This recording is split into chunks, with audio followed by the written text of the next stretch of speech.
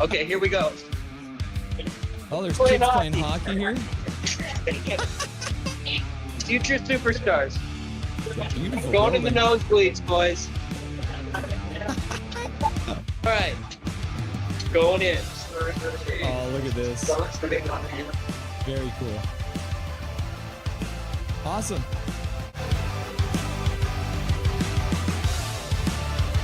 Very excited to have the one and only Laser from Hockey Shop in Langley. Welcome to the show, Laser. How you doing today? Fabulous. No slap shots. The Rangers score. Boo.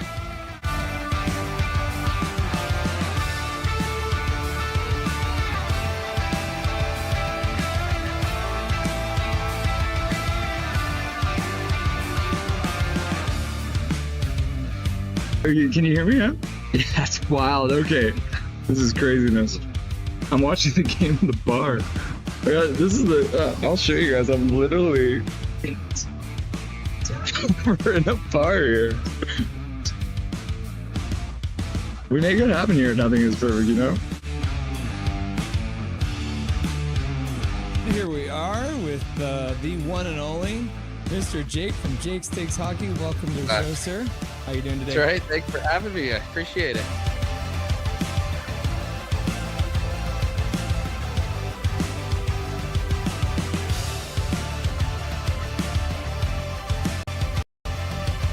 Russell is the best. He's the secret master of the universe. Yes. And he's come to this realm to set us free and deliver a cup to Vancouver, I think. Russell is a gift from the gods, I think. What do you want? You want to say hi to anyone on the stream? You want to say say shout out to anybody? Any advice, words of wisdom? We got 2-1 Canucks right now. Justin, who is he? There you go. Oh yeah, look at that nice ice getting all clean. There you go. Go Canucks, go! All right. Yeah, literally the back row, boys.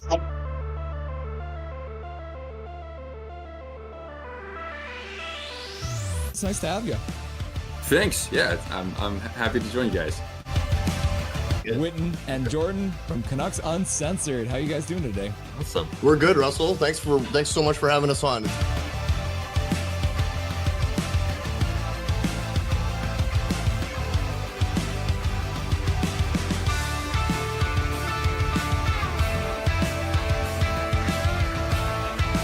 David wins it, goes forward and gets a shot, goes wide. Carr puts it behind the net. Got!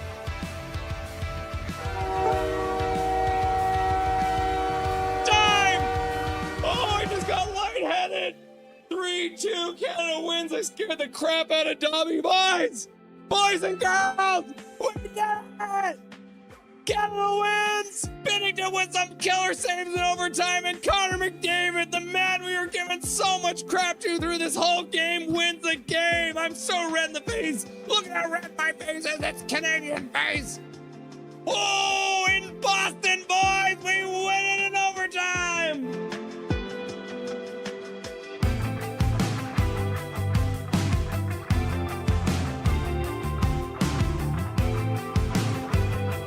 This is the man, the myth, the legend, the Blue Line Hockey. Welcome to the show, brother. Thanks for having me. Pleasure to be here. How you doing today? Things are great. Thank you for the wonderful intro, and thank you for having me on. And truly a big fan of what you are doing on your channel as well. So keep it up, man. It's really, really good. We're in the second row, so we're doing all right. Live from Rogers Arena, Michael Saunders with that beautiful mustache on his face. There it is. Look at that. A live look in Rogers Arena. Mike and Zach. Russell, how are you doing, sir? I'm doing really good. It's nice to see you. Great to see you. It's always fun popping into the streams every once in a while when I get a chance, and nice to finally be chatting with you. How are we? Guys, this is awesome. I'm excited to be here. Everyone's been very excited to have you on. The word got out and people started getting very excited. So thank you very much for doing this and joining us today. I appreciate you having me.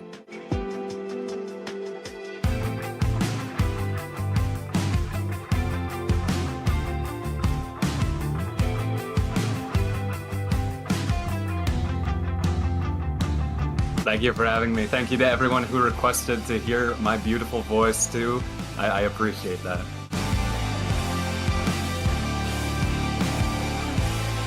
How you doing tonight? Doing good.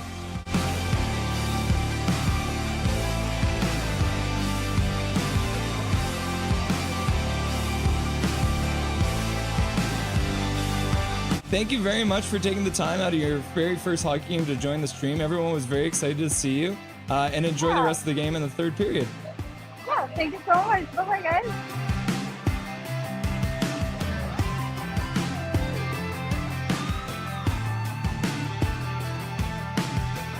Trevor Beggs joining the show from Locked On Canucks. Thanks for joining me today, brother.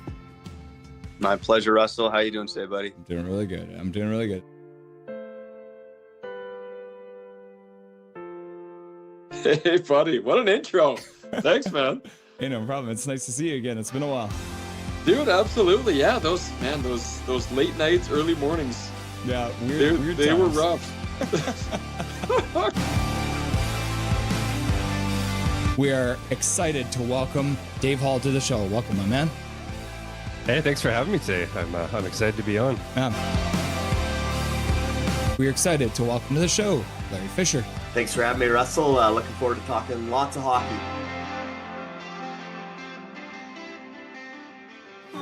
Yeah, look at that. Look at this man. He's wearing his Canucks jersey at a Montreal game. You love to see it.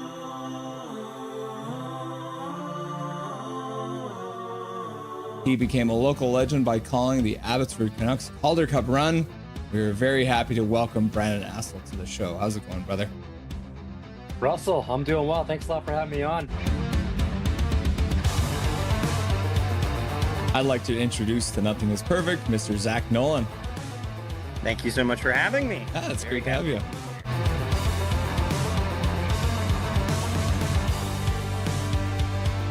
Howdy. What's up, my dude? They say never meet your heroes, but boy, am I glad I got to, because here he is, the man, the myth, the legendary host, Toddcast Podcast, Mr. Todd Hancock. Dude, thank you, man. What a crazy introduction. A hero, a myth, a legend. Yeah. We are pleased to welcome to the show, Canuckland. Thanks for having me on. I'm really excited. Passionate, realistic, honest. Rev Trev.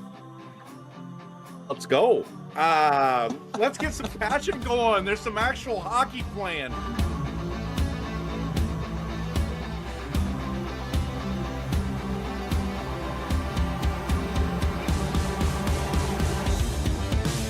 Smith plays it right across the zone. Bolana with a shot. Score! The Abbotsford Canucks from the blue line! Shot through a crowd! And the Canucks have won it in overtime! Just like that, game one is over! And you don't have to wait much longer, because the Abbotsford Canucks have won game one with 14:09 left to go in the overtime period! Woo! Just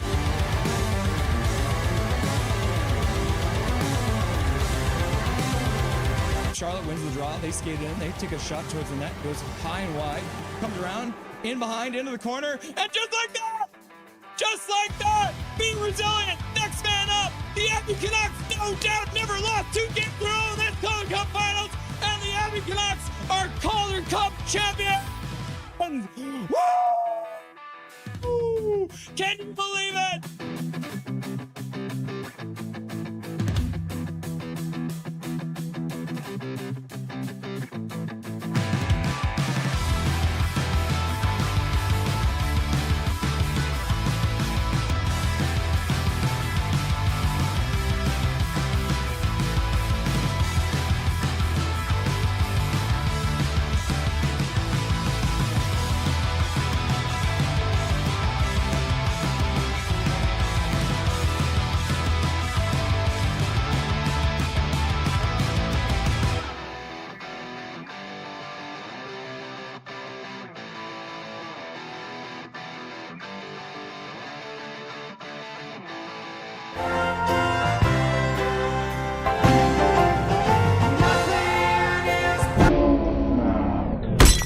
What's up, everyone? It's Nothing is Perfect. It's Russell Holiday. It is time for some afternoon Vancouver Canucks hockey on a Friday.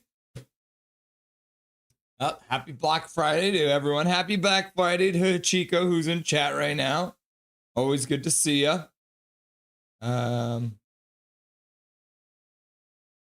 Always good to see you guys.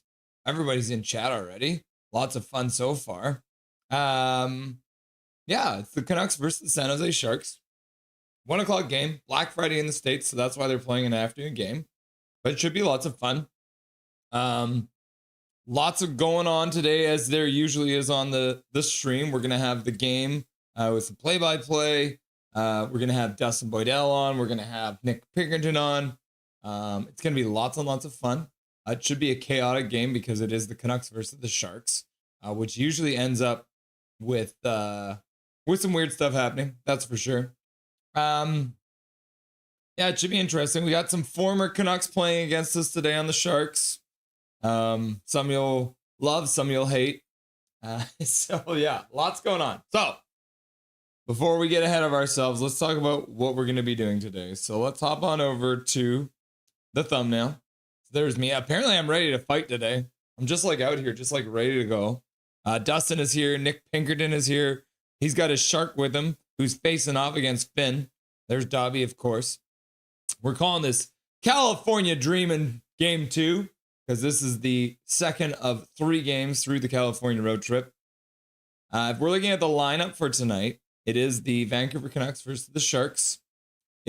We'll start off by saying hello to all you beautiful people who are already in chat, waiting for this game to get started. Then we're going to go through the stats that you want, but you don't really need. Interesting stats today. Some will pop off the page at you. During the first intermission, Dustin Boydell will be by. He'll be giving us the ups and downs of the first period of play. And then we'll go through some of the latest Canucks news of the day. Some Canucks celebrities getting heated on talk shows, so we'll talk about that. One Michael Bublé. And one of our Vancouver Canucks has tied an all-time record as well, so that's very cool too. So we'll do the Rusty and Dusty sideshow with Dustin Boydell. And then during the second intermission, we got Nick Pinkerton. He is from Twisted Wrister Hockey. There is a link in the description to his channel, so if you do want to, go give him a sub. Throw some likes on his channel.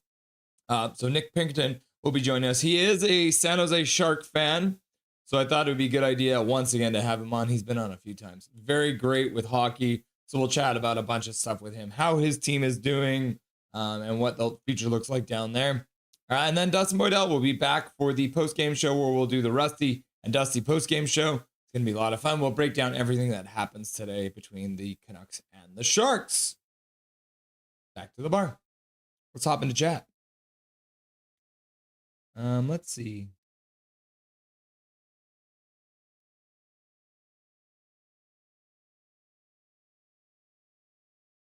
I think there was a whole bunch of people here before the stream got started. So Evelyn was here early. I was here chatting.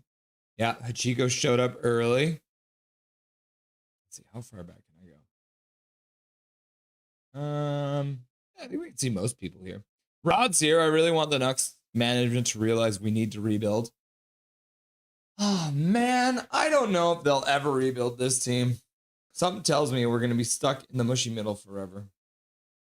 Forever! And then Emmanuel's here, and he's like, what's poppin', Big Mac? How you doing? And then there's Prickfetti is here. What's up, Prickfetti? Howdy, Big Mac. And I guess we missed Big Mac. So Big Mac, what's up, Big Mac? Nice to see you, my dude. Skytrain Elvin is here, and he's like, hey, hey, hey, hey! That's how I imagine that goes. Hey, hey, hey, hey! Oh, who is that? What's up, everyone? Fox Whaler. To Prickfetti, it's me. HMS Fangirl, the Chiefs couldn't beat the Cowboys. Sorry, Russell, I hate the Cowboys now. Fair enough, man. How did my team look? Wait, they haven't played yet. We haven't played yet this week. I think we're playing on day. Are we playing on Sunday? We won our last game, so I don't know how. What's up, Fangirl? Nice to see you. Yeah, I was actually watching that game on the TV at my bar. Matt's here, and he's like, Fangirl, hi, Alfred. And then Chico's just out here crying. Don't cry, Chico. Everything will be okay. And then Big Mac's here is like, sup, Matt? Hi, Zach, says Fangirl. Sup, Alfred, says Big Mac. Crick Fitty says, nice. Awesome, Hachiko, says Fangirl. Sup, Hachiko, says Big Mac. Calvin 99 Charlie. Chiefs beat the Cowboys. Nothing new. Laughing and crying. I like that one, Calvin. Hey guys, says Romaldo Football 538. Welcome back, my dude. Always good to see you. Calvin, is there history between the two teams? All the 51st state talk before the game, I thought we were going to get bombed. What? Is that what was happening?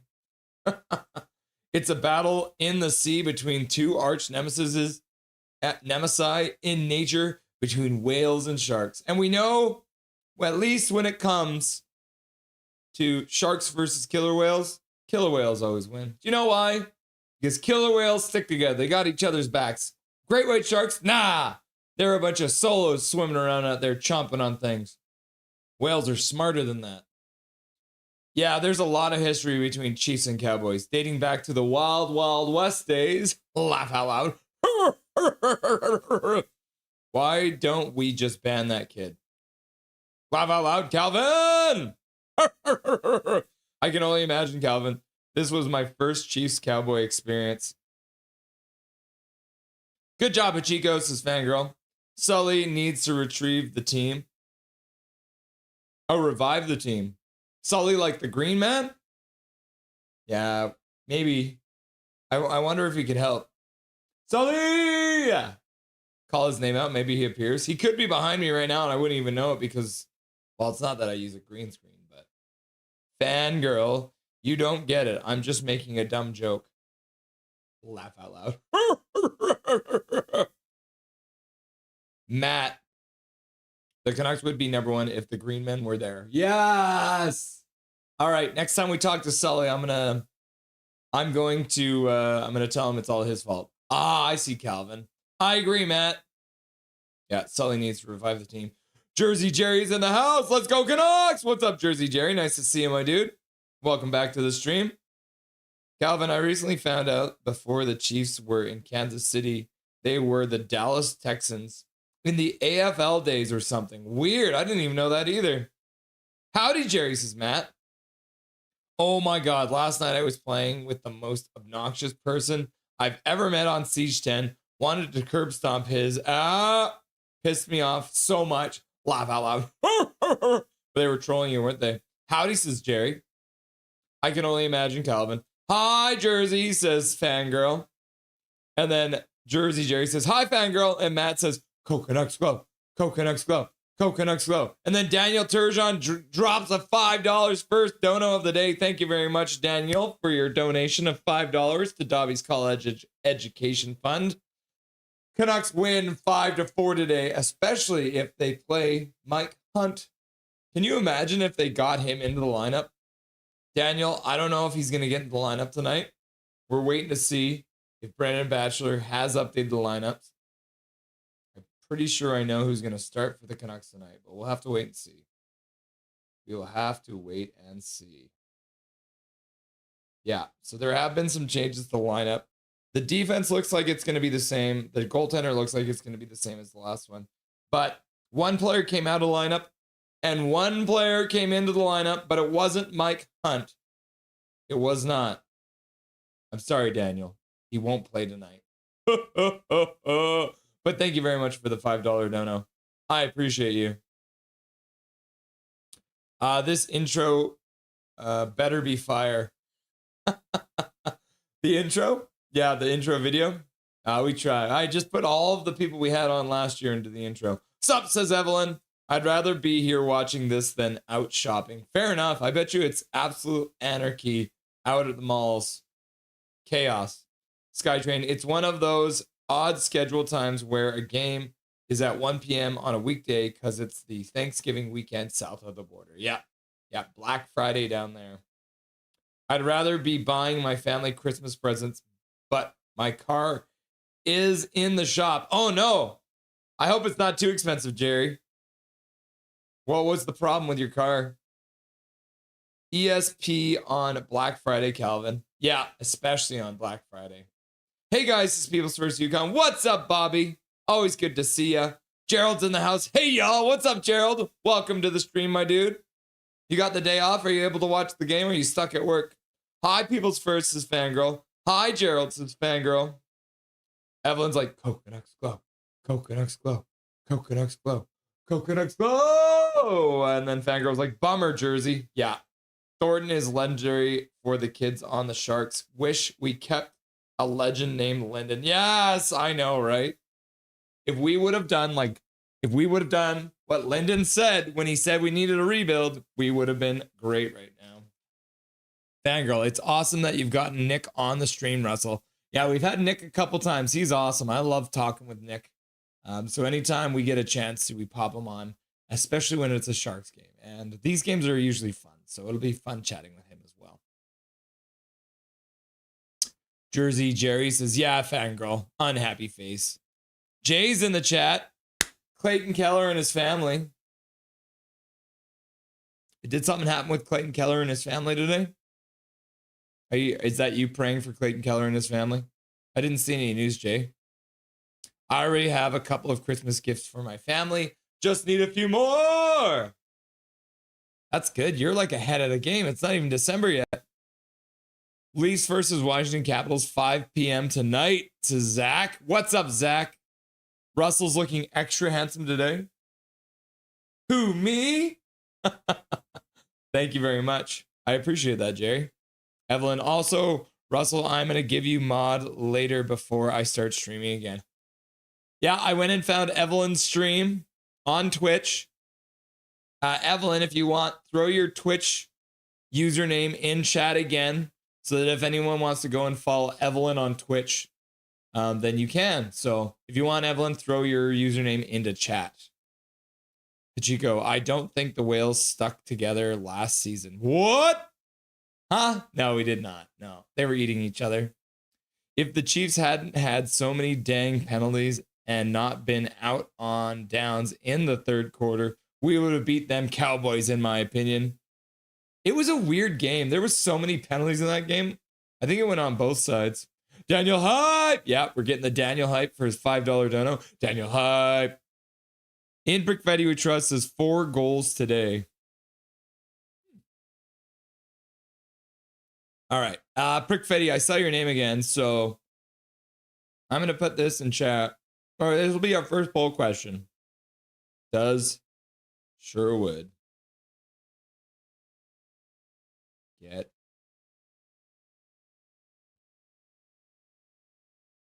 traded for picks and prospects? Because Prickfetti was asking earlier whether or not Sherwood would be playing his last game today. Okay. Does he get traded?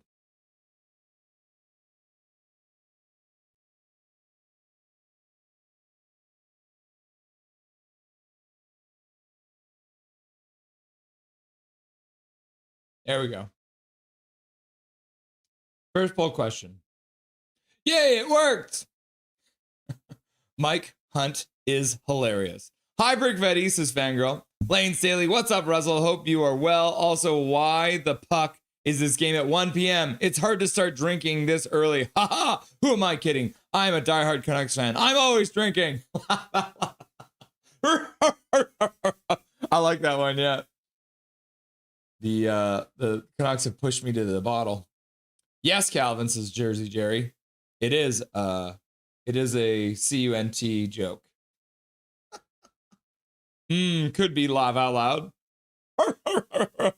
Okay, Calvin 99 Charlie laughing and crying. Remember, everyone, when the game is going, don't use the goal emoji unless the Canucks score. I was here before Fangirl. I just don't know why YouTube changed my name. I had to figure out how to change it back. There you go. In Pickfetti we trust with the real name back. Yeah. I don't know. Everyone's names got reset like a week ago for some reason. So BRB going to pick up my Domino's pizza in Cedar Hills. Domino's. What kind of pizza you get, Daniel? See you in a minute. Canucks is here. Canucks 122 T3U. Hey, what's up, my dude? Welcome back.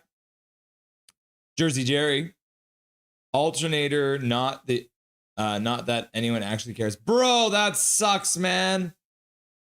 That's not that cheap. And when your car didn't start, you're like, I hope it's the battery. I hope it's the battery. I hope it's the battery. And then it was the alternator. I'm sorry to hear that, my dude. I hope it doesn't cost too much. Go Canucks, go! This is Ryan Mellis. What's up, my dude? Trevor Linden knows all. Yes, he does, Brick Vetty. Lane Steady. Also, can we get Kane off this team? I'm so sick of his bullshit. Yep. We'll be watching the game out. Hopefully make it for the post game with Tyler, TLC, the line change around 5 p.m.-ish. Okay, cool. So Tyler will be doing a post game show just after the game ends. Jersey Jerry, let's go Canucks! Matt, every once in a while, YouTube always does this with the YouTube names. It usually goes away within a week. I'd assume it's to weed out the bots. Could be. Interesting. I wonder if Ruthless Sharky is here. Haven't seen them yet. Go Canucks, go. Go Canucks, go. Cargo Pro. Keller wants to stay with the team and play because it's what his dad would have wanted. Tough kid. Best wishes to his family. Yeah. Let's see. HMS Fangirl. Clayton Keller's dad passed away yesterday. That sucks, man. Ryan Mellis. Yeah. Clayton Keller's dad died. That's brutal, man. That's horrible to hear. I couldn't go without my dad. Rip Keller's dad. Yeah. Father unexpectedly passed away in his sleep last night. Oh, that's terrible. You hate to see that. Yeah. Canucks Glow from Ryan H. Go. Let's go Team Tanks. Says Tor. Tor is back, hoping for another loss. Sunny in Surrey today. Yeah, it is a beautiful day in Surrey today, actually. All right. Let's hop over to the stats you want, but you don't really need. So, Canucks on Friday, they've played 552 times. They're 247, 220, and 85. At home, they're 158, 134. On the road, they are above 500, which is pretty rare for this Canucks team. They're 89, 86, and 30. So, not a bad stat. Canucks playing on November the 28th. They have done it 19 times. So, this is their 20th game ever played on November the 28th. They are 12-4-3. At home, they're 7-0-1. What the hell is this? They're really good at home on November the 28th. On the road, they're at 500. So pretty close, right? 11 games played on the road on November 28th. They're 5-4-2. Right? So we've got pretty much two 500s. So two Mez. Canucks versus the Sharks. This will be their 145th game today. In the 144 they have played, the Canucks are 72, 56, and 16. They've played them 69 times in Vancouver. Nice. They're 34, 26, and 9. And in San Jose, they've played them 75 times. They're 38, 30, and 7. So another good stat for the Canucks. In the last 10 games, oh my God, the Canucks are 9-1. Insane. 47 goals for, 21 against. Oh my goodness. Can you believe that? That is one of the most lopsided ones we've seen so far. So the Canucks have been dominating the Sharks lately. The Canucks versus the Sharks on Friday, they've done it 16 times. The Canucks are 11-5, 7-4 at home, and 4-1 in San Jose. So, to review, we've got a kind of like a 50-50. We've got another 50-50. We've got a decent one, and we got another good one. So we got two Mez and two goods. So who knows what that means for the Canucks today. If we're looking at the Canucks current leading scorer against the Sharks, it is Brock Besser. He's got 12 goals in 27 games. And if we're looking at the all-time, it's Pavel Bure with 21 goals in 33 games against the Sharks. If we're looking at the assist side of things, Pettersson, EP40, 15 assists in 22 games. Henrik Sedin has 34 in 71 games. And then the overall current leading scorer in points is Quinn Hughes with 25 points in 18 games. So more than a point a game against the Sharks. Henrik Sedin with the all-time lead with 47 and 71. So this looks like one that Quinn Hughes can probably beat Henrik on as long as he doesn't leave. This one's hilarious. The leading goal scorer for the Sharks right now against the Canucks is Macklin Celebrini with 1 goal in 3 games. No one has more than 1 goal in 3 games. It's crazy. Patrick Marleau has 30 goals and 82 for the all-time. Ferrero has 4 assists in 16 games. Joe Thornton has 50 assists in 58 games for the all-time. And then Tyler Toffoli, former Vancouver Canuck, has 4 points in 4 games. Thornton, which is not spelled properly. There's no N in there. There's an N. There we go. Perfect. Thornton has 65 points in 58 games. I also wanted to point out that Patrick Kane played 9 games for the Sharks against the Canucks and has 4 goals and 2 assists, which I thought was kind of funny. So if he was playing for the Sharks, he would be the current leading goal scorer because Macklin Celebrini is leading right now with 1 goal. It's wild. No one has more than 1 goal for the Sharks. Let's have a look at the Canucks versus the Sharks. In the last 5 games, Quinn Hughes has 9 points. Macklin Celebrini has 7. EP40 has 3 goals, and Macklin Celebrini has 4. And then Quinn Hughes with 8 points coming from assists, and Will Smith having 4 coming from assists. The Canucks are playing their first game against the Sharks today. They will play them again at the end of December in about a month. They'll play them at the end of January 2 months after that, or a month after that, and then again at the end of the year on April 11th. So 4 games against the Sharks this year. Looking at team stats, the Canucks are sitting in 8th. Their power play has scored in like 8 straight games. They are 8th in the league, 23.8%. The Sharks have 17.2%. They're 21st in the league, so not that great. The Canucks have moved out of last place in penalty killing for the first time in a while. They are now 31st at just under 71%. The Sharks are right in the middle of the league, so not bad. 17th, 80%. When it comes to faceoffs, the Canucks are 26th, not great, 47.5. The Sharks are a little bit better, but not by much. 0.6%, 48.1. They're at 22nd. When it comes to goals for, the Canucks are scoring right in the middle of the league, just over 3 goals a game. The Sharks are at 24th, so just, bottom third, 2.79. And then the Canucks goals against is the worst in the league still at 32nd. They give up 3.75 per game, and the Sharks give up 3.2, make them 21st. The Canucks are 3-5-2 in their last 10 games, which is not great, but they are coming off a win against Anaheim. And the Sharks are 6-4, so they actually have been pretty good in their last 10 games, but they are coming off of a loss to Colorado.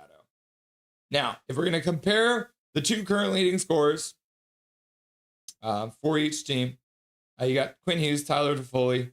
Quinn Hughes has played 19 games. He's got 22 points. Tyler Toffoli's got 24 games played, 12 points, 5 goals, 7 assists. Quinn Hughes' shot is harder.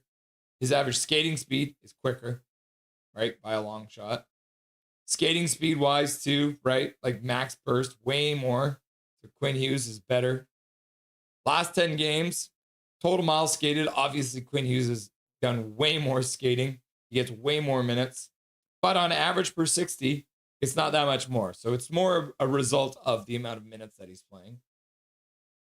Most miles skated in a game, Quinn Hughes skated 4.5 miles in a 5-2 loss to Calgary. That's crazy. He played 30 minutes that night.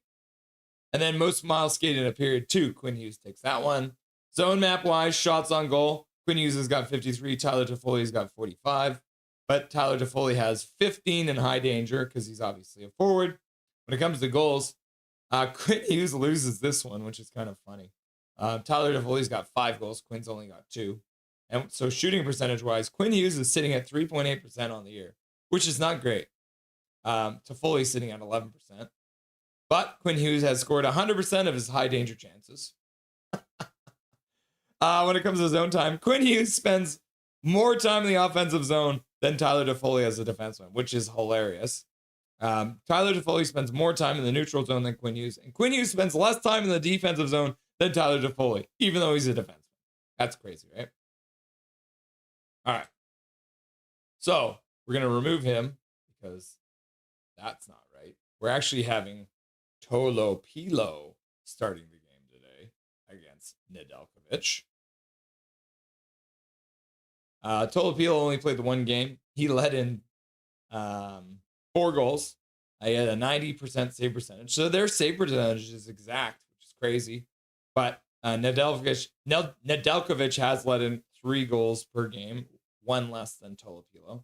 Their save percentage, like I said, in all locations is exactly the same. although Nedeljkovic is better in the high danger spots. Tolopilo is better in the mid-range and the long range. Obviously, very small sample size because Tolopilo has only played one game. So, can't really look at these stats as anything more than that. Almost 300 shots against. Save percentage-wise, Tolopilo was better at 5-on-5 and even better in close games. But he did face 41 shots, which obviously is one game, but that's 10 more than Nedeljkovic was facing. And then when it comes to our game performances, obviously Tolopilo's played the one game, right? So we'll give you those stats, but obviously it's not that obvious how that helps us out here today because Tolopilo's only played one game. Canucks versus Sharks, 24 games played apiece. The Canucks are 10, 12, and 2. The Sharks are 11, 10, and 3. 25 points, 22 points for these teams are pretty close. Hardest shot, the Canucks take it with Brock Besser's shot. An average shooting speed about just under 2 miles more per hour. Skating speed-wise, the Canucks had a higher max speed burst. So the Canucks are coming in across the board with a faster skating speed, a higher max. So we like to see that. They have skated more miles, more on average per 60, but just slightly less in a game and slightly less in a period. When it comes to shots on goal, the Canucks have way more shots, which is interesting, from all areas. They have more goals and more high danger goals, and their shooting percentage is exactly the same. So these are two teams that are very evenly matched. Canucks spend a little bit more time in the offensive zone, a little less time in the neutral zone, and a little less time in the defensive zone. So there you are. Those are all the stats that you could ever want. So let's hop back over to the bar and give you guys a look at the offensive lines for the Vancouver Canucks. So starting for your Canucks, Vander Kane, EP40, and Jake DeBrusk still on the top line. David Comp centers Connor Garland and Brock Besser. This is where the changes come in. Max Sassen's been bumped out. Atu's out. Drew O'Connor, Kiefer Sherwood on either side. And then Lucas Reichel comes back in the lineup, playing center again with Linus Karlsson and Archie Baines. And then on the defense, the defensive lines and the goaltender have not changed at all since last game. So you got Quinn Hughes and Phil Hronek playing together. Then you've got DPD playing with Tyler Myers. And then their third defensive pair is Tom Wielander playing with Marcus Pettersson. And then starting in net, as far as we know, is Nikita Tolopilo for your Vancouver Canucks. Cool? Cool. They're just doing the national anthems, which have just finished up. So we should be getting into this game any minute now. Reset the game clock.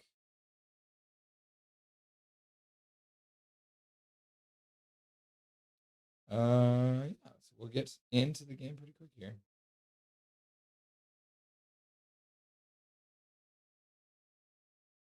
Afternoon hockey. All right, let's hop back into the chat. Oh, you guys are chatting at the store. I bought another Telecaster. Oh man, how many do you have? Which is better, rebuild or tanking? I think they kind of go hand in hand, Ronaldo. It would be, you have to tank to rebuild. But the thing is that the Canucks have been trying to rebuild on the fly. It hasn't really been working. Ladies and gentlemen, if you don't hear from me, I took a weed nap. This joint is insane. WTF. What's up, Duolingo? Duolingo's in the house. Gerald, do you believe that what Frank Saravelli said about Huggy? No, I don't believe anything that man says. Saravelli's an idiot. And we'll talk about that with the Michael Bublé commenting on him. Duolingo says, nice. But a top 3 pick in the draft is golden. Yep. My 3 best friends passed away in the last 3 years, all from horrific accidents. All I have is the Canucks now fangirl. Oh, Jersey, Jerry. I'm sorry to hear that, man. That's terrible, bro. That's brutal. That's tough. Okay, let's get into this game, shall we? It looks like they're still doing a little bit of like... Yeah, so it does look like Tolopilo gets a start, so Patera will back up. Does that mean Patera starts tomorrow?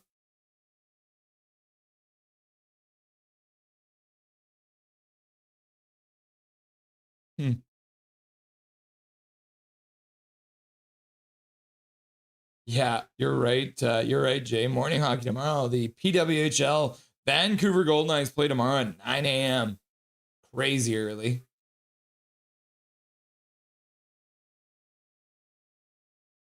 Oh, so it's not Askarov anyways. It's not Nedeljkovic. It's Askarov in net. Cool. They're lined up at center. Got David Comp starting. Connor Garland jumped on that. That's funny. All right. The Sharks dump it in. And it goes off of a stick and out of play. So we get an early whistle here. Very early whistle. Haven't gotten any shots or anything yet. What did you have for breakfast, duo? Frank Saravelli is an idiot. Listen to Buble. Yep. So the faceoff comes back to center ice.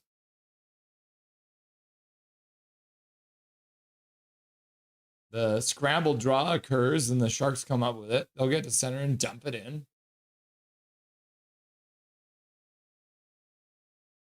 Another early whistle. 19:39 left to go in the first period. So the puck got into the Canucks zone and they shot it out and then it deflected out of play at the Canucks bench. So the faceoff should be inside the Canucks zone here. We'll have to wait and see.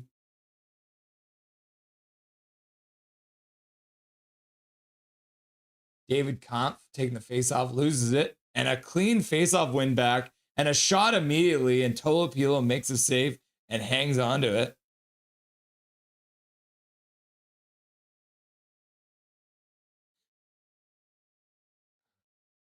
Yeah, Tolopilo makes an easy save. Wasn't a very hard shot there. So we get another faceoff. Brock Besser comes in to take this faceoff. Future center, can't win it.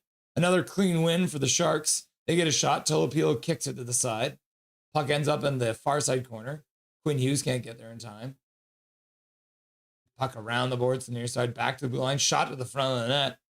And Tolopilo makes another save, and the puck deflects out of play. The Sharks already have 3 shots in this game with 19:21 left to go.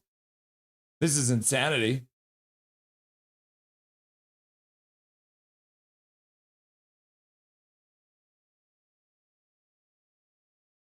Three shots already. Oh my God. Come on, Canucks. Win a faceoff.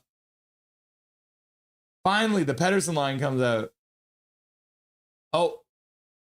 The referee fakes the drop. So Celebrini takes the faceoff, loses it to Petey. And then Myers gets pinned to the boards by Toffoli. Puck squirts out front. Pass across the slot off of Kane's skates. And the puck gets chipped all the way down the ice. So with 19:08, oh my God, this feels like an afternoon game for sure.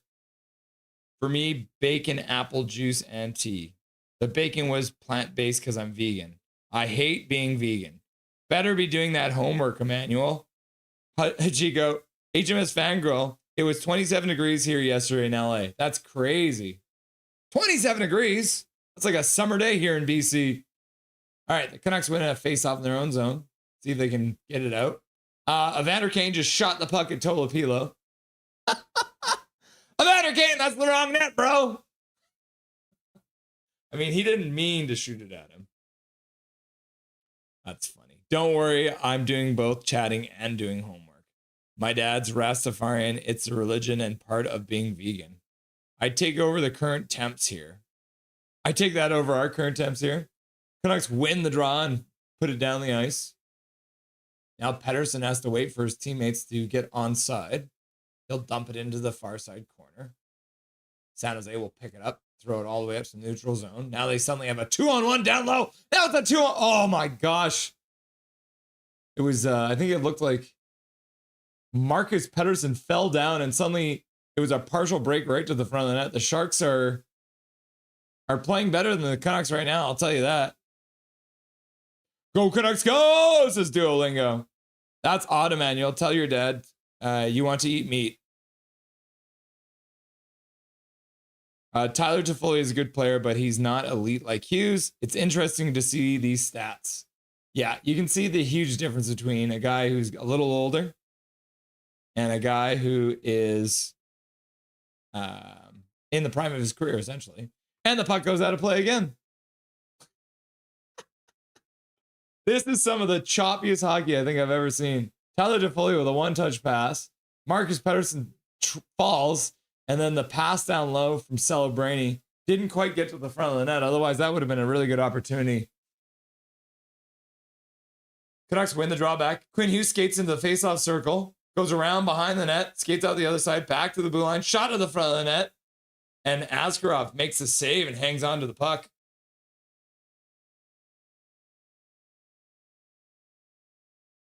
That's hot in LA. Emmanuel, I don't listen to the vegan teacher on social media. She sucks big time. Don't forget, Tyler is 33, not a young buck no more. Laugh out loud. Canucks lose the faceoff in the Sharks zone, and the puck squirts to the front of the net, and Askarov will reach out and grab it. So the Canucks do have the one shot now, so that's good. My mom lets me eat non-dairy food when he's gone, though, so laugh out loud. Good to hear, Emmanuel. What the heck? On my fantasy league, it says Askarov is starting going. Why is he there?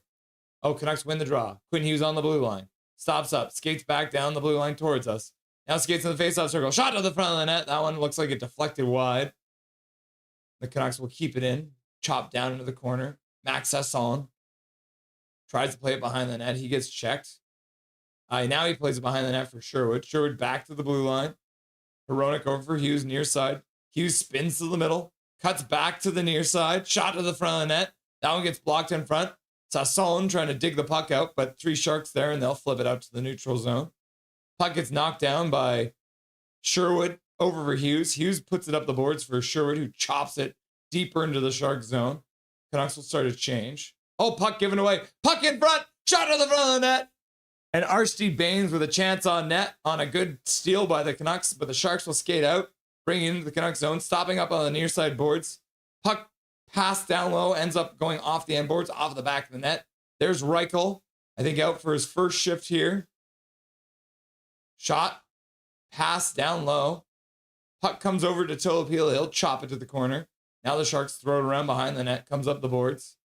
Canucks try and play to the middle. That gets intercepted by Reeves. He'll play it down behind the Canucks net. Now back to the blue line. Sharks throw it back down, ends up in the faceoff circle. Shot to the front of the net, gets blocked in front.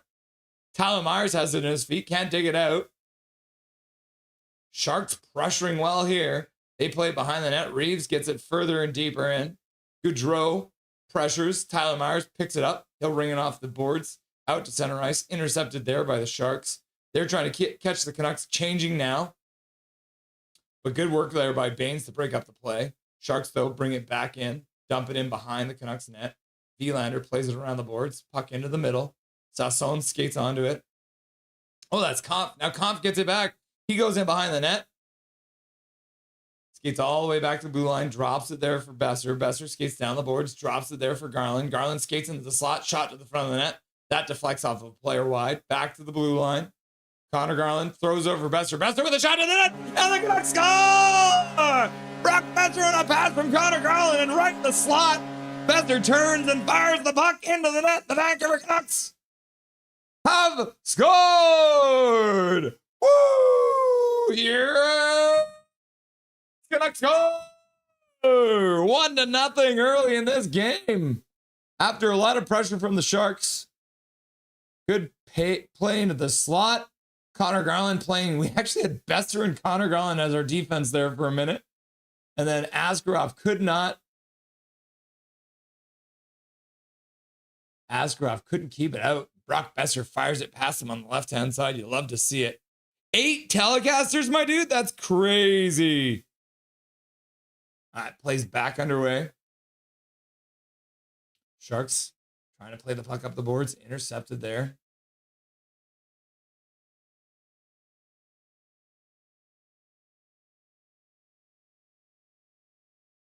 Kane passes up for Pettersson. Pettersson stops up on the blue line.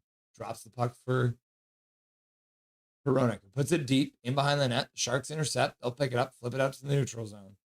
Hughes does well to take the puck away from Celebrini. Skates back. Dishes over for Hronek, far side. Now back for Hughes on the near side, skating over his own blue line. Nope, he'll turn around and go back into his own zone. Now he'll pass up to the blue line, in on Askarov. He'll play it out all the way down the ice. Not going to be quite enough for icing. Tyler Myers in behind his own net. He'll pass in front for DPD, who passes, nice pass up for O'Connor. Dumps it in deep, gets it in the corner, plays it back to the half boards. Good shot from Kiefer Sherwood. Askarov did well to save that one. Now Sherwood drags it down the boards, puts it up through the blue line for DPD. DPD shoots it to the front of the net, and someone sitting on top of the... Sasson was sitting right on top of Askarov. Looks like he was in a battle with one of the Sharks in front. Dickinson. Now the puck behind the net. Sasson pinned to the boards. Sharks get it out. Good job by DPD to pinch up, causing chaos. The Canucks flip it back into the Sharks zone. Sherwood forechecking, enough pressure so the Canucks get a change. Now the shots are 4-4. Puck down the ice all the way behind the net. Tolopilo plays it up the boards for Marcus Pettersson. Keeps the puck going. Weak pass, though, from Marcus Pettersson. He'll get it again in the corner. Play it to the middle. Now Baines has to negotiate that pass. He'll play it around the near side boards. Sharks keep it in. Now, is that Baines? Yeah, Baines managed to get the puck out, which is good for him. Now Carlson gets the puck deep. He'll skate in. Can't get the puck away from the Sharks player, who plays it out to the neutral zone. Now Hronek spins and fires the puck off the boards. Picked up there by the Canucks, but they give it right back. Now the Sharks breaking in. Partial break. Cutting in behind the net. Trying to pass out front. Good work by Hronek to keep that puck from getting in front of the net. The Canucks will bring it out. Dump the puck in the Shark zone. They'll pick it up there. Now they pass up the Canucks blue line. They'll get the puck deep. Try and pass it out front. Deflects off the shin pad. Puck into the middle for Garland. Garland caught a little flat-footed. Passes the middle for Besser. Besser chips it in on Askarov, and Askarov will hang on to it with Besser coming in to cause some pressure. Now we can celebrate the goal together. Fangirl's like, go, go, go, go, go, go. And Sensei Deanwise like, go. And then Big Man's like, go, go, go, go. Boom. Go, go, go, go, go. And then KJ Brazy. What's up, KJ Brazy? Nice to see ya. Goal, goal, goal. Go, go, goal. Rock stars, says Fangirl. Fox Whalers crying. It's going to be okay. Hachiko, it's going to be okay. Boom, shakalaka, says Sensei Dean Y. Zach's like, go, go. 1-0 Canucks. Casket Brain is here. What's up, Casket Brain? Nice to see ya. Go, go, go, go. Sorry, Chico, says Fangirl. KJ, says Big Mac. And then Emmanuel says, goal, Trevor Linden, goal, Trevor Linden, goal, Trevor Linden, goal, Trevor Linden, goal, Trevor Linden, Big Mac, Big Mac, Big Mac, Big Mac. And then Trevor Linden appears. What's up, Trevor Linden? Nice to see you, my dude. And then Prick Fetty's like, go, Canucks, go. Go, Canucks, go. Go, Canucks, go. Oh, yay. It's Kane versus Reeves. I heard they have beef. Yeah, they do sometimes. Who knows what's going to happen between those two? Go, go, go, go, go, says Evelyn. I should point out, too, so this is the goal. Brock Besser is 9th of the season from Connor Garland with his 9th assist. And Tom Wielander also getting an assist on the play, his 6th of the season. So Tom Wielander up to 6 assists now, which is great to see. You'll love to see it. Salutations, all, says KJ Brazy. What's up? Woo, says Sensei DY. Sharks will score 2 right now. Trust. Go Canucks, go, says Milosh. What's up, Milosh? Fangirl. Hi, KJ. Salutations, KJ, says Prickfetti. Evelyn's like, go Canucks, go. Go. Go Canucks, go. Go. Good timing. How's it going, KJ? Jersey Jerry gripped it and ripped it. Yeah, Jersey Jerry, that is absolutely correct. Kane still got no chemistry with his team, eh? Pretty much. It's going, Mac. HMS! Kane only has chemistry with Cash. Yeah, fair enough, Tor. Come on, Canucks, don't pull a Chiefs on me. Get the first point and then disappoint me. Kampf is kicked out. Basser comes in to take the draw. Basser cannot win it. I think he actually won it, but it went off the referee's shin pads and bounced to a Sharks player. They dump it all the way down the ice. It got deflected. Hughes gets rubbed off the puck behind the net. Now the Sharks, little give and go. They played around the boards up the near side, back down into the near side corner. Kampf is there, so is Hughes. Kampf trying to kick it up the boards. Now Hughes trying to help, but his stick's in the air, so he can't get to it. Kampf digging it up. Sharks dump it down. Hughes hits his man. They're going to call that. Hughes takes his man out, and now he's trying to check his player. Then he touches the puck, and so the Sharks, with 12 minutes left to go in the first period, will get the first power play of the game. I think it was a pretty soft call. I agree with you on that one there. I agree with you on that one there, Mr. KJ Brazy.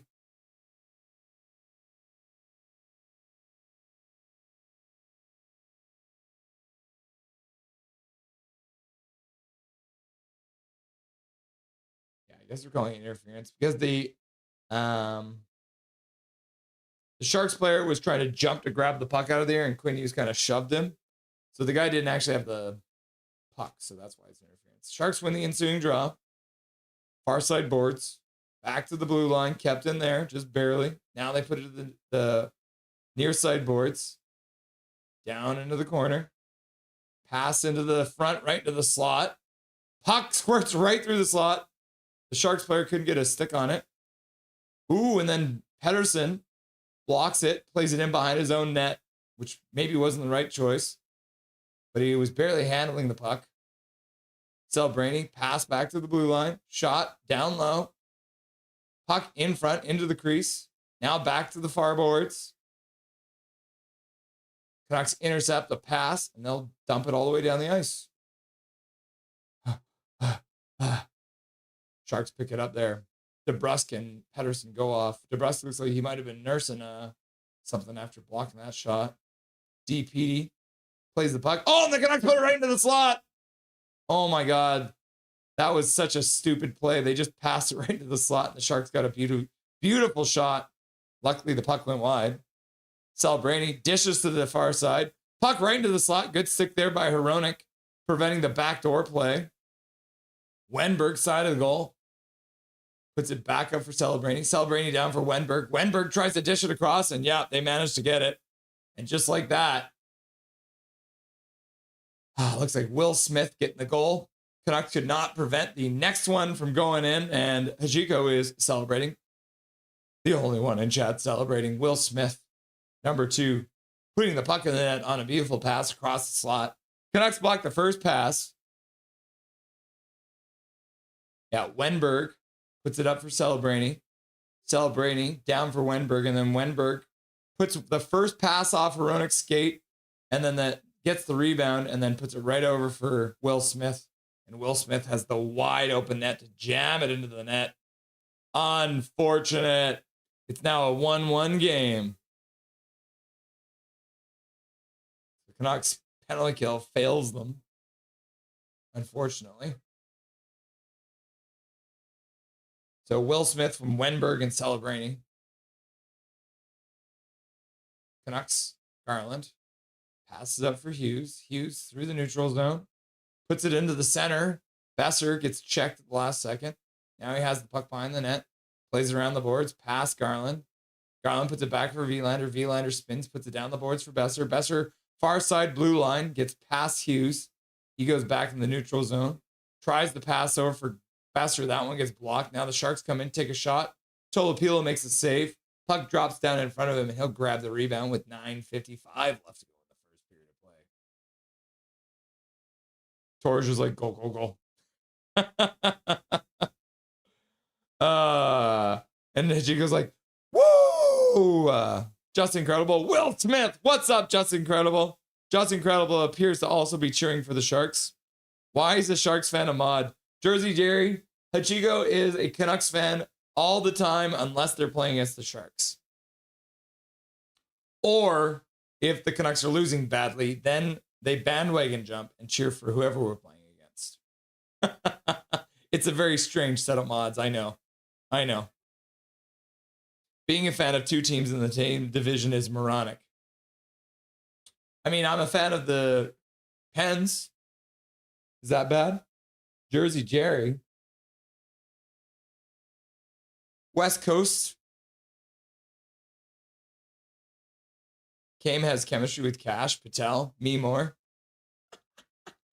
Hi, Bramjot. Oh, Bramjot's in here. What's up, Bramjot? I think I missed your message.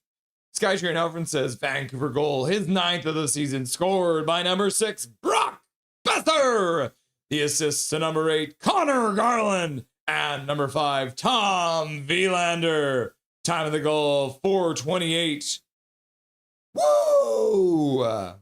Not the place for politics. Vilander has 2 points last game. He did. Big Willie style. How are you doing, afternoon game? Skipping work on this for Russell? Yes. Bramjot, I am skipping my day job. I booked the day off so I can be here with you kids instead. KJ, I got some purple palm G infused joints. 40%, bro. Shit is insane. Laugh out loud. Swear jar. Let's go, Vancouver Canucks, says Bobby. Alfred says Tommy Willie now on a 2-game point streak. Yeah, you love to see it.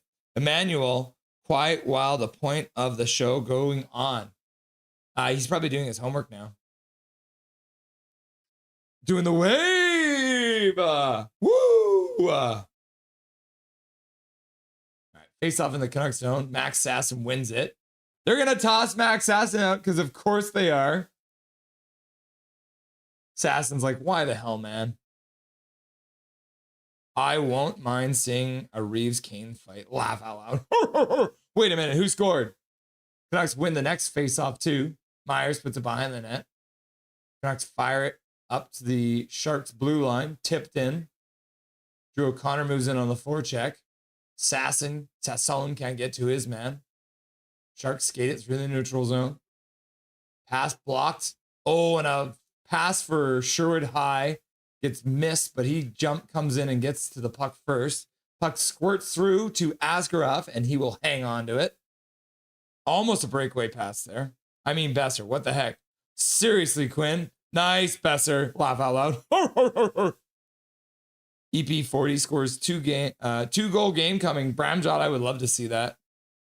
Bowser. Laugh out loud. Sharks will score on this PP. Trust. You were right. Hachiko, you were right. Should be Brock Besser nickname. Bowser. Laugh out loud. Way to be positive, Fox. Celebrating wins the face-off. Now they'll pass up to the neutral zone. Tipped into the Canucks zone. Tolopilo keeps the puck going. Intercepted by the Sharks. Marcus Pettersson hits his man. Now Elias Pettersson plays across for Vilander. Vilander passes up for Kane. Kane has it bounce off his stick back to a Shark player.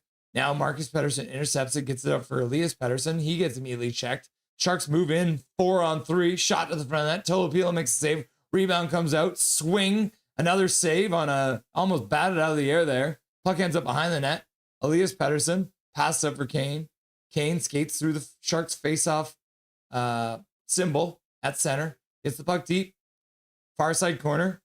He'll keep it in deep. Waiting for his teammates to change. Back to the blue line. Quinn Hughes now skates down the blue line. Spins to the middle. High slot. Walks to the other face-off dot. Spins in that face-off dot. Back to Hronek, who takes a shot. The puck goes wide. Picked up there by Carlson, who tries to play it across for Hughes. Intercepted. Kane onto it. Kane's still on the ice.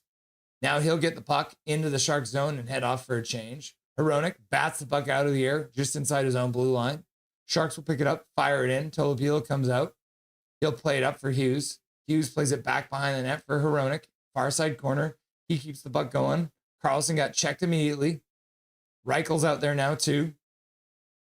Puck up the boards and out into the Shark zone. Woo!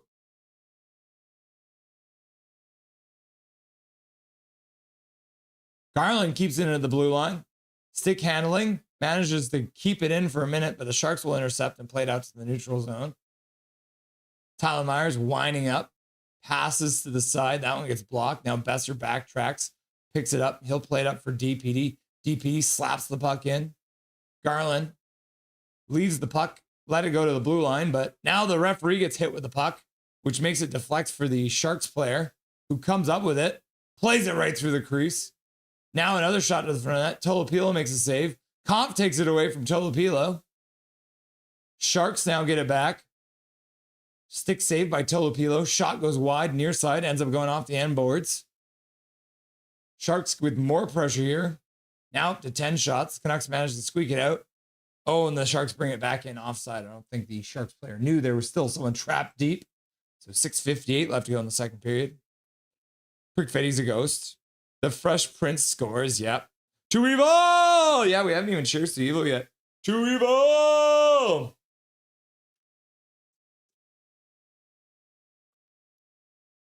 Oh, man. Can we hold a lead for once? Please, is KJ Brazy. No, Tolopilo in net. Yep. Because he's in the intro, Jerry. He's also a Canucks fan. Laugh out loud. Plays back underway into the Canucks zone. Vilander plays it around. That gets intercepted. The Sharks throw it around the boards. Comes back to the blue line. Near side. Now they play it down the boards into the near side corner. Sasson knocks his man down. Takes the puck away. Plays it up the boards. Now Drew O'Connor engages in battle. Back to the blue line. Sharks keep it in there. Oh, yeah, they keep it in, playing it down low. Into the behind the net. Tom Vilander comes out of the corner with it, plays it across for deep. Marcus Pettersson, who flips it down the ice into the Shark zone. Sharks pick it up there. They'll start out. Klinberg, pass across the rink. Ends up behind the net. Picked up there by Kane, who chops at it, but can't move the puck up. Back to the blue line. Good stick there by Pettersson to deflect that pass outside the blue line. Now the Canucks get the puck through the neutral zone. Pettersson through the faceoff dot. Shot on Askarov, and he'll make a save and hang on to it with 5:48 left to go in the first period of play. Let's go, Vancouver Canucks! Agreed, KJ. I agree. We should hold a lead. Big Mac, because he's my son. It's a little bit of nepotism. Is that the word? Yep, you nailed it. Can we cancel Will Smith? Surely he's been around G.I. Jane lady before. Laugh out loud. Too evil. No, he's VIP then. Big Mac, can I be your son, says Emmanuel?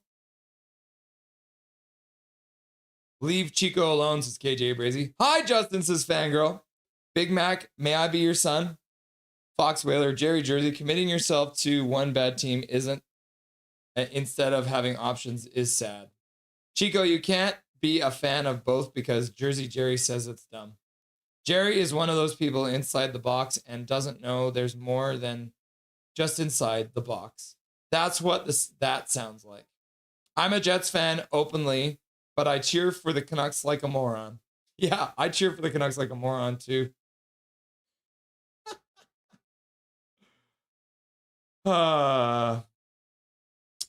We in a recession, Emmanuel, plus you're vegan, JK. Clap if you're proud to be a moron. Emmanuel, can I be your son? Tor Russell, I'm taking time off being a beauty, being a feature beauty, FT beauty. What does FT stand for? And she goes like, Heastone's here. What's up, Heastone? Nice to see you. Welcome back. Hey, guys. Prickfetti also claps. Moron. And then Big Mac's like, moron. And then Fangirl's like, everyone here won't believe what I found from my childhood last night. My old Nintendo DS Lite. I'm glad I still have it. That's cool. That's very cool. My wife actually plays with her old Nintendo DS as well. Calvin's up here clapping. I'm a moron. Ruthless Sharky here. What's up, Ruthless Sharky? Nice to see you. Canucks win a face-off in the Sharks zone, but the puck goes through the defenseman. Hronek picks it up in his own zone. He'll play it out to the neutral zone. The puck ends up back on his stick after it deflects back to him. Hughes plays it up past the blue line. DeBrusk picks up the puck, and they come in offside as he lost the puck just at the blue line. You made it, Ruthless Sharky, says Ichiko.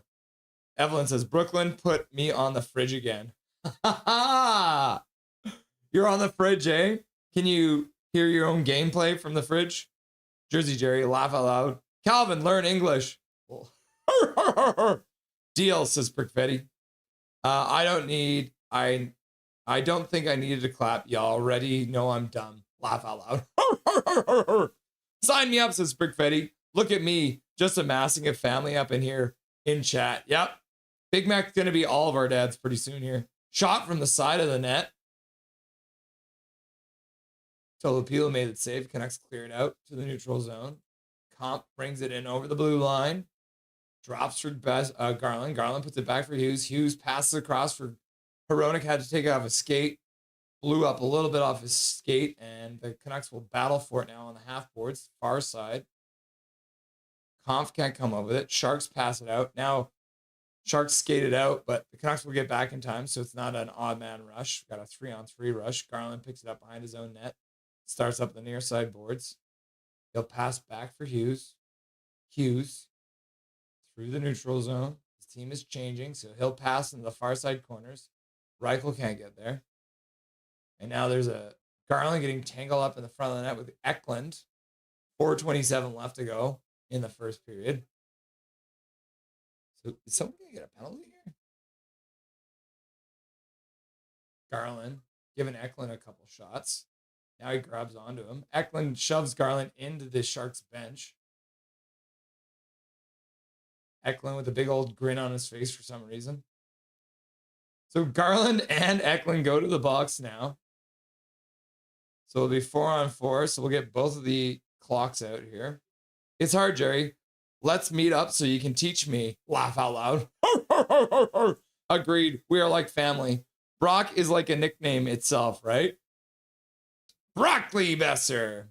Rockstar. You could punch your way.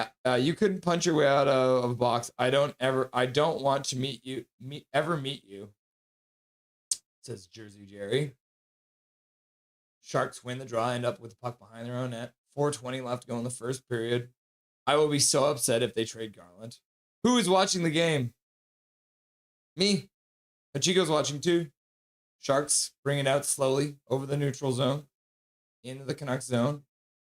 Far side corner. Get knocked down there. Sharks fan call for a penalty. Now the Canucks take down another player. The fans are not happy right now. Canucks bring it out. 3-on-2 now.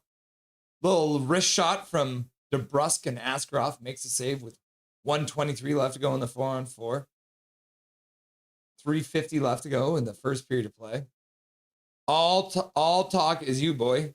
I am people's first. I'm more entertained by chat right now. Laugh out loud. Says Dustin. Everybody saw the ref kick it to the Sharks, right? Yeah, it's rigged. I did see that. What's up, Dusty, says Big Mac. Cope and seethe, says Hachiko. Aaron Cassidy, Jersey Jerry's mom took one too many Tylenol during pregnancy. I didn't catch that, says KJ Brazy. JK, laugh out loud. The Canucks win the draw. Quinn Hughes skates into the high slot. Knocks into Celebrini, takes him down. Drop pass for Sherwood. A little bit out of reach. Sherwood picks it up on the half boards, but gives it away. So Klinberg now gets the center. He'll dump it into the Canucks zone. Picked up by Hronek. He'll play it up for Sherwood. Sherwood has to stop up, being hounded by Celebrini. Tries to get the puck out. Gets it just over the blue line. Kicks to the middle for Kane. Kane now passes over for Hughes. Hughes up for Kane. Kane spins just inside the blue line. Passes across for Hughes. He picks it up. Passes down the boards. Puck dropped by Sherwood for Hughes. Hughes skates through the high slot. Cuts back to the middle. Shot to the front net. Askarov makes a save. Puck ends up going off the corner boards and out to neutral zone. Hughes picks it up. He skates right down the middle of the ice. Dishes to the side for Hronek. Hronek picks it up. Plays it across to the far side. O'Connor gets a pass down low, but can't handle it. Sharks play it up the boards. Canucks cannot keep it in. Now Sasson picks it up. Plays it down for Hughes. Hughes back for Sasson. Skates down to the face-off circle. Back up the boards. Passes it back for Hughes. Hughes down the boards. The Canucks try and put it back for him, and that one's easily intercepted. Sharks make a pass all the way down the ice. No icing, as they would have been first one onto it. Sam Dickinson there, beating out the icing call. Myers pins his man to the boards. Puck squirts up the boards into the face-off circle near side. Hughes trying to take the puck away from his man. Looks like that's Reeves on the boards there. So the Two players are now out of the box. We're back to 5-on-5. Garland out of the box, pokes the puck out. Picked up by Sasson. He puts the puck in deep off of Asgraf. Asgraf directs it to the side. Shots are 7-11 now for the Sharks leading. Sharks in their own zone. Slowly out. Orloff dumps it into the Canucks zone. Kampf gets to it, kicks it to the behind the net, intercepted by the Sharks. DP's theirs as well. So is Hronek. Hronek comes out of the corner, flips the puck out to the neutral zone, gloved down by a Sharks player. They played up to the Canucks blue line, and they'll dump it into the near side corner. Hronek, first one onto it, dishes back up the near side boards. Canucks played up to Besser on the blue line. He just scoops it out past the blue line. Sharks pick it up there. Pass down into the Canucks zone. Behind the net. Up the boards. Baines picks it up. Plays it to the middle with speed. Reichel tries to do a toe drag to the middle. Loses the puck. 1 minute left to go in the period. Sharks dump it into the Canucks zone. Marcus Pettersson picks it up. He'll play it behind the net. Vilander there to pick it up. He'll play it back behind the net for Marcus Pettersson, who's pressured immediately, chops it off the boards and out. Now Reichel dumps it into the Sharks zone. Sharks intercepted there. They'll start it out again. Klinberg backs up into his own zone. Celebrating now picks it up, winds up through center ice. Speed into the Canucks zone. Looks like there's a delayed penalty now. Someone must have gotten a stick onto Celebrini. He comes out from behind the net with the puck. Loses it again. Plays it behind the net. Comes all the way around to the other side. Sharks have managed to pull a goalie with 10 seconds left. They'll play it into the middle. Pass across the center of the ice, and that puck is intercepted by Mr. EP40. It looks like Baines is taking a penalty. Oh, Baines has his stick go off of the stick of Klinberg and then into the face of, off of Klinberg's stick and into his face.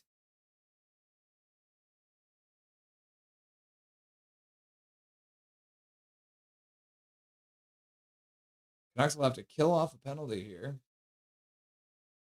6.7 seconds left in the period. Sharks win the draw. Shot from the blue line. Save. Kick to the side.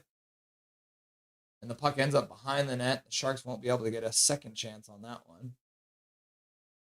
So the Canucks will have to kill off about a minute 53 of the penalty in the next period. We have entered the first intermission.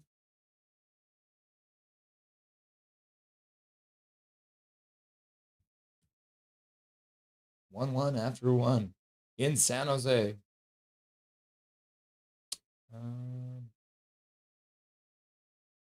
Let's get Dustin on the air, shall we? Shall we?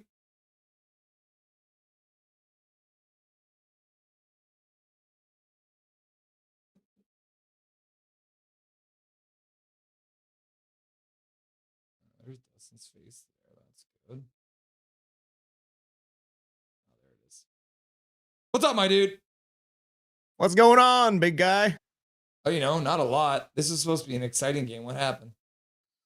Well, it was exciting at the beginning because the Sharks are fast. The Canucks tightened up a little bit.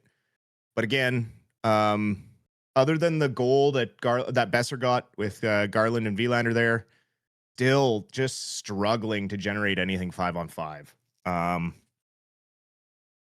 Some of that maybe the early game, right? Taking time, not used to playing at 1 PM on their own coast. Some of it could still be the deployment thing. Like we do see some flashes of lines starting to build a little bit of chemistry with each other in the top 6, but Kampf just doesn't belong on a line with Garland and Besser. He's out there for defensive purposes. Like in your top 6, you want those guys out there, your best offensive guys out there, which is tough. We still can't really get a cycle going. We get the occasional forecheck, turnover, and then we get a chance off of like a broken play, or we're getting a few chances off the rush. It's been a little bit frustrating. 5-on-5 for sure. The penalty kill, you can't take penalties against this team. They're really fast and young, so we saw what they can do on the power play. Hopefully the Canucks can come out and kill the power play in the second period. And Tolopilo's looked pretty solid.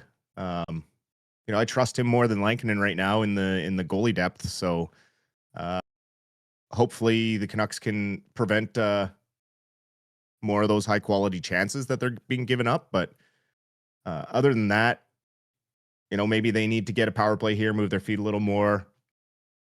I know Garland trying to get involved, get under the other team's skin there, but we'll see.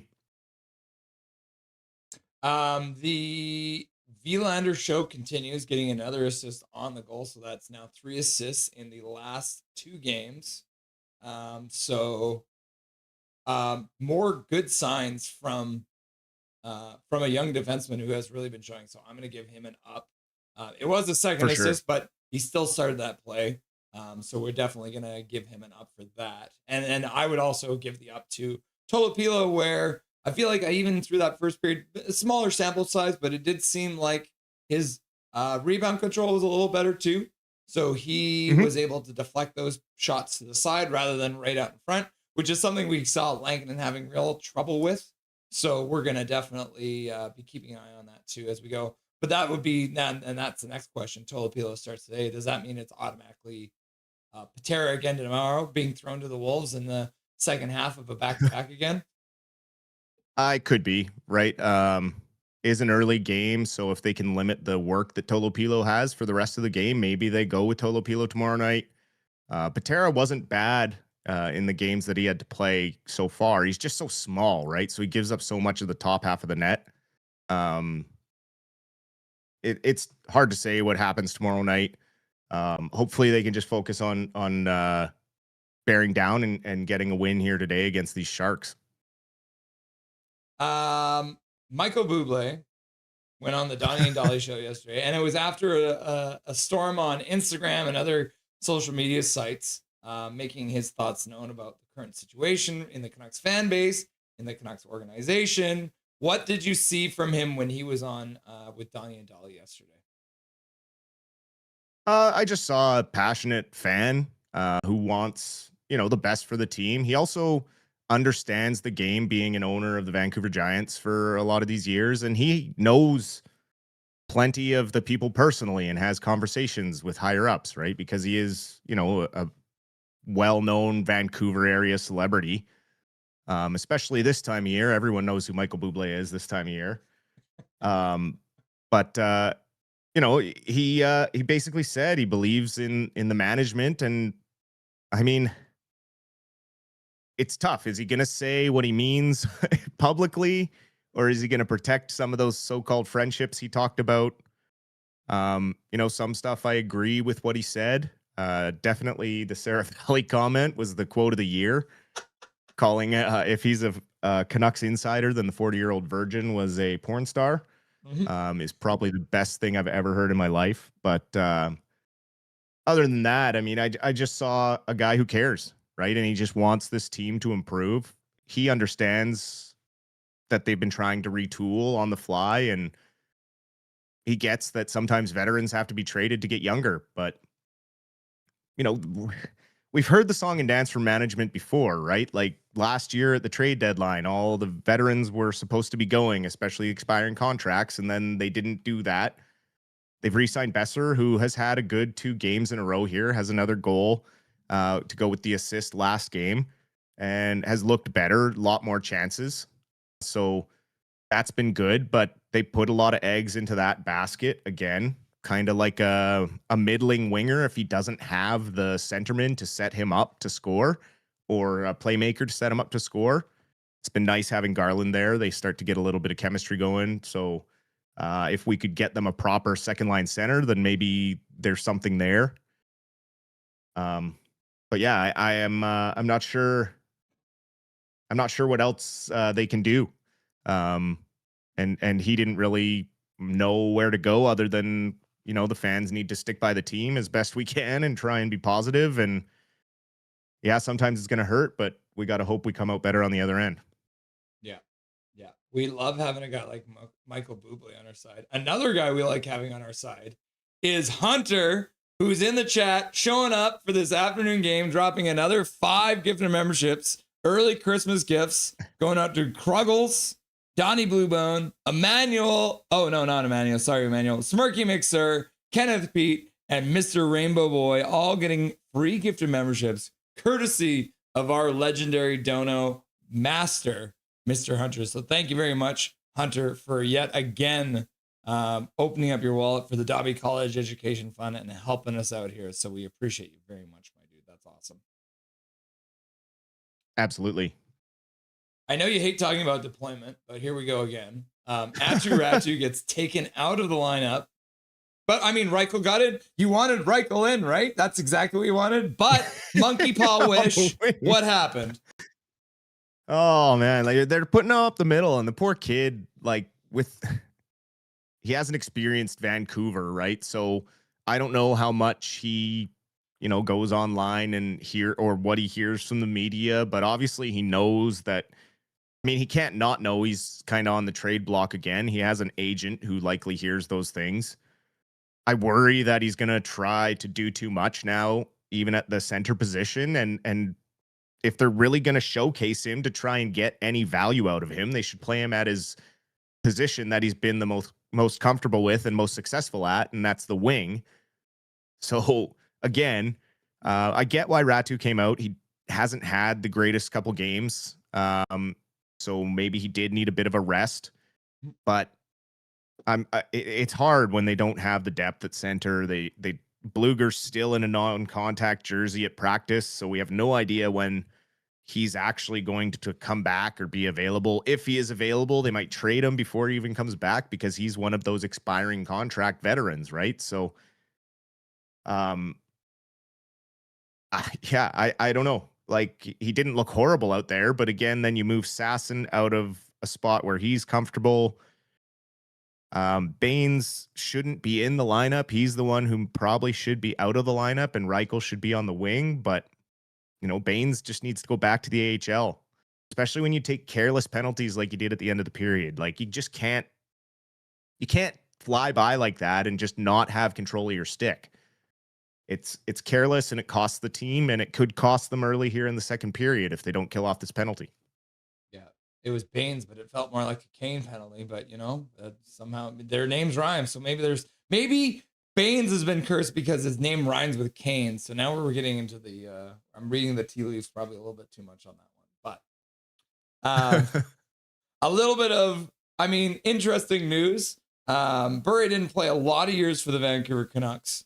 But we now have EP40 who has just tied Bure for the, the 7th all-time in Canucks scoring. So I can bring this up for you guys. So EP40 in 478 games 495 games, has 478 points, which ties him with Bure, who only played 428. So not a huge discrepancy between that.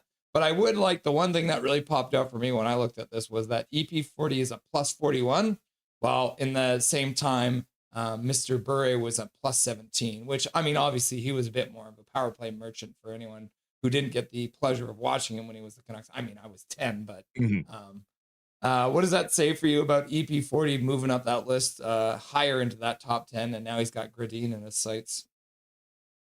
I think it speaks to the type of player that he is. And yes, he's struggling to get back to that form of being a 100-point player. But it doesn't happen overnight, and we're seeing more and more of it every game.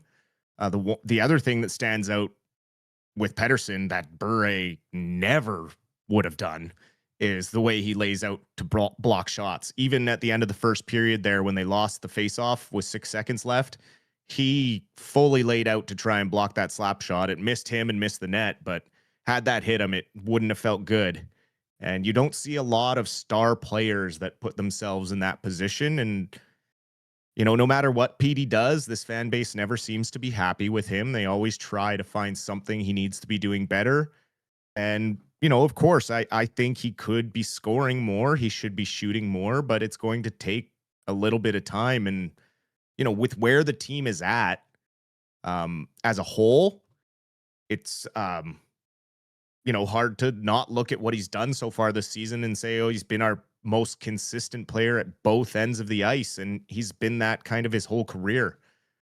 His defense didn't show as much when he was scoring 110 points, but that side of his game has always been there. He's always been responsible in the own end, and you never really worry when he has the puck that he's going to turn it over or lose it necessarily. But, you know, the physical things are always going to be a knock, how he gets pushed off the puck a little too easily sometimes or can't stay on his feet. But, you know, if you watch another team's full 82 games in the season, you're going to find faults with their star players as well, because when you only see highlights from around the league, that's all you get. You know, you think that all star players don't make mistakes, but when you watch around the league and you see some highlights like, you know, JT Miller in New York, or there's guys in the, you know, there's times where Sidney Crosby makes mistakes too, and you don't see it unless you're watching those games. So I think a lot of the issue is that there's no real support. I don't think he's necessarily the guy to fully drive the team. I think he needs to be part of a pair. And unfortunately, they just don't have that secondary guy. Like, you look around and how Celebrini has Smith and McDavid has Draisaitl. Right now, Pettersson has Besser, and Besser's not a guy who's going to push the energy, right? He's more of a guy that falls back, relies on his line mates to generate for him. And so I think they still need a high energy guy, similar to when Kuzmenko was here and just kind of allowed to be his offensive self. It worked because Pettersson was able to pick up the slack defensively.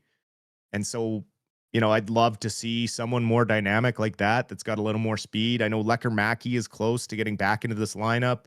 I'm interested to see where he slots in right now, because the right side is kind of jam-packed with right-handed shots. So, yeah, it's hard to say where we go from here, but, you know, I hope that we can get more consistency in our 5-on-5 play, like I keep harping on. Keep coming back to it, but 5-on-5, we have to be better, because that's where the majority of the game is played. So we actually have time for Matt Damon today, which is a very rare thing. But I wanted to get to them because they have a back-to-back coming up tonight and tomorrow against the Tucson Roadrunners. And for anyone who hasn't seen where the Tucson Roadrunners sit, they are the second worst team in the Pacific Division. So if there was ever a time where the Abbotsford Canucks season could take a turn, what do you think the odds are that the Canucks can come out of Arizona with a couple dubs? Trending off of pushing the one of the top teams in the Pacific to OT. You know, they've been doing a little better every game, slowly getting healthier as the time goes on. Obviously, the goaltending there is going to be a bit of a question mark right now, with both Tolopilo and Patera up with the big club. So defensively, they're going to have to play really tight, which we know Manny and his system does do. It's just the mistakes can't keep costing them, so they're going to have to stay out of the penalty box, keep this game 5-on-5 as much as they can, and try and limit any shots from the middle and keep everything to the outside. And hopefully they're probably going to have to win these games, like, you know, 2-0, 2-1. They're going to have to try and keep the scoring down and play a little more defensive, and just try and push when there's a mistake happening or they get a power play, and just kind of be patient, because they just don't have the talent, unfortunately, right now to be gambling with giving up odd man rushes or putting their goalies in situations where it's going to be too hard on them. Does game open up here in the second period? We'll see. San Jose is definitely going to push fast here on the rest of their power play out of off the puck drop. So That might dictate how the rest of the period goes. If they bury one early here, if the Canucks can kill it or kill it off and get one themselves early, may open it up. But San Jose tends to play a similar game to Anaheim where it's wide open. They're a little less experienced on the back end when it comes to their rebuild than Anaheim. So the Canucks may be able to exploit the San Jose defense a little better. But hopefully they can just kill this power play off and reset and keep it 1-1 and then just go from there. Try and play a little more of their game, which whatever that game is. Maybe we'll get to see tonight. Who knows? Awesome, Dustin. Thank you very much for joining us for the Wrestling Dusty Sideshow. We'll chat again on the post-game show. Sounds good. Enjoy the rest of the game. Dustin Boydell, the Silver Fox, stopping by. You love to see it. We're about to get underway here for the second period. Canucks will be killing off the rest of that power play. We got about a minute 53 left to go on the power play for the Sharks. Second period, maybe the Canucks will wake up a little bit. Come on. Wake up.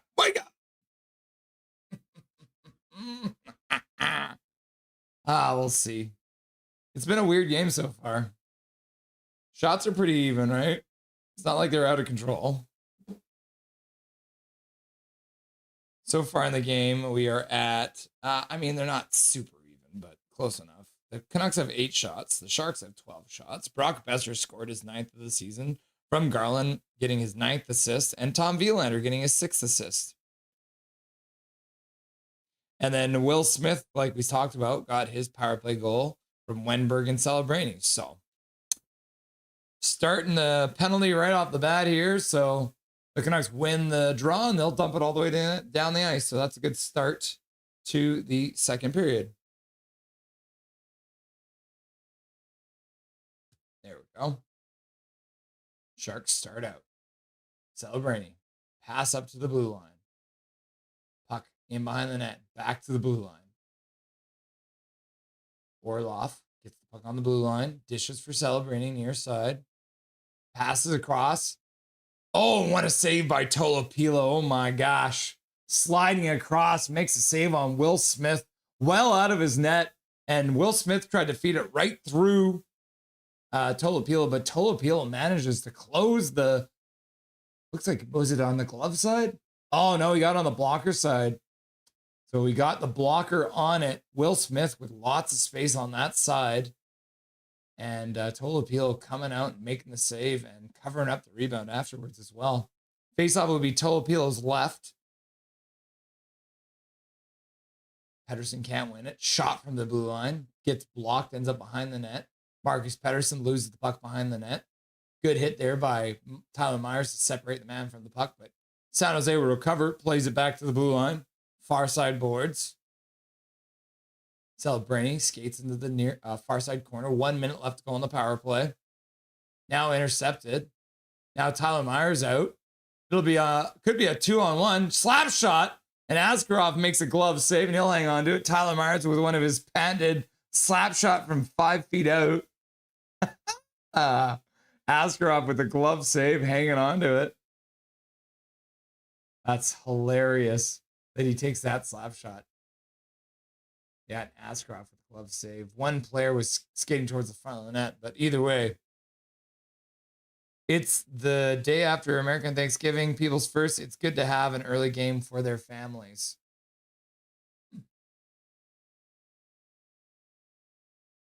Sharks dump the puck into the Canucks zone. Intercepted by Marcus Pettersson. He'll skate out from behind his net, flip it all the way down the ice.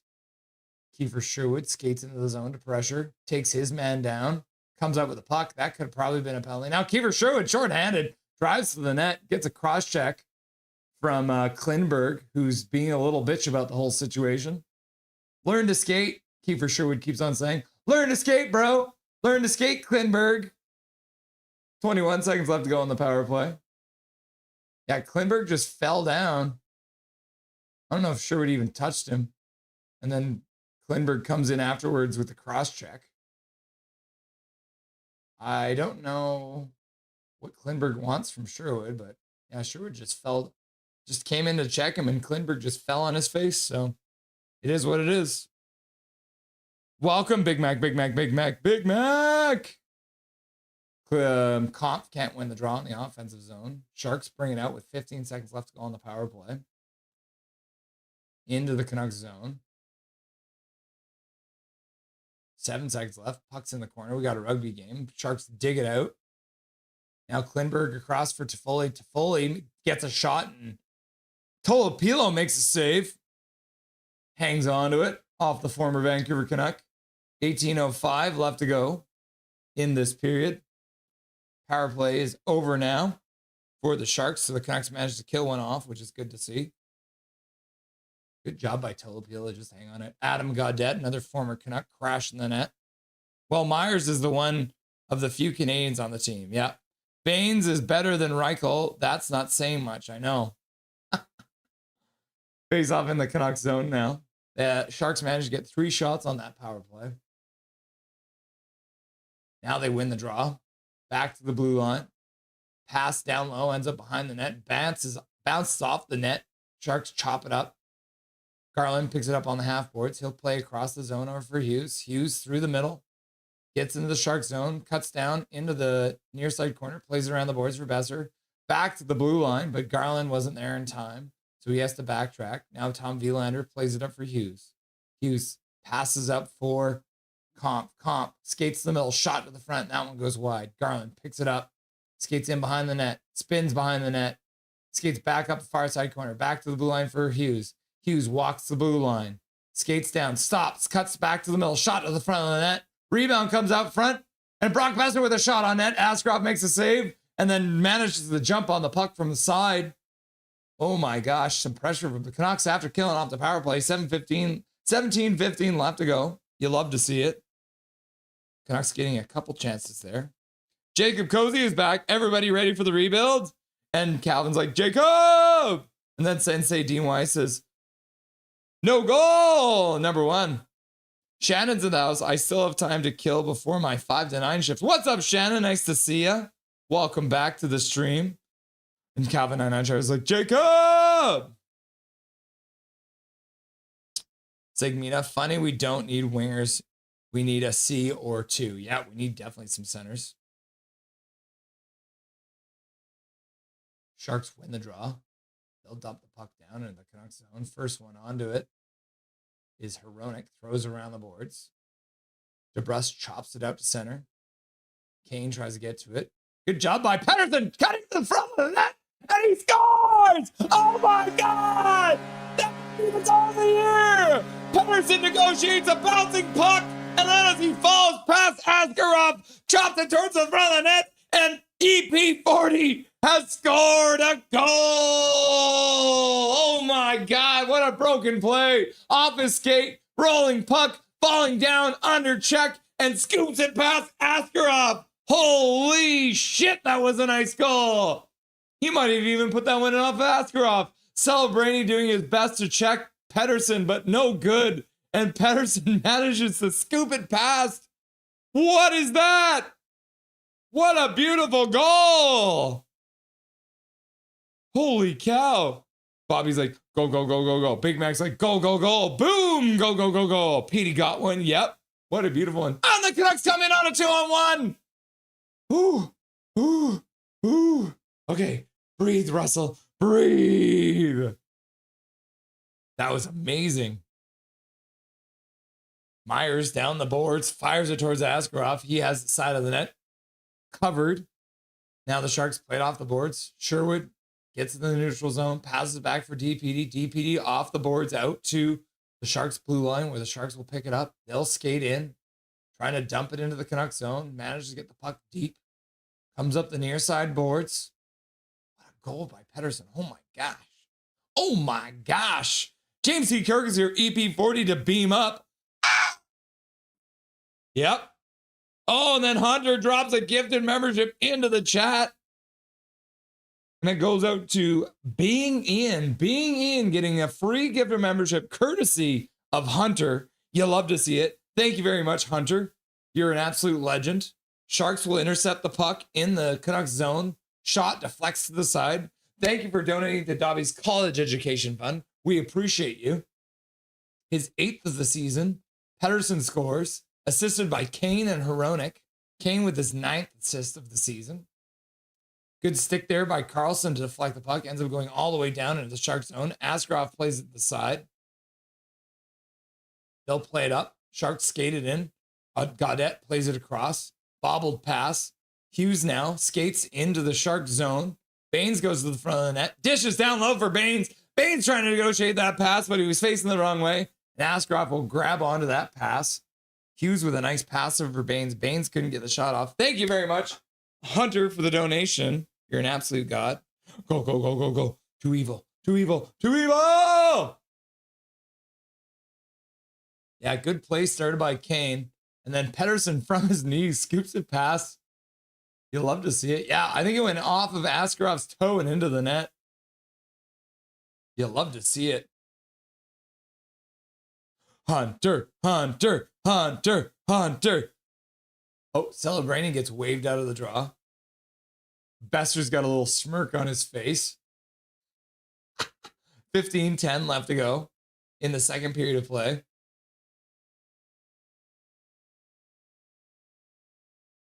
Canucks win the draw. Hronek plays it back for Hughes. Plays it over for Garland. Garland throws it towards the front of the net. Tipped. Just wide. Kampf now hits his man on the boards. The Sharks will manage to clear it out. Vancouver goal. Score. His 8th of the season. Scored by number 40, Elias Pettersson. The assist to number 91, Evander Moulander Kane. And number 17, Philip Hronek. Time of the goal. 3:04. Woo! You'll love to see it. 2-1 Nucks. Sharks through the neutral zone, celebrating down the near side. Passes across. Good block there by Hronek to prevent that pass from making it across the slot. Now Kampf battling on the half boards. Intercepted by the Canucks. Now Garland gets the neutral zone. Over center. Stick handling. Puts it deep. Besser skates in on the forecheck. Hits his man. Jars the puck free, but it skips up the boards to another Shark player. Now behind the net. Sharks will pass it back and forth. Across their zone. Skating through the neutral zone. Pass across the Canucks zone to no one. Elias Pettersson dishes at the blue line. Kane cuts across into the slot. Shot to the front of the net. That one's blocked. Good block there by Ostapchuk. Kane over the red line. Carries it into the zone. One hands it into the near side corner. Back up the boards for Pettersson. He takes it off the boards. Passes down there. Oh, and then DPD. It was Elias Pettersson to Elias Pettersson, and Elias Pettersson looked up to make a pass and lost the puck. Myers in the neutral zone. Pettersson passes it up for someone, and then the puck skips past Kane out to the neutral zone. Myers spins in his own zone.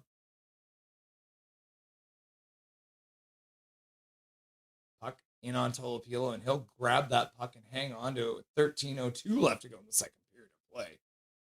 Because I am, says Jacob, legitimately. Unfortunately, Aqua isn't ready, crying. Jacob Cozy, actually want a fresh start. That's good, Shannon. Better to get there earlier anyways. Yeah, never will be. No rebuild, says Shannon. Fangirl's like, go, go, go, go, go, go. And then Paragraph Pro's like, what a goal. And she goes like, Sharks will score 2 in response to this. You think so, do ya? Calvin 99 Charlie, go, go, go, go, go, go. And then Lefty all around is like, at least he shoots for the net. Nice, says Jacob. Let's go, says Calvin 99 Charlie. And then Shannon's like, go, go, go, go, go, go, go, go. Casket Brain's like, goalie, goal, goalie, goalie, goal. Evelyn's like, go, go, go, go. And Fetty's like, go, go, go. Fangirl's like, let's go, PD. And then Calvin 99 Charlie's like, PD, heard you, Jacob. Laugh out loud. Hey, Russ, I want to chat after the game. Jacob, yes. Send me a message on Instagram. Right, we got each other on Instagram, right? Shoot me a message on Instagram. Or did you already? No, you haven't yet. Yeah, shoot me a message on Instagram. Okay, Pink? The hands. Smooth AF. Love PD, says Jacob. Go, go, go, go, go, says Evelyn. PD, says Cascabrain. Bramjot, at the start of the stream, I said Pedersen was going to have a multi-goal game. Might be true. That is true, Bramjot. You did say that, and you might also be correct. You might also be correct. Daniel's in the chat now. Go, go, go, go, go, go, go. Right, KJ, says Big Mac. PD, says Daniel. Yeah, Heronic with a nice black block on that pass across by Celebrini. Good pass by Smith up to Celebrini. Luke Flyswatter, go, go, go! Highlight goal, yeah. That'll be on some highlight reels tonight for sure. Hondo P. I still want PD versus Celebrini fight. Yeah, I don't think that's ever happening. Laugh out loud, says Sensei. Face off in the Canucks zone. It's like Sasson got waved. What a surprise. Sherwood comes in. He wins it. Now Marcus Pedersen picks it up, rings it up the boards, out to the neutral zone. Good one-touch pass off the boards there. Sasson gets it deep. Sharks intercept. They'll play it up the boards. And they'll come out now over the Canucks blue line, drop it. Shot to the front of the net, blocked, ends up going off the end board, skirting all the way up the boards. Canucks now have an odd man rush coming out. Two of them at least. Drew O'Connor with a shot off of Askarof's glove. And the puck will come off the end boards. Sharks will skate out, get in the center, dumping it down. Elander, first one onto it. He keeps the puck for a moment, tries to play it into himself behind the net. Sasson comes in to help out. Sharks come out of the corner with it. And Tolopilo makes a great save off of Delandria shot. Now Tolopilo makes another save and hangs on for a rebound. And then Sasson gets into it after the, looks like the Shark players were trying to get into it with Tolopilo. They did not like the Sharks player digging at the Tolopilo glove there. Wenberg drop pass for Gaudette, who shoots it wide. So that one went wide, and the puck came back up the blue line. And that's when the Canucks got their rush. Oh, and then the shot by Drew O'Connor was actually a decent one. Askarov got a piece of it, but it went off his glove and just over the net. Nice goal, says Jacob. Showed a little fight. I'll give it to him. Yeah, Segmina. Jacob Cozy with the $13.99. Dono, thank you very much for the $13.99. Hashtag rebuild. Looks like it was offside at the blue line, so 12:01 left to go in the second period. The Canucks will have to face off just outside. Thank you very much, Pink. Jacob, for the $13.99 dono into the chat. We appreciate you donating to Dobby's College Education Fund. You're an absolute legend, Jacob. Thanks for being here today. I hope you're doing well over there in Alberta. Canucks win the draw. Veronic dumps it in. Puck squirts around. Sharks pick it up. They'll skate out of the corner and flip it up. Knocked down there by Brock Besser. He'll skate to the high slot. Pass to the side for Hughes. Skates down the far side boards. In behind the net. Stops up. Spins. Keeps. Throws it. Oh, tries to throw it up the boards. Gets stopped there. Sharks will dig it out of the corner now. Good work there by Coffey. He plays out front and Besser shoots it. Near side, short. Another pass out front and Besser gets another shot. Askarov makes a good save on that one. And they'll chop it out to the neutral zone. Now they'll skate in. It's going to be a penalty on the play. The Sharks had the puck, so it looks like it might be a Canucks power play. Brock Besser. Or did Brock Besser take the penalty? So Kampf. I mean, that could have been a penalty too. Brock Besser shooting it towards the net. Askarov with a blocker save. And then another pass out for Besser. And then another save. And then the puck squirts out. And then where's the penalty? Oh, looks like it was kind of like an accident. So Liljegren high sticking Garland. Huh. Interesting. So the Canucks will get a power play. A 2-minute power play for the Canucks. Be their first one of the game. Face-off inside. So Kane's taking the face-off for some damn reason. So we don't have a center to have on our second unit. Kane scrambles the draw, but the Sharks will come up with it. Spinning in the corner. Canucks will have to try and dig it out. Carlson, Sherwood, and Kane in the corner. The Sharks player is happy just to pin it there. Now they'll skate up the boards. Hit there by Sherwood. Puck flipped up for Vilander. He chops it into the neutral zone. Now the Canucks will pick it up. Kane, over his own blue line, loses the puck at the neutral zone. Mishandles the puck. And the Sharks will fire it down into the Canucks zone. You got a minute and a half to get this. A minute and a half left to get a shot on net. Kane on the half boards, far side, gets the puck back for Vilander, plays it across for Sherwood. Sherwood skates down the near side boards, back for Vilander on the blue line, who passes over for Kane. Kane's shot deflects wide up the boards, ends up on Hronik's stick. Hronik in the corner, near side, back for Vilander, takes it off the skate, over for Kane. Now Vilander dishes to the near side for Hronik. Hronik down low. In front, good pass, good shot, and the save by Askarov. Puck chipped down the boards. Now, Canucks Carlson in the corner. Getting pinned to the boards there. Plays it up for Kane. Kane, passes for Hughes, who's now onto the ice. Shot to the front of the net. Puck deflects wide. Carlson picks it up. Skates up the boards. Back for Kane. Kane passes across for Hughes. Hughes walks the blue line. Shot to the front of the net. That one deflects over for Kane. And Kane puts it off the post. Kane hit the post on a rebound. Now Hughes dishes down low for Hronik. Hronik back for Hughes. Hughes shot to the front of the net. Askarov makes a left pad save. Puck skips to the side. Carlson plays it around the boards. Kane picks it up. Kane back to the blue line for Hughes. Hughes walks it into the high slot. Shot to the front of the net. Rebound comes out front. And Askarov will make a save and hang on to it with 1 second left to go on the power play. 9:20 left to go in the second period of play. So the second power play unit started there and actually looked really, really good. Yeah, Askarov making a good save off of Sherwood. And then the last shot, I think, was from Hughes, tipped by Sherwood. And Askarov did well to make a save off that. Yeah, and Kane just puts it right off the bar, short side on the rebound, and plays back underway. And the power play is now over. So the Canucks get a lot of chances. Now the Sharks bring the puck into the Canucks zone. Puck gets deflected away on a pass. Puck in front now.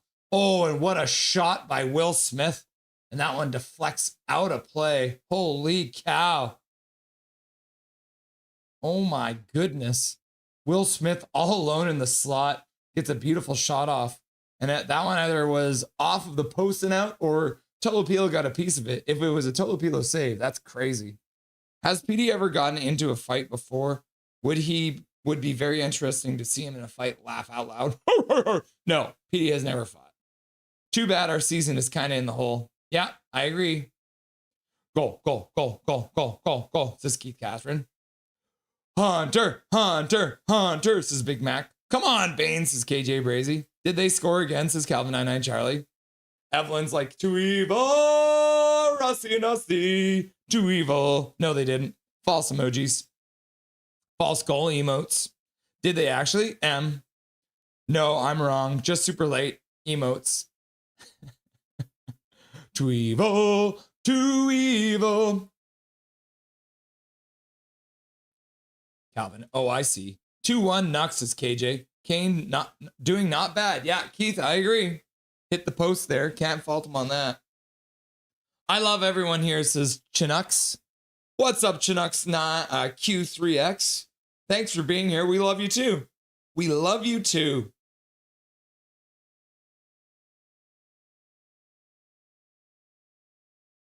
Right? Because he's on the block. 1-0 Leafs. Huh. I don't even have an NHL scoreboard up here right now. Let's bring up the scoreboard. There's a lot of games today. Yeah, there is a lot of games. Holy cow, there's already finals and everything. Lightning defeated the Red Wings. The Rangers defeated the Bruins. 6 goals for each of the winners. 3 and 2, respectively, for the losers. Got the Avalanche being beaten right now by the Wild. Got the Sabres losing to the Devils. Got the Flames leading the Panthers for some reason. The Flyers leading the Islanders. The Senators and the Blues are in a tie. Canadians are up 2-0 on the Golden Knights. Ducks and Kings are deadlocked at 2. Canucks lead the Sharks 2-1. Maple Leafs up 1-0. And the Jets and the Hurricanes are in a 0-0 draw right now. Back to the bar. Zach, why is Max Domi a healthy scratch today? Oh my gosh. Yeah, that is a good question. Patterson out from behind the net, plays it up the boards. Myers, a pass across the blue line that goes outside the blue line. DP chips it up for EP40. EP40 gives it away to the Sharks. Sharks with a pass to the side. Will Smith's stick explodes. Tyler Myers skates onto the puck behind the net. He'll pass up the boards. The Sharks will intercept it, but bring it back in offside with 8:30 left to go in the second period of play. Goal, says Zach. Need a win, says Keith. Bye, all. I think 4 goals today, 2 more to go. Fair enough. Prick Fetty, are you off to work, my dude? Have fun. Dustin stays having bad takes. What does that mean? Dustin stays having bad takes. Later, Matt, says Calvin. I think Vancouver Canucks will have 5 and San Jose will have 2, says Peoples. Bobby. Puck into the Canucks zone. Clear it out. Pass up to the blue line. Sherwood and Sasson are out there. Chopped to the corner by Drew O'Connor, I think. Now back to the blue line. Hughes. Pass across for Hronek. Hronek shoots it towards the front of that. That deflects off of Sasson. Now Sherwood with a shot from the slot after he recovered the puck. 8 minutes left to go. Sasson trying to dig the puck out. Sherwood gets it. He'll ring it around the boards. Picked up by Hughes. Hughes, stick handling, skates to the middle. Down the slot. Backhander to the front of the net. Askarov makes a save. Right down the slot for Hughes. San Jose plays it out of the zone. Skating through center. Oh, a shot. Did Tolopilo get a piece of that? I think the puck went out of play. I think Tolopilo might have gotten a piece of that. Either that or if it went off the crossbar. Is there a penalty on the play? There may be a penalty on the play. I usually harp on Hronek, but this game he has probably saved 2 goals.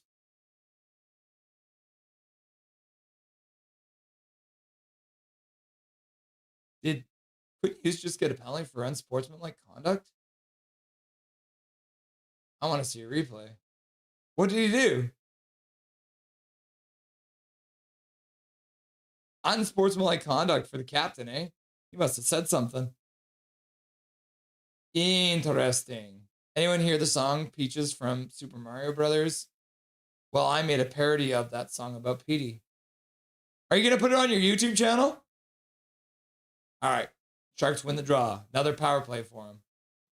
This will be their 3rd power play of the game, scoring on 1 of 2 so far. Smith on the sideboards, pass to the middle, deflected away, good stick by Pettersson. Puck to the far side. Celebrating down low. They'll change up. Now Marcus Pettersson chasing the corner. Now EP40 chases behind the net. Will Smith picks it up. He'll pass to the middle, shot to the front of the net. That one skips wide off the end boards. And all the way down to the San Jose blue line. Both Canucks forwards will change. Celebrating quickly through the neutral zone. Dashing right through. And he might get that might be a penalty shot. No, they're going to call it a trip. I would have called that one a penalty shot. But Celebrating right through the Canucks defense. Tolopilo makes the save. And the San Jose Sharks will now have a 5-on-3 power play. I guess maybe he got a chance, but yeah, celebrating, catching Marcus Pettersson and Tyler Myers sleeping. So who gets it? Because both their sticks were there. Should be interesting to see. I have to create another power play clock, I think, for 5-on-3s, eh? I'll keep my eye on it, but yeah, 5-on-3. Did the Canucks call timeout? Oh, they're going to give it to Marcus Pettersson. So 1:17, they'll have a 5-on-3, and then they'll have 53 seconds after that. Gary Wiseman in the chat.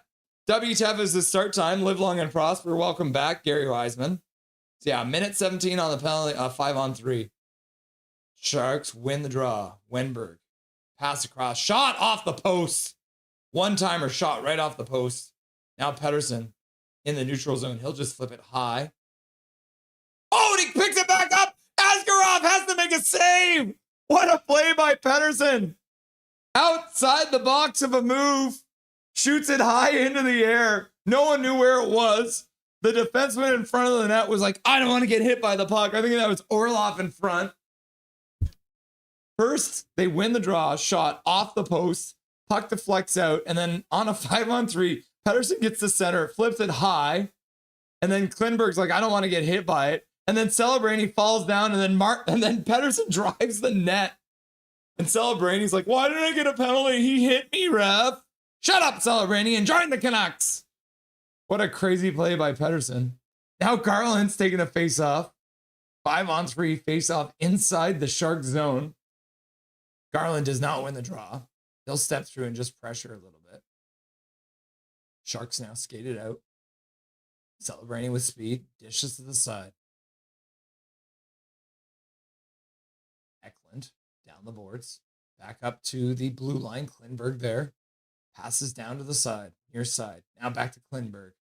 Over across for Celebrini. Celebrini back for Klinberg. Shoots to the front of the net. And glove save by Tolopilo, and he'll hang on to it. Whew. Whew. Our PP is top 8 in the league. Yep, Pink, you're right about that. No, the season is not over, says Shannon. Yeah, good save through a crowd with lots of traffic in front. Tolopilo makes the save. Another face-off in the Canucks zone. Pettersson back on the ice, taking the face-off. Got Hronek out there on the defense. Pettersson has the San Jose Sharks forward come in and help, so loses the draw, and the Sharks score.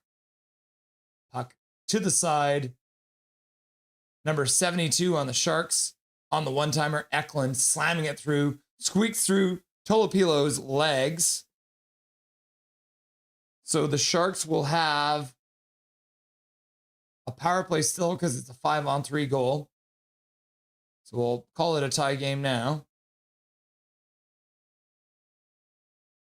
So the Sharks will now have 50 seconds of time at 5-on-4. So the Canucks cannot kill off a very long 5-on-3. Quinn Hughes back on the bench. I wonder what he said to get it unsportsmanlike.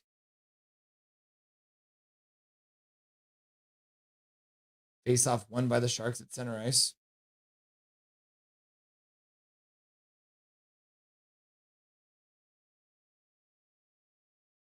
Canucks come up. Oh, they can't come up with it. I thought Hronek was going to get it there for a second. Puck chip back to the blue line. Sharks slap shot. Fanned on it. Now the Canucks move out. DeBrusk plays it to the middle. Kampf up ice pressure. Now DeBrusk and Kampf will go off. Sharks 35 seconds left to work on this 5-on-4 power play. Getting hounded in the zone. Falling down. Back to the blue line though.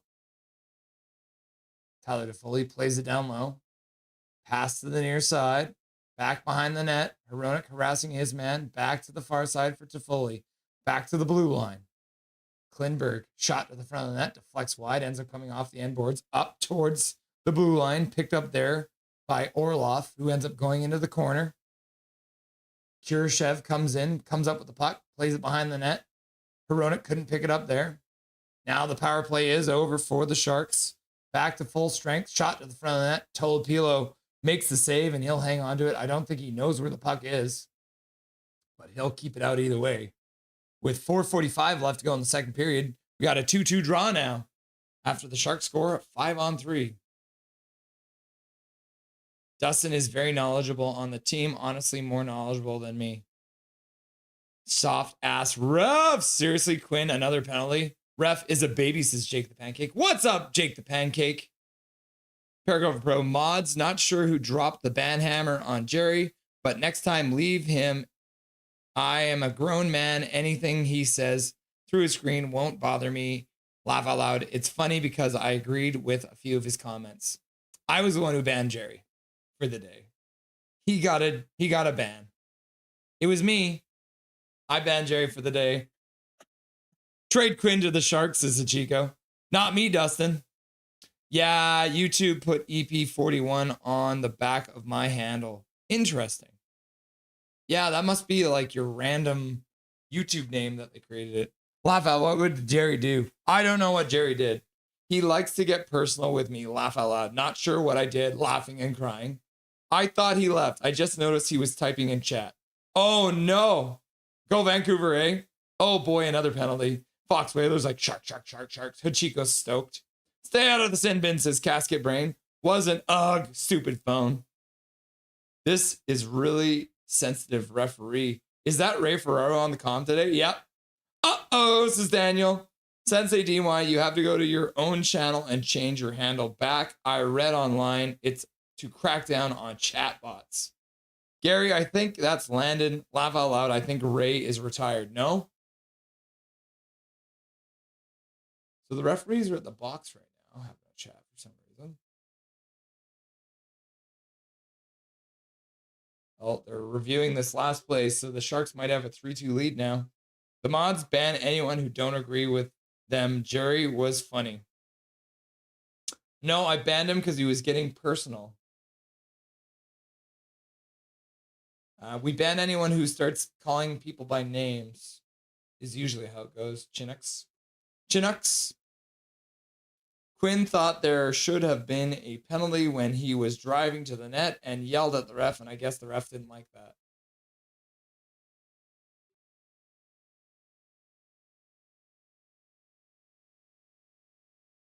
Oh, we're getting a view from inside the net now.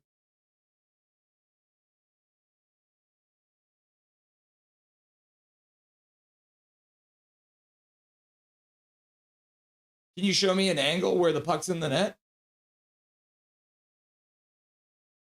So apparently the Sharks are now leading 3-2 on a phantom goal. Adam got out, of course, scores the goal against his former team.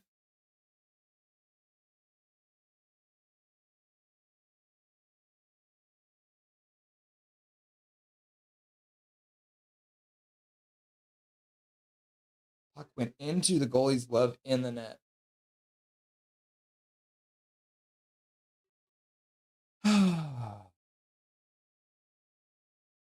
Chico. Goal. Video review in progress. Rod's like, what the heck? Game over. Puck off, cadet. I agree. Oh, yeah, that's way inside. Sensei DY's like wiping away a tear. Rod is just like, doesn't even want to watch. 4:33 left to go. Sharks get the puck deep into the Canucks zone. They'll flip it out all the way down the ice, but no icing. Must have tipped off something. Puck off, cadet. I can't anymore. I just can't, says Rod from Kamloops.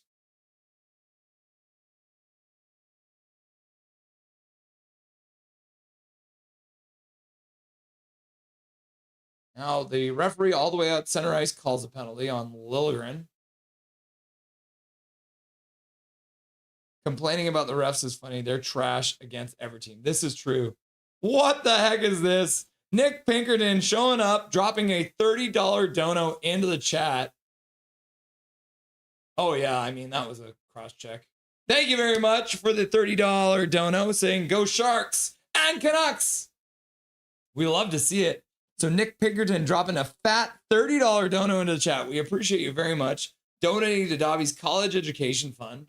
Canucks immediately go to a power play. Is that $30 dono to bribe the refs to get a power play for the Canucks? Oh my goodness. Nick Pinkerton being very generous. We appreciate you very much, Nick. That's lovely of you. Sharks first one into the Canucks zone. Garland steps into him. Canucks dig it out now. They'll play it up. Hughes through the neutral zone. Just on side, dishing back for Pettersson. Pettersson down low for Hughes. Hughes behind the net, passes up for Pettersson. Pettersson, face-off circle, dishes for Hughes. Hughes now, far side boards. Quinn Hughes, Garland, far side boards, back to the blue line. Hughes dishes over to the far side for Garland. Garland plays it back up for Hughes. Puck gets deflected away, but Hughes manages to grab it. He had to leave the zone. Now he passes hard backhand pass over Pettersson. Pettersson near side boards. Passes back for Hughes. Hughes bobbles the puck. Lost controls. Picks it back up. Into the corner. Pass across for Besser. Has it skip past him. Pettersson back to the blue line. Garland over Petey. Petey across for Hughes. Hughes with a shot to the front of the net. That one deflects off the end boards. And DeBrusk will pick it up with 37 seconds left. Hughes over Pettersson. Pettersson back for Hughes. Hughes down low for Petey. Petey passes down low for DeBrusk, who tries to get it out front for Garland. He gets a shot off. I think Askarov got a save on that one. Besser back for Hughes. Hughes skates down, face-off circle, puts it down low for Petey. Petey puts it up for Garland, has it deflect off, back to the blue line. Hughes puts it down low. Sharks get the puck in the corner, put it back to the blue line, kept in for Hughes. Hughes, hard pass across for Pettersson. Pettersson looks to the front, keeps, fires across to the far side, and a shot to the front of the net. And Besser can't beat the goaltender this time. And there's just donos being dropped left, right, and center here, looks like. So, Twisted Wrister drops 30. Major General drops a gifted membership. We got to go all the way back. Oh my gosh. So Major General drops one. Leonard Zed gets his gifted membership. And then Major General drops another gifted membership for the other Canuck goal. And that goes out to Lord Vi. And then Dijon Mustard shows up and he drops 5 gifted memberships into chat. And that one goes out to Xavier Germain, Chris Simons, Jimmy Meyer, Trent Lopez, and Irfan Shad. Oh my goodness, what generosity. Holy cow. Thank you very much, Dijon Mustard, for the 5 gifted memberships. Thank you very much to Major General for 2 gifted memberships. And thank you once again to Nick Pinkerton of Twisted Wrister Hockey for the $30 dono. That's crazy. All the generosity here on Black Friday. You love to see it. Dijon Mustard, you beauty. And Major General with 2 donos as well. 1 and 1 for the 2 Canucks goals. That is crazy. You guys are getting crazy here at the end of the second period. Face off just outside the Canucks line. Kampf wins it to the side. Canucks will play pass in their own zone for a moment. And then pass it out to the neutral zone. Sharks intercepted inside their own zone. They'll dump it down. Ends up going all the way down the ice. Not enough for icing. Eklund in on the forecheck. Takes it away from Vilander for a second. O'Connor comes in and helps out. Plays it up the boards for Marcus Pettersson. Marcus Pettersson stops up on the half boards. Looks like there's going to be another penalty call. So the Sharks have taken another penalty here. 6-on-5. The Canucks have pulled Tolopilo.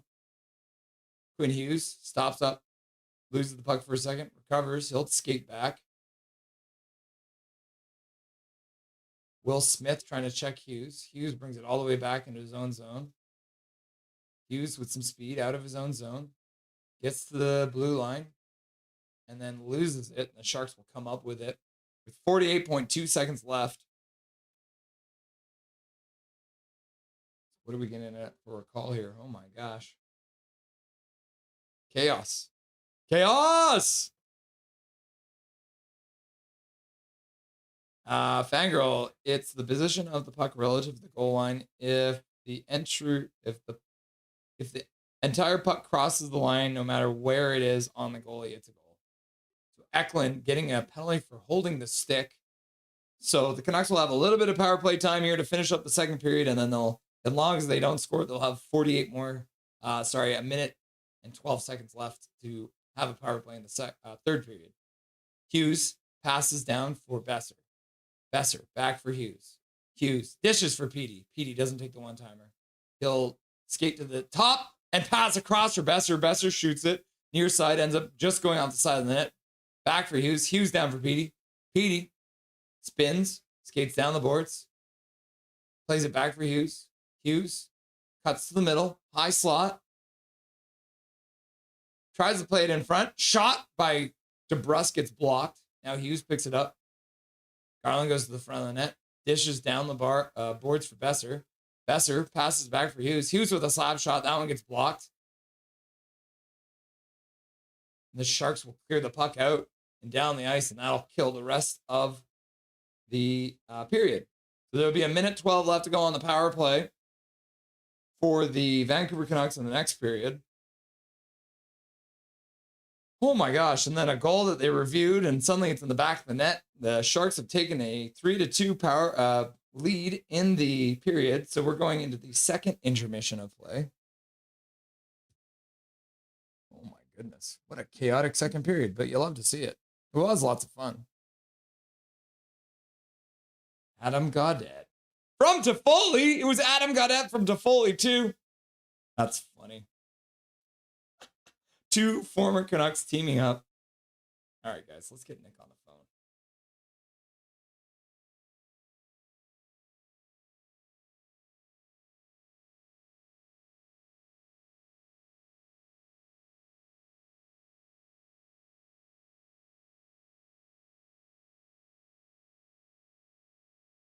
All right, perfect. Looks like his face is working. Let's just make sure we've got his audio too.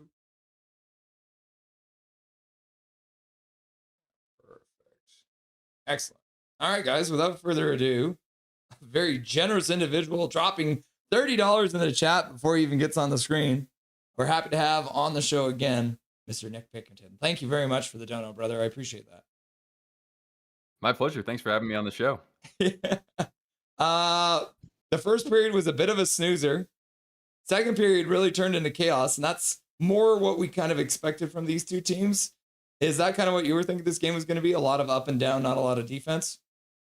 I didn't know what to expect from, at least from the Sharks, just given the fact that they dropped their last game 6-0. That was, I mean, it was against the Avalanche, but I've known sort of what to expect with the Sharks over the last couple of weeks, and then that game came in and just totally disrupted things. So I really didn't know what to expect out of this one. I thought there'd be a little bit more lethargy, you know, like day after American Thanksgiving. Food coma still kind of on its last legs, but yeah, there's been a lot of back and forth in this. It's been a pretty fun game.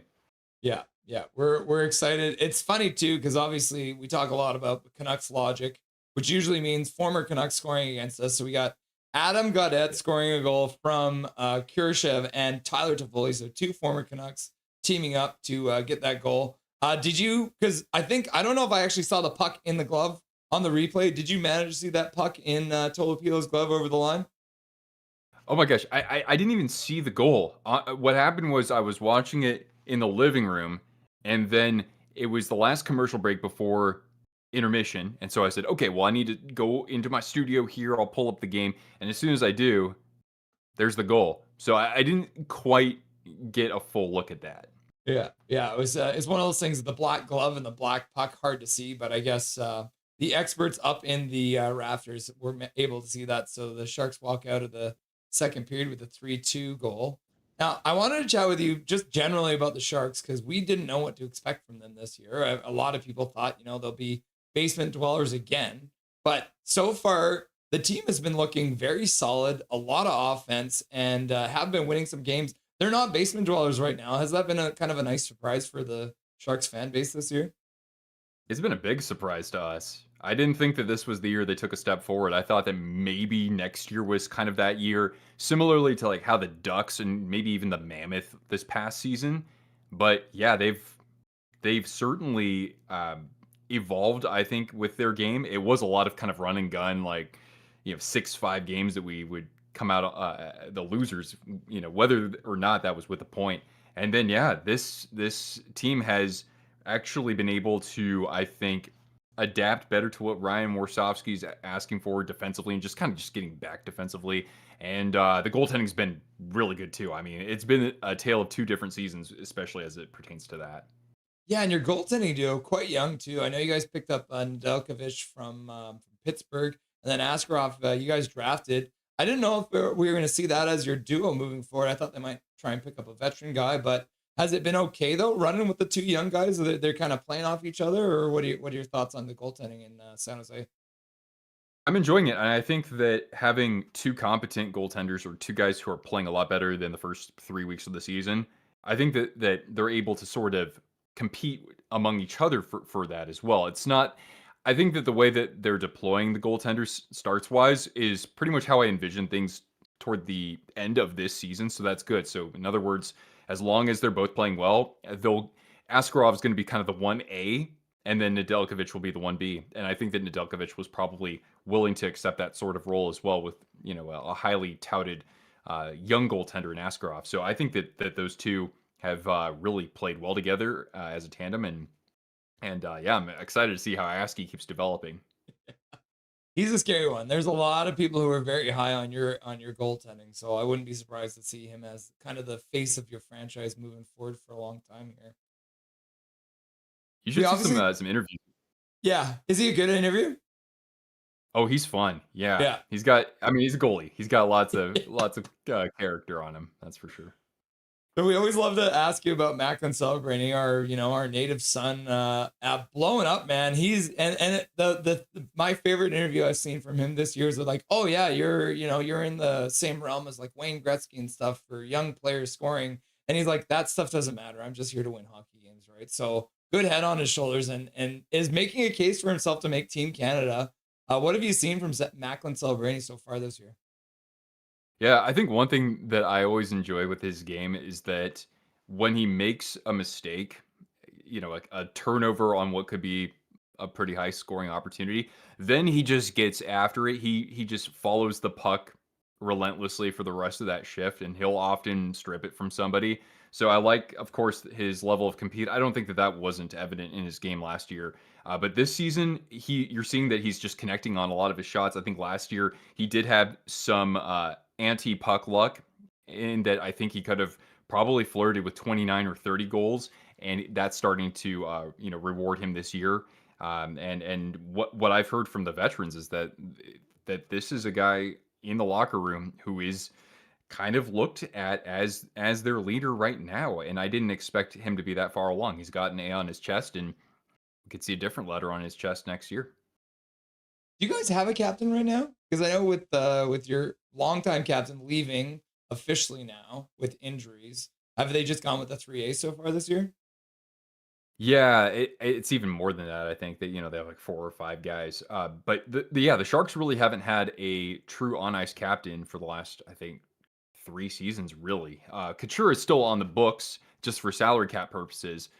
But you're right. Yeah, they haven't actually had somebody out there with the C. But we're looking at what could be our next captain, and that'd be fantastic. I'm glad that they actually rolled with the alternates this year.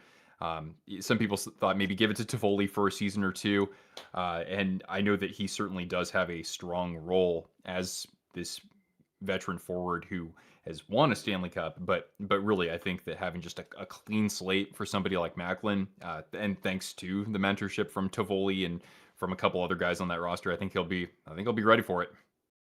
So outside of celebrating, what are the other reasons why this team has been so successful so far this year?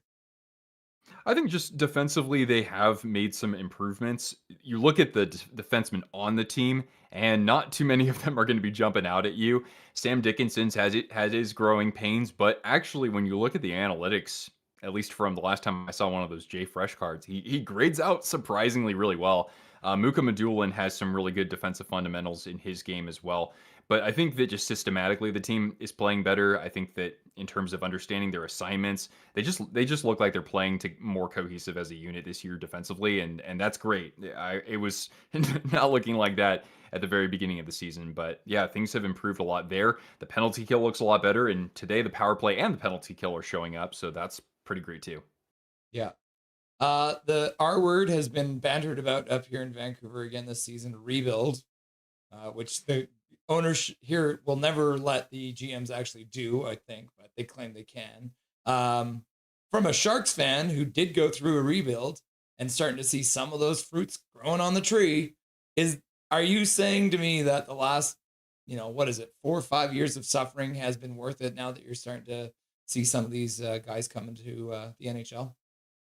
I think so. I mean, even if they're not going to win games, just to see the opportunity that these youngsters are getting, and you add, in the offseason. You have Dickinson in the lineup day one. You have Michael Misa in the lineup. I mean, I almost forget about him just because he's been injured the last couple of weeks.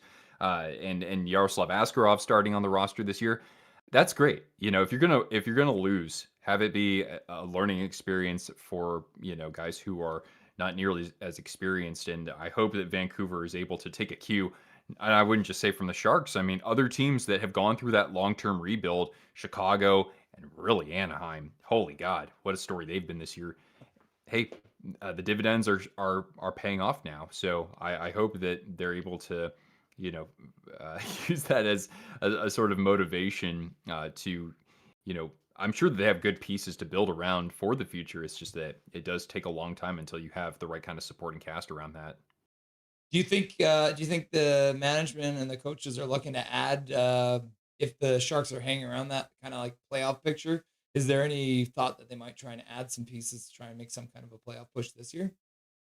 I don't know if it'll be. I thought that you might ask me this today, and I didn't even know how to answer this.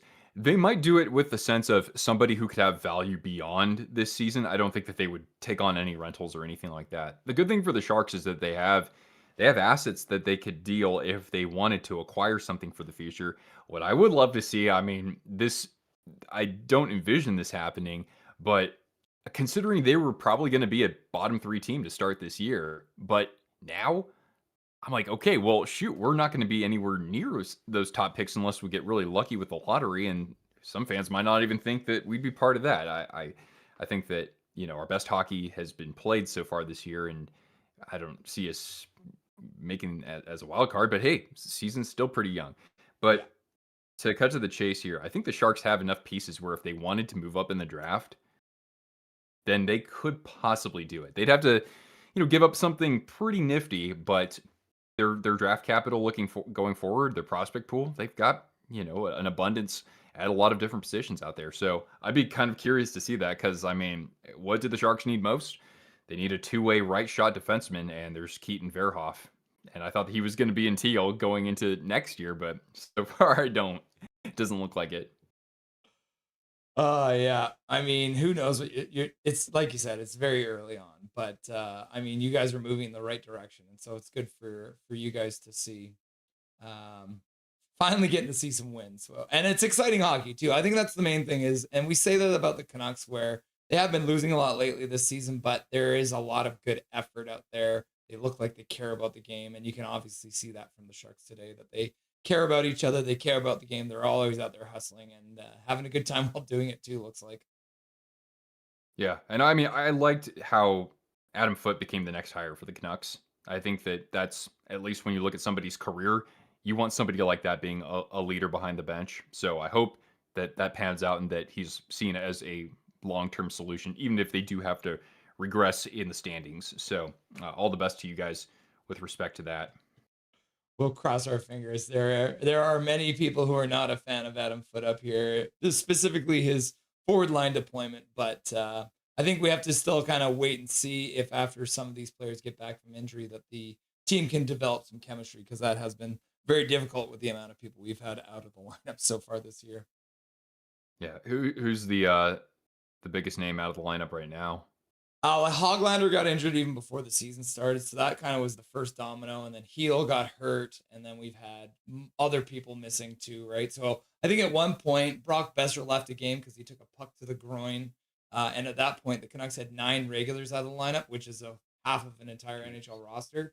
And Lecker got hurt, who's a young guy who's supposed to be kind of scoring goals for us. But I mean, we know how deep your team is because the Abbotsford Canucks have had a heck of a time trying to play against the San Jose Barracuda too. And the San Jose Barracuda, I think, beat the Abbotsford Canucks at 1.7-0, right? So that's kind of the other aspect is now the Abbotsford Canucks are suffering because all of their players have essentially been brought up to the Vancouver Canucks. So we essentially have a bunch of Kalamazoo wings playing in the AHL when they should be in the ECHL. So it has just kind of been a domino effect down. And Abbotsford too, the Abbotsford Canucks have used 6 goalies already this year, including a real estate agent in Colorado. So it's been tough all around. But yeah.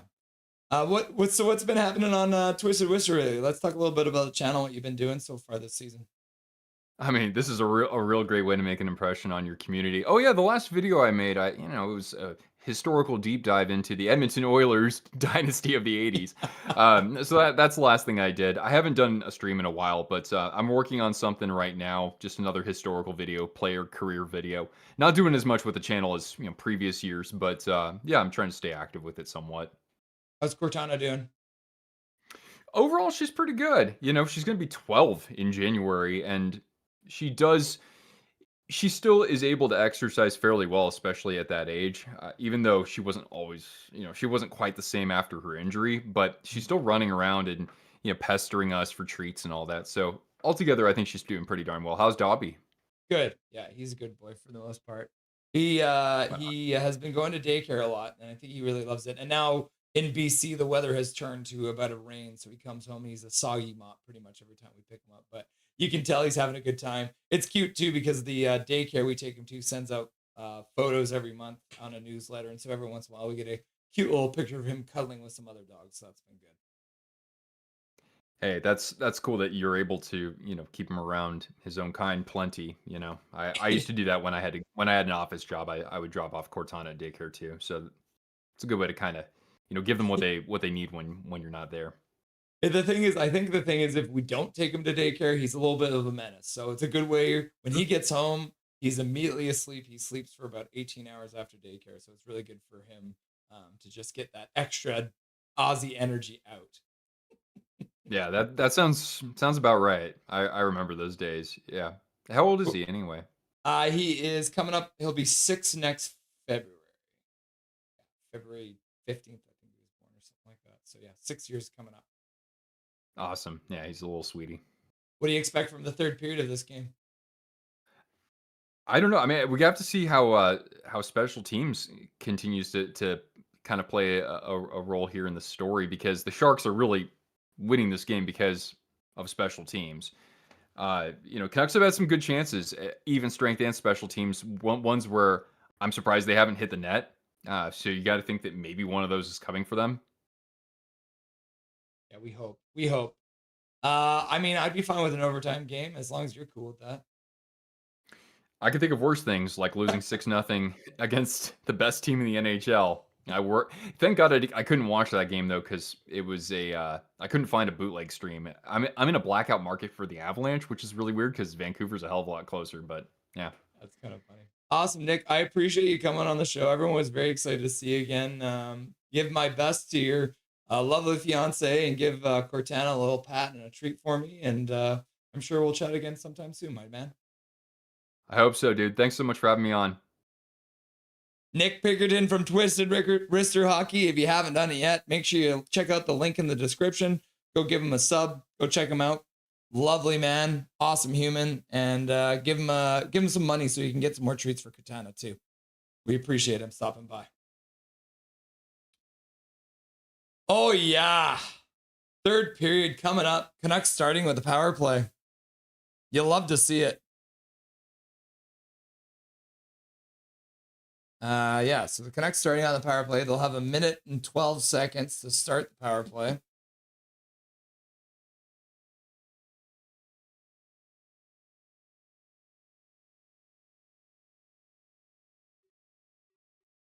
I think Gaudette knew he scored.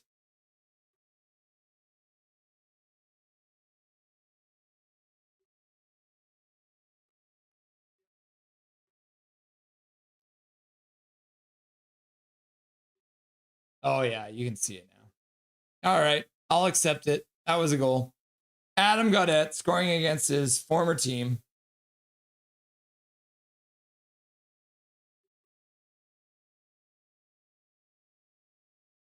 Dijon Mustard swerving over. My oldest nephew was Bedard's teammate for 10 games until he moved up. Very cool, Dijon Mustard. Your older nephew.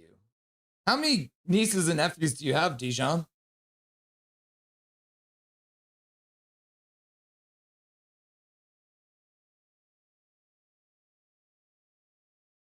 Oh, Sharks work it out to the neutral zone.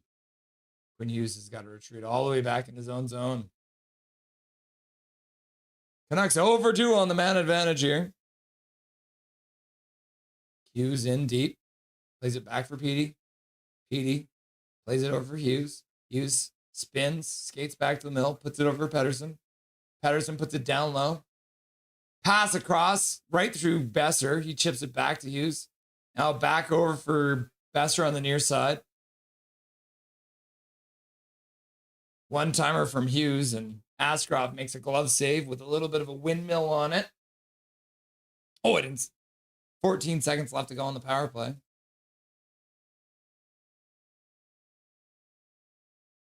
That one might have been going wide, but Askarov puts a little extra Dijon mustard on it. Rip Johnny Hockey, what an absolute beauty. Yep, Hundo P.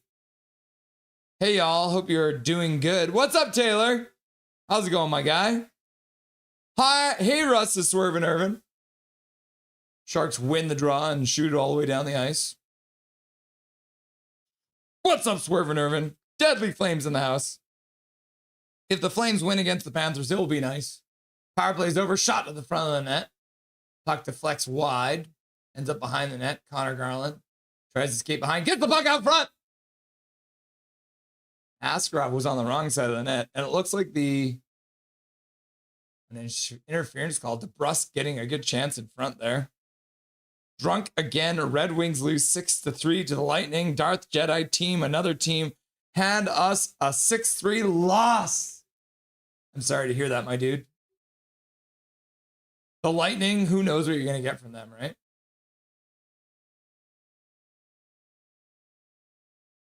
Garland getting sat on. Iorio.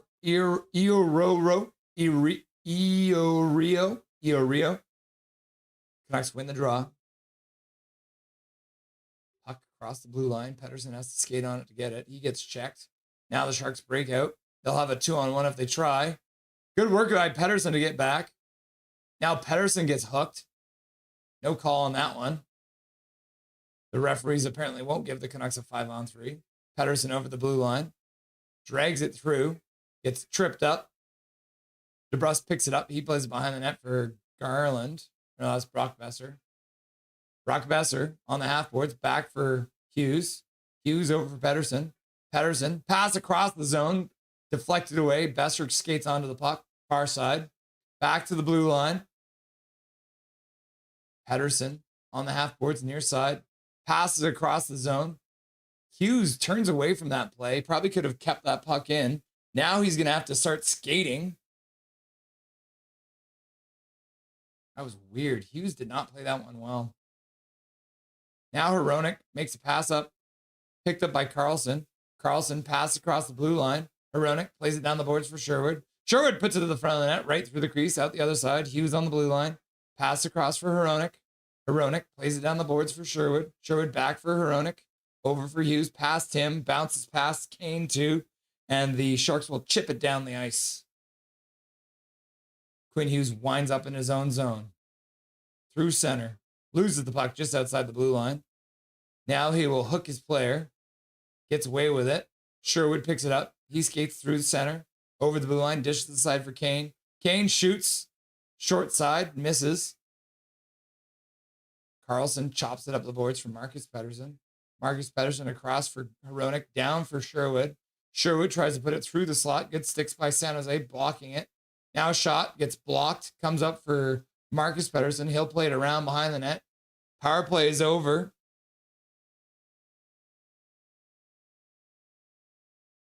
And the Sharks will put it all the way down the ice. Not enough for icing. Hronek skates onto it. Canucks are up to 28 shots.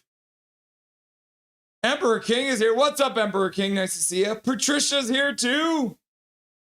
Laugh out loud. Emperor King's like, hi, people's first. Go forth and speak your hypothetical. Emperor King, we are playing you tomorrow night. We are. Canucks Burnaby Winter Club is okay. Bad people, good players. Just a weird goal by the Sharks, Irvin. Yep. Askarov plays it up the boards. Kept in by the Canucks for a moment, but the Sharks will work it out to center. Celebrini dumps it in deep. Nylander skates onto it. He'll chip it up the boards. All the way out to the neutral zone. The Canucks will change their forwards. Now a breakaway pass. Eklund with a shot. That was Will Smith with a shot. Toffoli makes a save. Tolopilo. What the hell am I saying? I just said Toffoli and Tolopilo at the same time. Toffoli. Besser chips it to the middle. Kampf over the Shark at center ice. Gives the puck away. Now the Sharks turn it back up. They'll bring it over the blue line. Dumping it into the near side corner. Hit there by DPD. Kampf comes in to help out. He'll try and kick it out behind the net. Trying to get it. Can't. Now he gets it. He'll skate. Wenberg tries to check him. Kampf sends it up to center. Intercepted by the Sharks. They'll skate it over the blue line. Dishing to the side.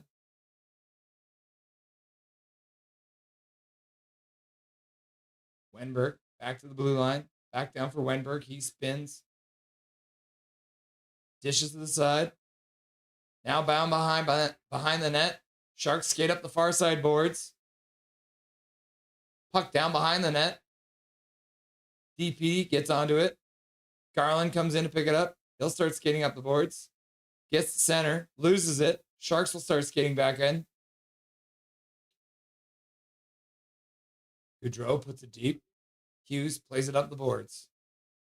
DeBrusque dumps the puck in from center. Gets by Askarov. Kane puts it in around behind the net. Stopped there by DeBrusque, but he gets checked. Sharks will flip it high out to center. Enjoy the rest of the game, says Twisted Wrister. Thank you, Nick. We appreciate you for being here. You absolute legend. I look forward to your next video.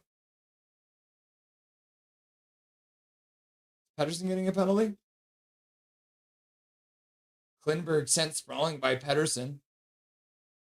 And EP40 gooning it up with another penalty. The Sharks will go to the power play. OMG, Wild is in OT with the Avalanche. The pressure I am feeling. Look at that. 39 seconds left to go in the overtime. Might go to a shootout. Devils thumping miserable Sabres. Sorry about that. Flames, yeah. Flames currently up against the defending Stanley Cup champions. Flyers in a tie now. 3-3 with the Islanders. The Blues and the Senators also tied 3-3. Canadians up on the Golden Knights 3-0. The Kings are currently defeating the Ducks 4-3 in the third. Sharks are leading the Canucks going to the power play. The Maple Leafs are up 2-0 on the Capitals. Hurricanes are up 1-0 on the Jets. And the Penguins versus Blue Jackets have not started. The Predators versus Blackhawks hasn't started. We'll also have the Mammoths versus the Stars.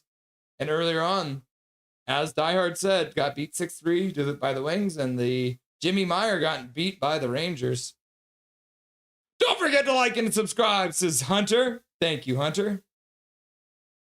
Russell, are you going to have Emperor King on for your show tomorrow? I have not planned that.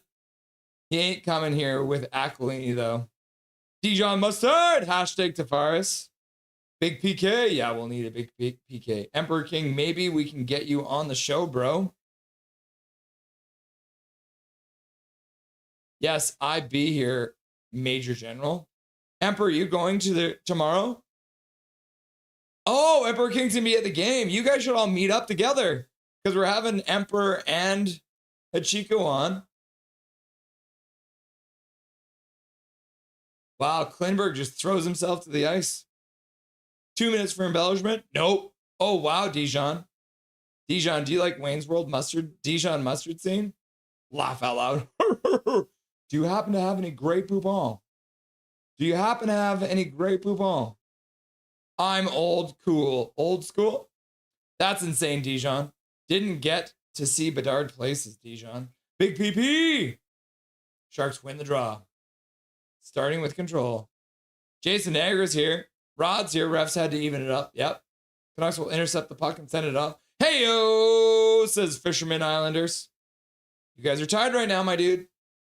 Bedard's dad is weird, always holding a camera recording kids. Yeah, I've heard that too. Yes, Major. Didn't you know? Taylor Betts, Major General. Yes, please. I love him. Holy crap, just scores his casket brain. Sharks bring the puck in. Smith back to the blue line. Myers intercepts it. He'll just dump it down the ice slowly. Minute 20 left to go on the power play. Sharks move it up quickly. Wenberg into the corner, holding the stick of Pettersson. DeBrus can't poke it past his man. Sharks keep it in on the half boards. Puck to the front of the net. I think that one was blocked by DPD. The Canucks will clear it up to the blue line. Kept in there by the Sharks. Now Hronek will pick it up. He'll flip it down the ice. San Jose plays it back up to the Canucks blue line, bringing it in. Puck back to the blue line. Sherwood's stick got chopped out of his hands, so the San Jose Sharks taking themselves off the power play with an interference call. 12:28 left to go. Bedard stays with the Blackhawks. Keep dreaming. Come on, fatality. Yeah, Smith just slashing the stick out of Garland's hands. Will Smith. So 46 seconds of 4-on-4. And then we'll have a minute and... Oh, Garland smack talking the San Jose Sharks bench. Has lots to say to Eklund, I guess. There's a reason we're trading Hughes away is because we're getting Bedard, Celebrini, and Schaefer on sweetheart deals. Yes! And then Major John was like, peace, peace, peace. Hockey, hockey. Hashtag Bedard. Face off in the Sharks zone. Kane can't win it. Looks like Sasson probably got waved out because they love waving Sasson out. Sharks back in their own zone. Klingberg. Canucks. Sasson gets the puck back. He'll play it up the boards. Marcus Pettersson passes the mill for Kane. Kane dishes for Sasson. Sasson leaves it for Kane. Kane drops it there. Vilander cuts to the middle. Drops for Kane. Now Kane spins around in the high slot. And then passes over for Sasson. Sasson can't get a shot off. He gets checked. The Sharks will play it down the ice. So the 4-on-4 is over. Pettersson's back on the ice. And the Canucks will have a minute and 10 on the power play. 0 for 4 on the power play so far.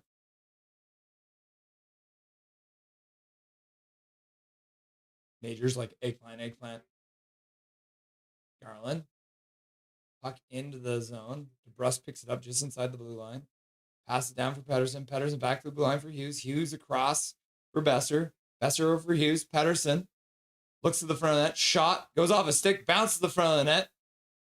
DeBrus can't get it in. Pettersson over for Hughes. Hughes back for Pettersson. Shot. Looking for a tip. But Besser's stick was being taken. Now Hughes down for Besser. Besser back for Hughes. Hughes shot to the front of the net. That one gets blocked and deflects out of play with 24 seconds left to go on the clock. 10:51 left to go in the third period of play. Holy PL. Yeah, but not a lot of goals, right? Canucks go. Canucks go. Canucks go. Swerving, stays making rumors up. Yep. For tomorrow. PP. Bro, me and Ichiko too.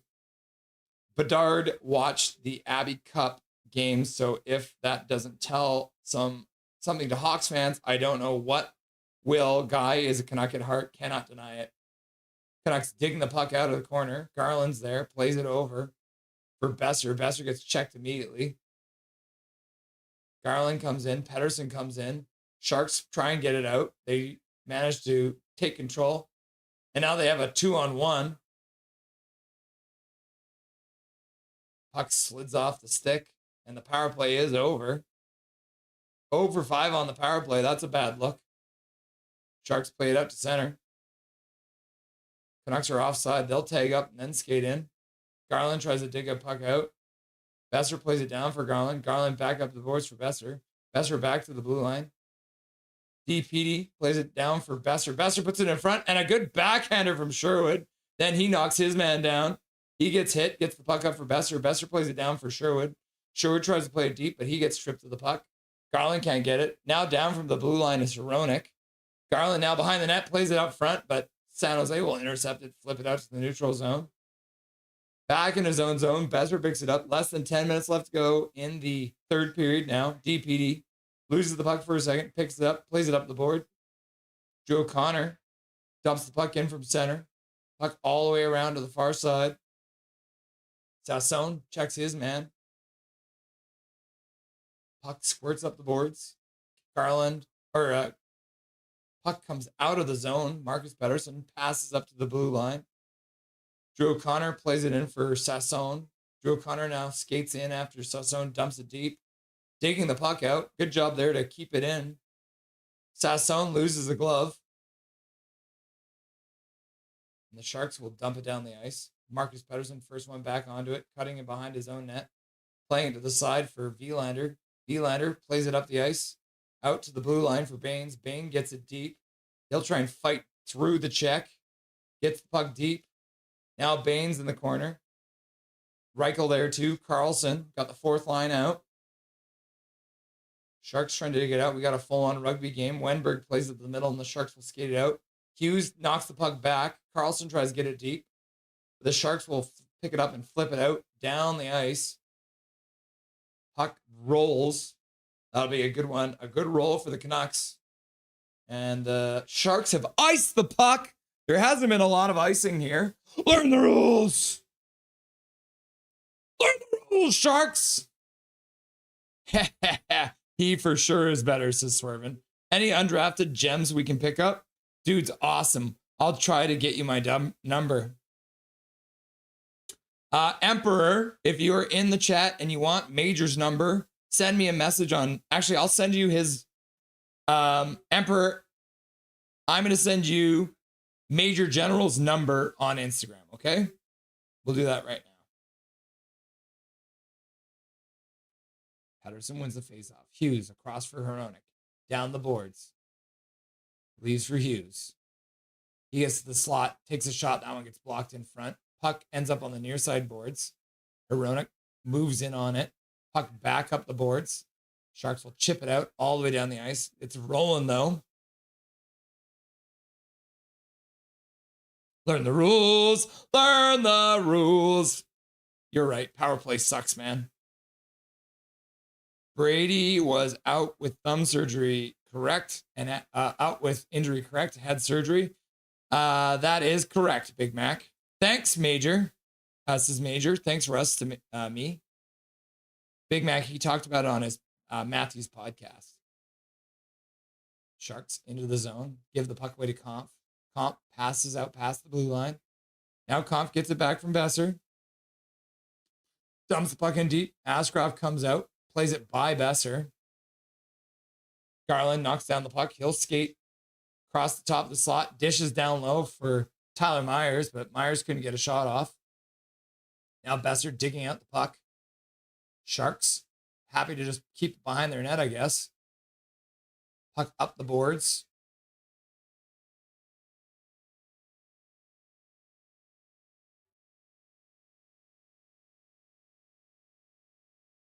Towards the net, Connor Garland. Sharks get it out. Will Smith in, stops up on the half boards, falls down.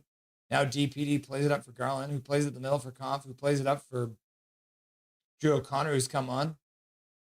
O'Connor, stick handling on the half boards, puts it towards the front of the net.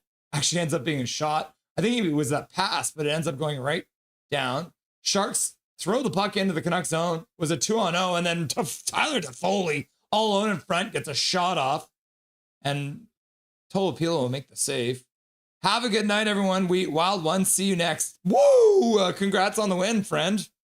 Wild is life in the chat. Fire Aqua, yeah. Jimmy Myers.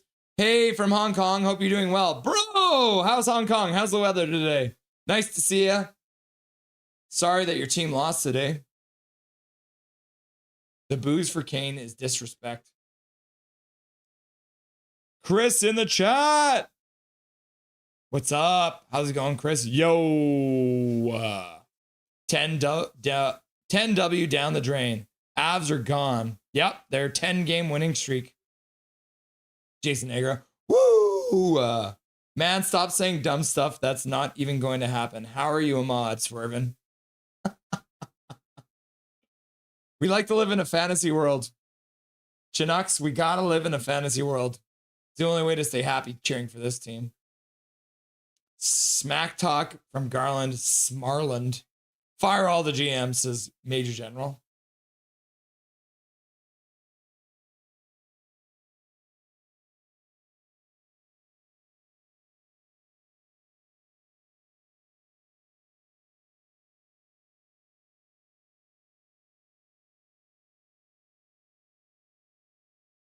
I'm getting the number for Emperor King for Major.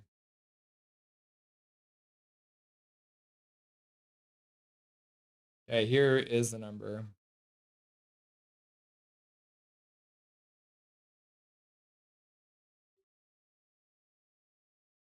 So Emperor, I'm sending on Instagram, I'm sending you Major General's number. So if you want to meet up with them at the game tomorrow, that's their number. Or that's Major's number. Come on, Canucks need a goal. Yep. Canucks lose the face-off in their own zone. Sharks play it all around down low. Pass across the slot. Shot by Will Smith goes wide near side. Sharks battling to get the puck out. Oh, Celebrini just... How the hell is that not a tripping call? I thought that for sure was going to be a tripping call. That's insane. Macklin Celebrini just went like a crazy psychopath. I can't believe that's not a penalty. He just tripped.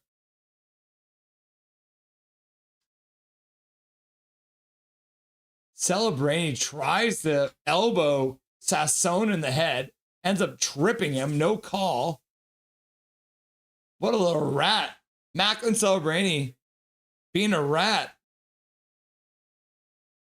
How is that not a power play? These referees are absolute shite. My wife has gotten home from work and Dobby is stoked. What, no call? Yeah, no call on that. Rod says, Kamloops here cheering for the Canucks. Canucks! Called out.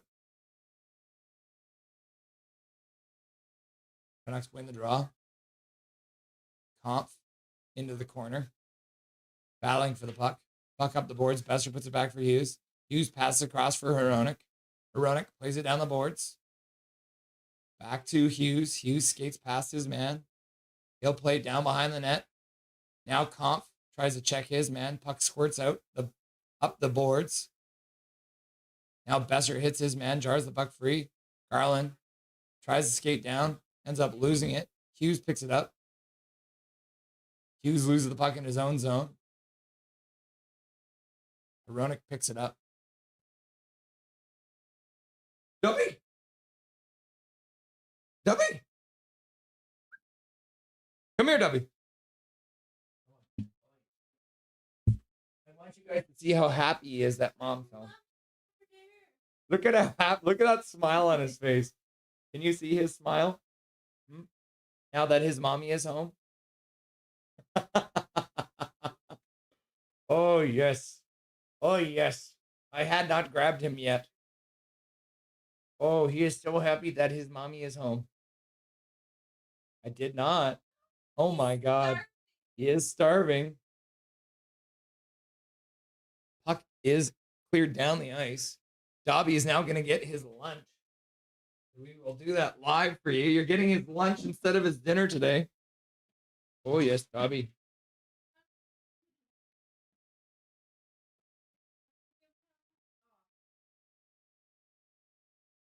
Is it enough? There's not enough food. We have to get his bag out. You could have given one of the toppers if you want. Oh my God, Dobby, you're about to get spoiled. He's gonna get the good stuff now, huh? I'm chilling. Oh, okay. Okay.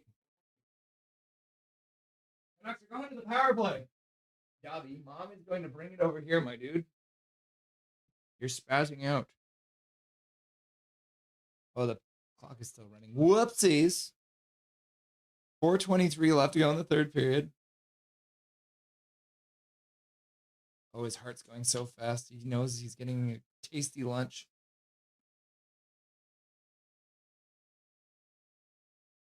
So I just want to show you guys. He's getting some extra fancy food today. Oh my gosh, Dobby. You lucky little boy.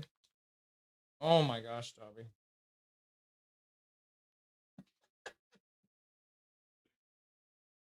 Look at those crazy eyes. Can you see his crazy eyes?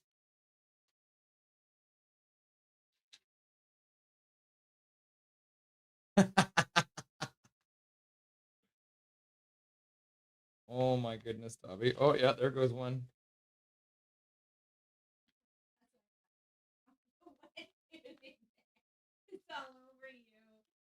What is this? Dobby, oh my god, bro. You're crazy, bro. Can you chew? Can you chew, man?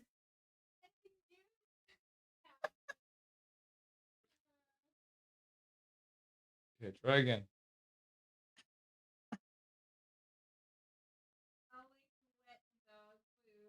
I'm used to. Oh, okay. We're gonna have to have Dobby clean up after this. Oh yeah, it's everywhere. Yeah. Oh, I know. Oh, Canucks going to the power play. Give them a power play clock. We'll try and start the clock with that Dobby. Oh my god, he just licked it out. Almost licked it out of my hands. Orlov getting a penalty for tripping.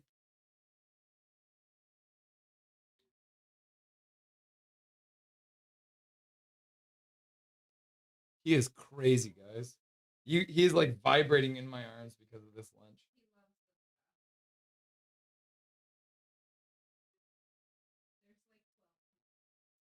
I know.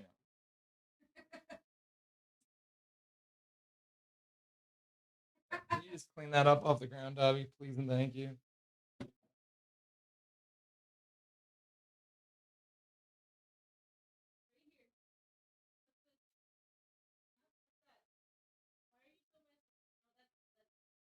What's this, Dobby? Come here. Oh, here. You're causing so much trouble, huh? You cute little boy. 4:10 left to go in the third period. Canucks on the power play. The minute 47 left to go on it. Puck is sent off the glass and down the ice. That might have been a makeup call for the Macklin Celebrini. Dopamine hit for Dobby right there. Yeah, Hundo P.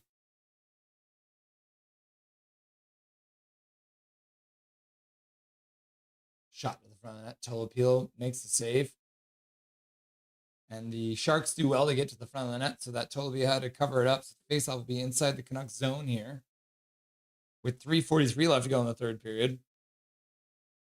We will win against you, Emperor King and OT. What's up, Dark Fear? Nice to see you. Always good to have Dark Fear in chat.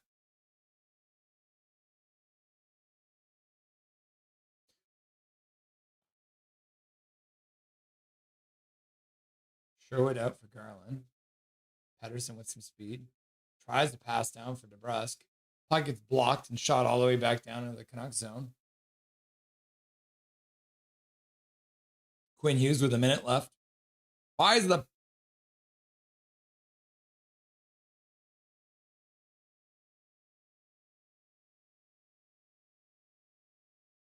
DeBrusque out front. Could not get past Askarov. Now the Sharks will skate it out. Shot deflects off a stick into the far side corner. Besser hits his man. Quinn Hughes misses the puck. Kane over the blue line. Loses it. And then the Sharks come in shorthanded. Shot to the front of the net. Looks like Kane just took a penalty. 20 seconds left to go on the power play, so we'll have 4-on-4 for 20 seconds. Kane doesn't like the call. Tank. Kane, are you kidding me? No.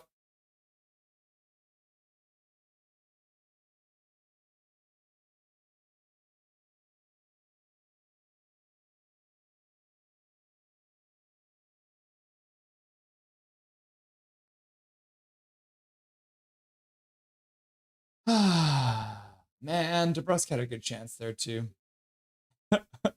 Hunter comes in with a $5 dono. Pucking Kane. Swear jar. Agreed. Thank you very much for the $5 dono, Hunter. We appreciate it. Swear jar. We had 6 power plays and we didn't score. Sharks win the ensuing faceoff.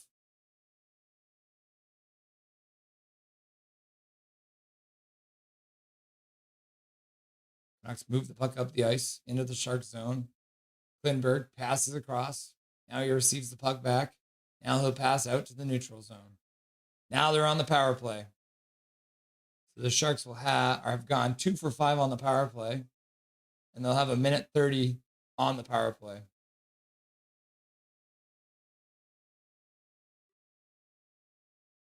So the Canucks might pull the goalie still to make it 5-on-5. Can't blame Hughes, is pink.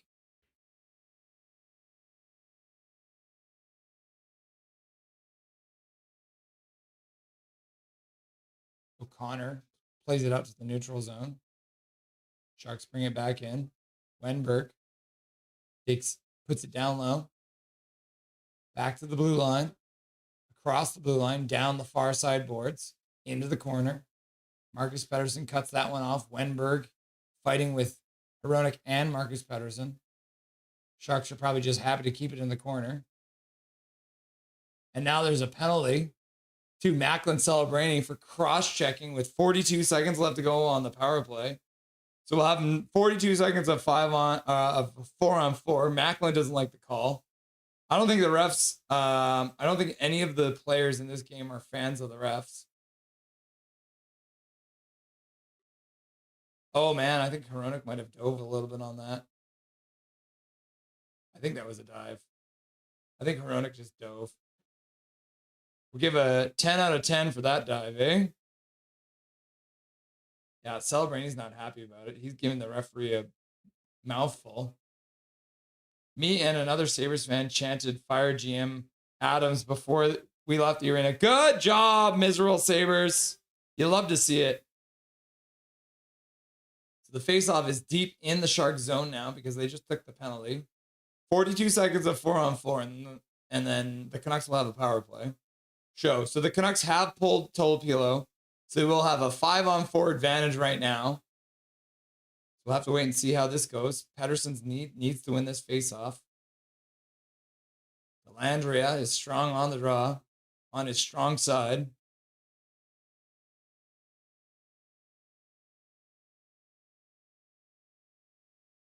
Pettersson wins the draw. Garland steps in to help out. Hughes skates the blue line. Passes across for Besser. Besser with a shot. That one gets blocked. And the Sharks will get it out to center. Besser's back to prevent it from going into the empty net. So the Canucks will have a 6-on-5 or 6-on-4 power play if they don't score here soon. Back to the blue line. DeBrusque skates onto it. Over for Hughes. Hughes into the corner, near side. It's it down low for Besser. Besser back for Hughes. Hughes across. Pettersson with a shot to the front of the net. Askarov makes a save with 40 seconds left to go in the game. Canucks are on the power play for a minute 17 now. This power play clock has been crazy.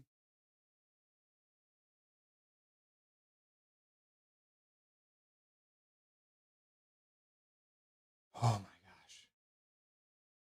40.4 seconds left. Empty net. Oh, Macklin Celebrini got a 4-minute penalty. A double minor.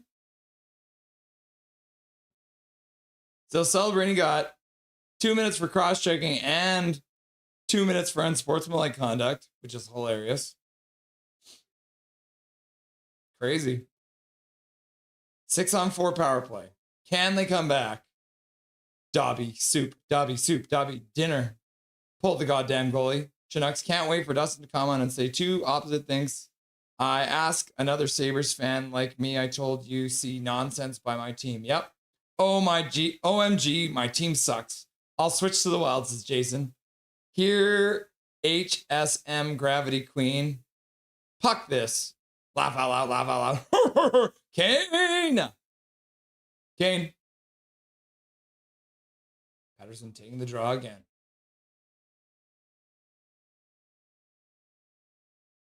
Six on four power play. Patterson. Scramble draw. Winger win. Hughes. Point. Shoots to the front of the net. Blocked. Chip to the side. Garland battling for it. Jarred free for Sherwood. Back to the blue line. Pass down low for Patterson. Patterson spins. Shot to the front of the net. That one gets saved by Askarov with the glove. That glove on Askarov is crazy. Askarov with a grin on his face with another glove save. Maybe let's avoid his glove.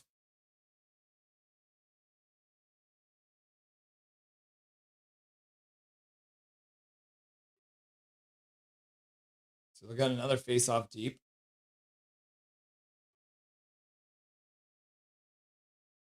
Patterson wins it back for Sherwood. Back for Hughes. Hughes skates to the high slot. Shot to the front of the net. Askarov makes another save with 13 seconds left to go. Good work by the Canucks to get the win on the face-off and get a shot. 13.7 seconds left now.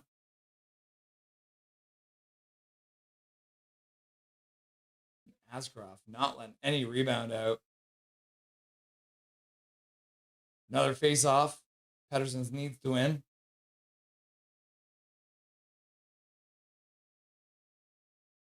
Patterson wins it. But Ferraro picks it up. He'll take it to the corner and just sit there. He gets hit by Garland. Now Patterson gets hit from behind in the... Yeah. And now Patterson gets hit again from behind. What an absolute piece of shit. Patterson just got hit head first into the boards. Barclay Goodrow, what a piece of shit that guy is. And then Besser is just on top of him.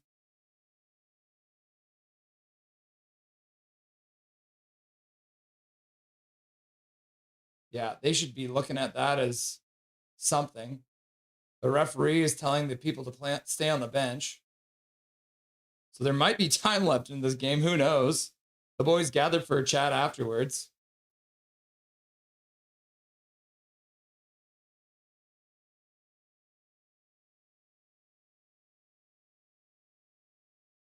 Delandria with another cheap shot. So Goodrow and Delandria. All right, so we got 1.9 seconds left on the clock. We'll call it 2 seconds, eh?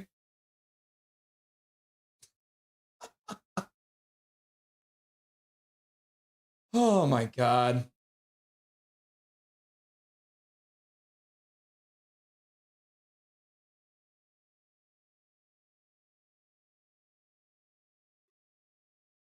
They're chatting with the referee. I don't know what the discussion is.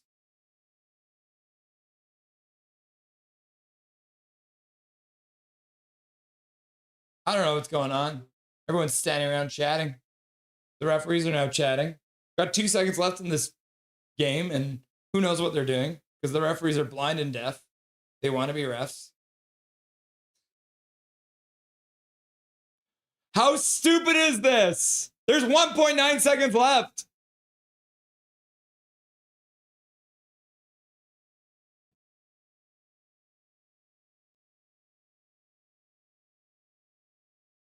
What the fuck did Pedersen get a penalty for?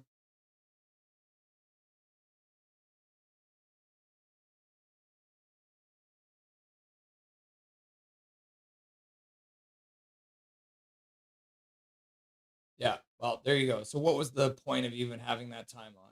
Seriously. Insane. This game sucks, refs, and San Jose sucks.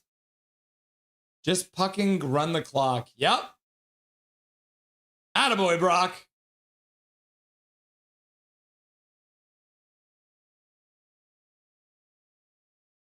Quinn Hughes is like, what the hell's going on?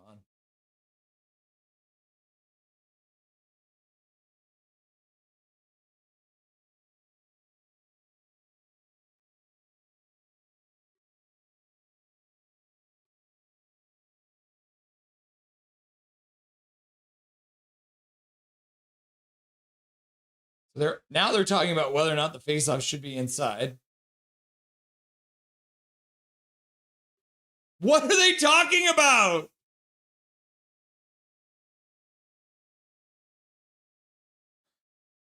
Laughing and crying.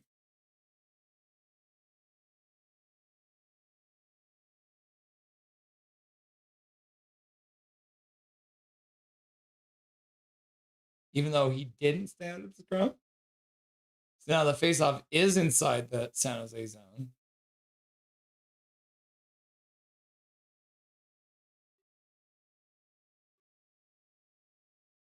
Okay, so what is going on? So Conf is coming out.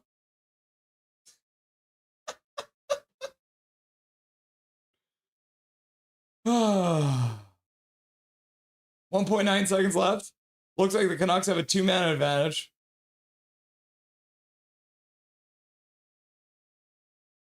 No, they have. No. This is the most insane ending to a game I've ever seen. They haven't even dropped the puck now. San Jose doesn't understand they're down 5-on-3. So it's a 6-on-3. And then they're going to drop the puck and it's going to just be a scrambled draw and the game is going to end. That's what's about to happen.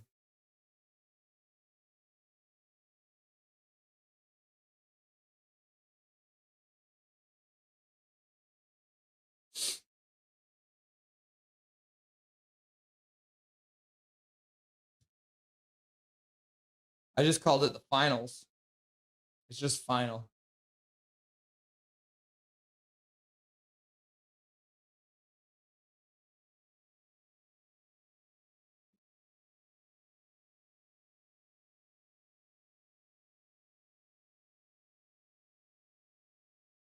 Dustin Boydell, no introduction. I'm just bringing you on because I have no idea what the hell to say. That was the most chaotic ending to a game I've ever seen. The referees were terrible on both sides tonight. And as a Canucks fan, I'm not here to complain because the Canucks couldn't score on the power play anyways. But what the hell was the refereeing tonight? The guy from Center Ice is making calls in the corner. Evander Kane gets a penalty for slashing, right? Like, and I mean, he deserves a lot of penalties. I don't think he deserved that one. Is this one where you feel like the referees lost a handle on what the hell was going on? Well, I think Garrett Rank needs to maybe consider a new profession. Earlier this month gives a abusive official penalty to Connor Bedard. Hands out 2 separate unsportsmanlike conduct penalties this afternoon to Celebrini and Hughes for arguing calls. I just think, you need to have a bit tougher skin in the NHL. If this is how you're going to treat the game and make it more about you as an official, then I don't really got time for you. Both ways. It was horrible both ways.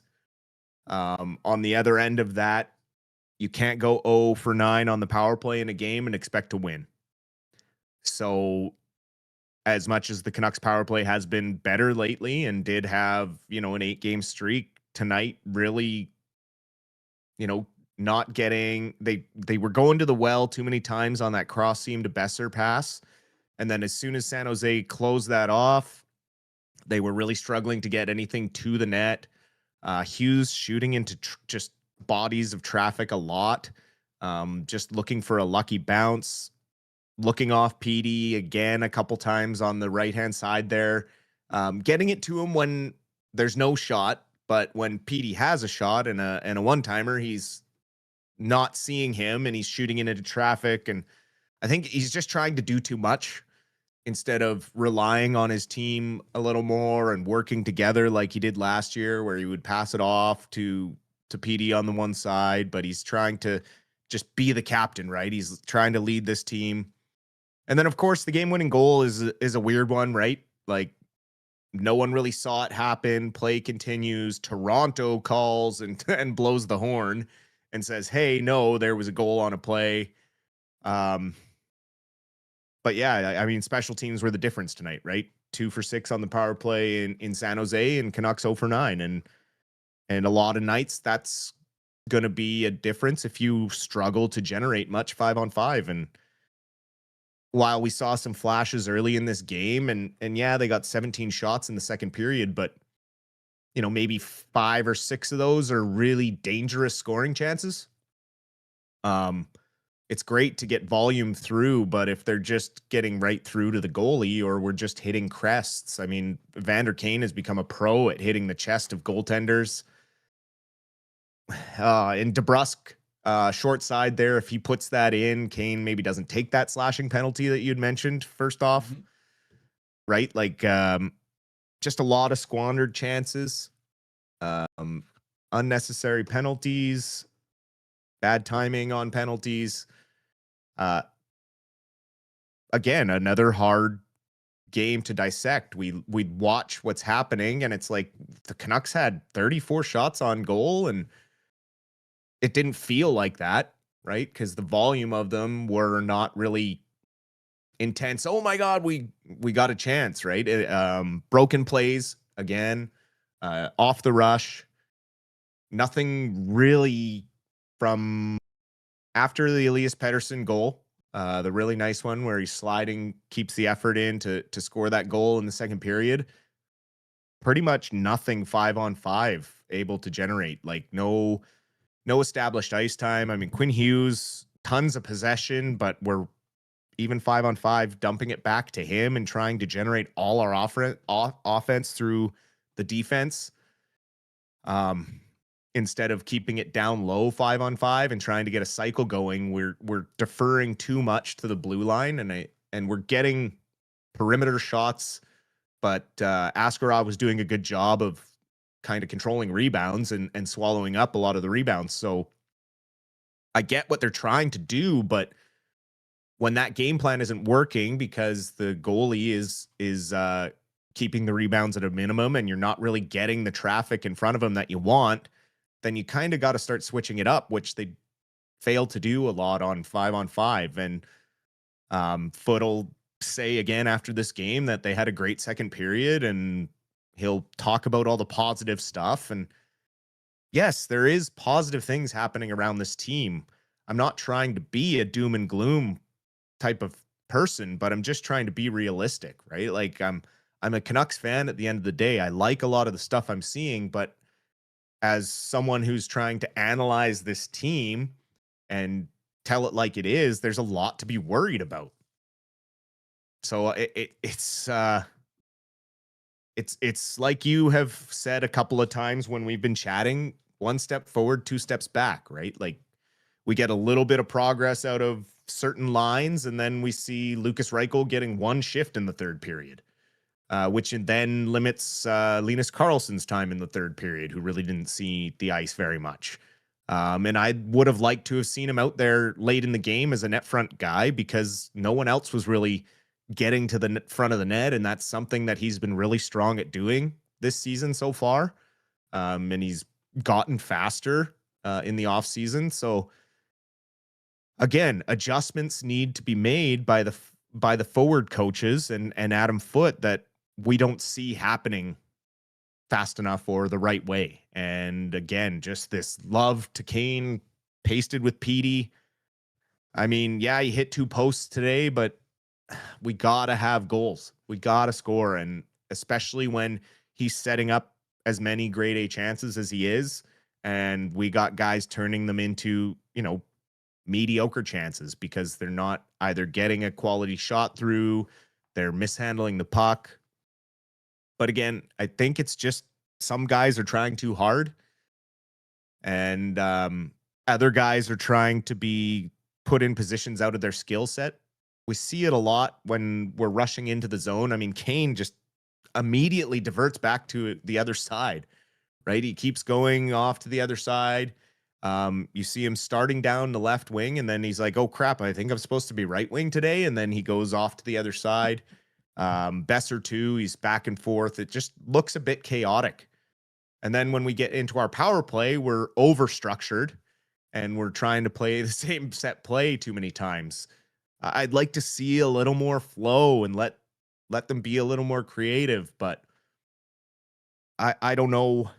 I don't know what the answer is other than we need to get better deployment on the lines, right? You can't have the lefty, righty first line, second line. You got to mix it up a bit. You got to mix who's with who. Höglander coming back. Maybe we see like a Besser, Höglander, PD first line. Like, I'd really like to see that. Besser does better when he has a player like Pettersson setting him up. You got Kampf out there who's just not an offensive guy. And it's bringing down Besser 5-on-5. It's bringing down Garland 5-on-5. And I just wish that there was some way for Kane or for Foote to kind of see what's happening, but he focuses so heavily. Again, as I say, he focuses heavily on the positives and kind of looks at every game through rose-colored glasses. And maybe that's just, you know, a young head coach trying to stay positive for his team. But at the end of the day, there's nothing wrong with being realistic and saying what you need to work on as a team. And we're getting that a little more out of him when he's talking recently about Hughes and needing to reel him in, but now we need to see that happening, right? We still don't see what he's talking about. He said publicly that Lucas Reichel should be played on the wing. And then we see tonight he puts him fourth line center. It's like, well, if you think his best chance at success is on the wing, why don't you do that? You're the head coach. Don't let the GM tell you how to ice your team or whoever is telling him. If he thinks that, if that's his instinct, then maybe Foote needs to go more on instinct. Maybe Foote isn't getting as much freedom to be a head coach as we think. I don't know. Because it all just kind of seems weird. I feel like Foote, sometimes when he's talking, wants to say what he wants to do, but then doesn't. And it confuses me sometimes because I feel like he recognizes what needs to change, but he's not saying it and he's not doing it. And I don't know why.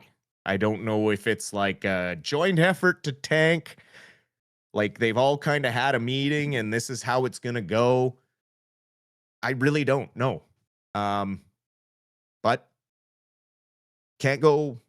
Special teams for a difference, and I don't know. I don't know where we go from here. I think the thing that makes me most sad about this game is that beautiful goal from EP40 is wasted now. That's one of the nicest goals we've seen all year from the Canucks after Garland with his beautiful goal deking in. The effort from Pettersson to essentially score while having a player checking him and then still able to shoot the puck while he's falling to the ice was absolutely insane. What a marvelous effort from Pettersson on that one. So you hate to see when a goal of that caliber ends up being essentially wasted in a game because our former Vancouver Canuck, Adam Gaudette, is set up by former Vancouver Canuck Tyler Toffoli to win the game on a reviewed goal in Toronto. So pretty much a tough one to swallow there. Even Nick coming on in the second mission, he's like, I didn't even see them call it a goal because I would change in TVs. And then suddenly you come back and it's a 3-2 game for the San Jose Sharks. And the Canucks really didn't have any high quality chances after that. Like third period, they got some shots. Like they ended up with 9 shots, but I wouldn't call any of those shots in the third period high quality. No, other than the DeBrusque chance short side, he did have some daylight there, but he hooked it right into Askarov's stomach. Yeah, I mean, I agree with you a lot. Right? It's tough to, like, as much as you want to be positive about some of the things you're seeing, they're not great things. Like the bar is so low right now, and that's, I think, where the apathy comes in towards this team, right? Where it's like, yeah, we did some good stuff, but you know, are we gonna tank? Are we not gonna tank? We just beat the Ducks, who are the best team in the Pacific, right? It's like, what? Just what don't are we know doing? What to, right? Exactly. There's no direction. Like we're being told one thing from the top, and then we're sitting here waiting for trades to happen, and it's like, okay, we get it. Like fans, I get the hypothetical trades and wanting to make certain moves and wanting to bring players in, but it's like, just because you put a for sale sign on the front line doesn't mean the house is going to sell. Like there's so much parity in this league. A lot of teams are still trying to decide if they want to buy, if they want to sell. Even the Canucks are only 6 points out of a playoff spot right now.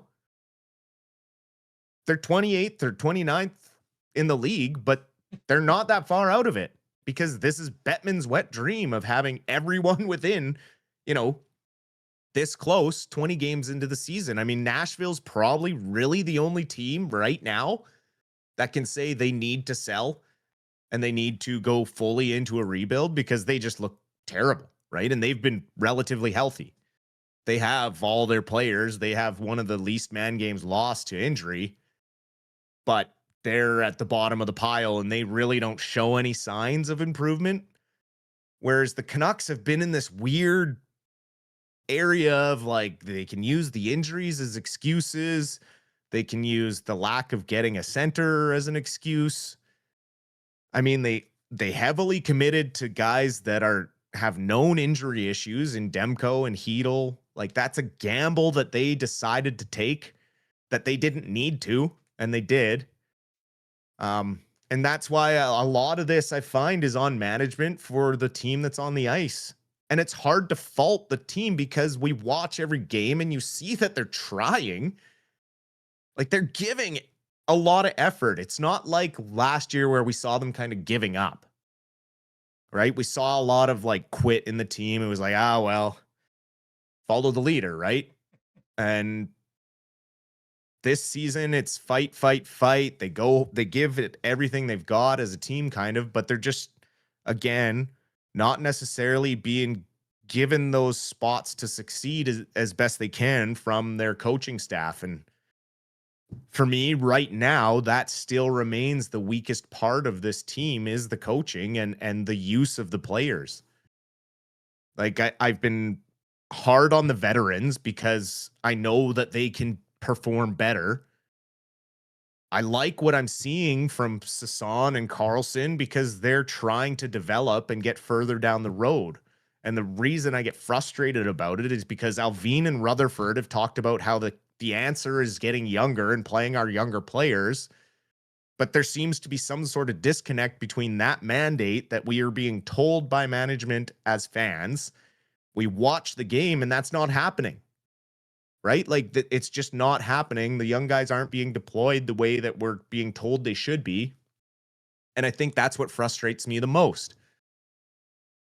And there's not enough movement of like, I get that Kane is getting a ton of chances. But what I'm trying to kind of say is that Pettersson and whoever else is on that line, whether it's Garland or whether it's DeBrusk, are working to create those DeBrusk, not so much. When it was Garland,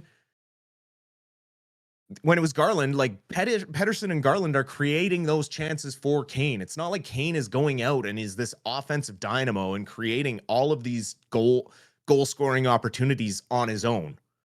So if you take him out of that equation and you plug in someone like Brock Besser, who is a bona fide goal scorer, or even giving Lucas Reichel a chance on that side, who was showing some offensive flair in Chicago as a winger, or even, bumping DeBrusk up there and having Garland on that side, and you have a more balanced line. You have a right-handed shot on the right side and you have a left-handed shot on the left side. They can crisscross as much as you want. If you want to use strong hands on either side, fine. But the three lefties on the top line and then it might as well be three righties on the second line because you have a defensive centerman in between two right-handed shots and it's just not working. The only guys working well together on that line are Garland and Besser.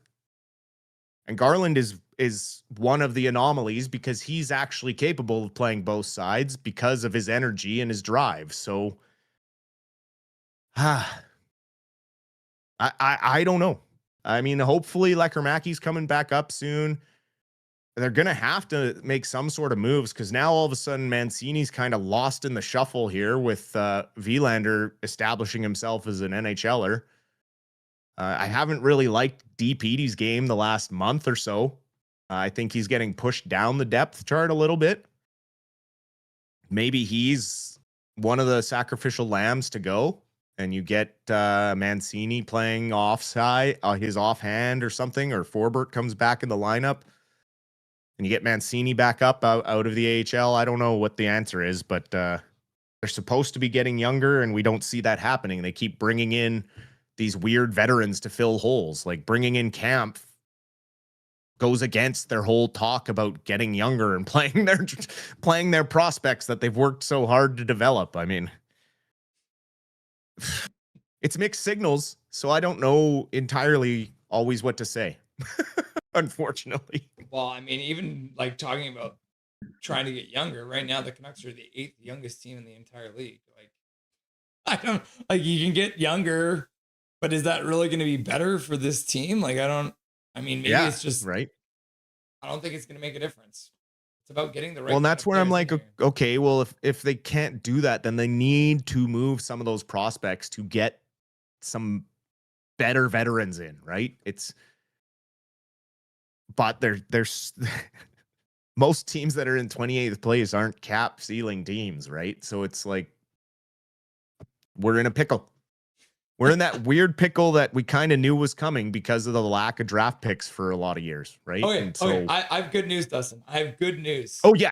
What's the okay, good news? are you so excited? Good news. The good Canucks news. are not What? the worst defensive team in the league anymore. It is the Oilers. The Canucks have allowed 93 goals. The Oilers have allowed 95. Boom, we're second worst. We'll take it. Okay, let me say this though, honestly, as just a hockey fan, I would much rather be right now be where the Canucks are than where the Oilers are. Mm-hmm.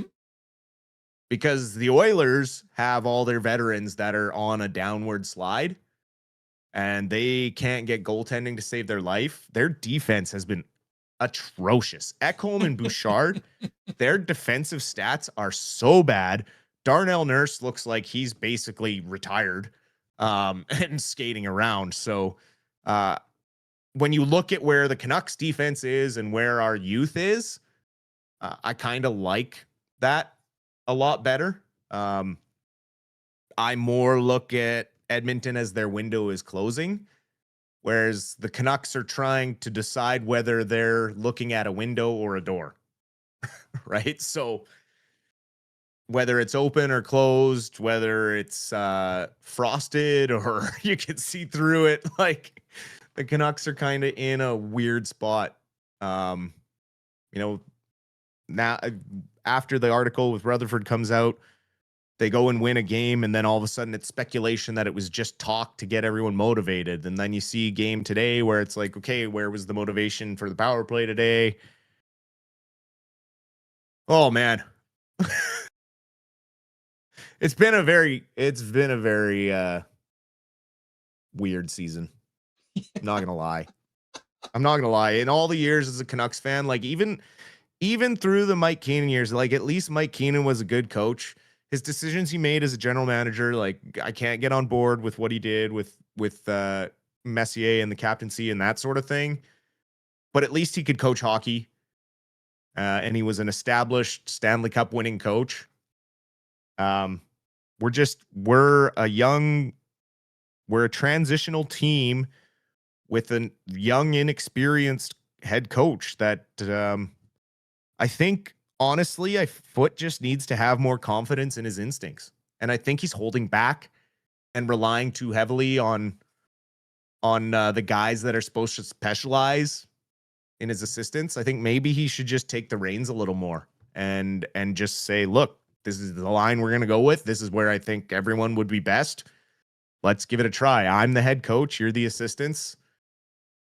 I want to play this lineup. And I don't know what the relationship is behind closed doors. I don't know if he is the one that's overruling and maybe Brett McLean does want to switch the lineups a bit more. We don't know, right? Because we don't get those conversations. We don't get that kind of update. All we really see is the reluctance to switch it up very much and sugarcoat all the positive stuff and kind of neglect to talk about the deployment or Quinn Hughes, possessing the puck for 5 minutes, but not having a point in this game, right? So it's like, if you're going to control the puck, great, but you better freaking produce, right? Isn't that what we always talk about with Pettersson needs to live up to his contract?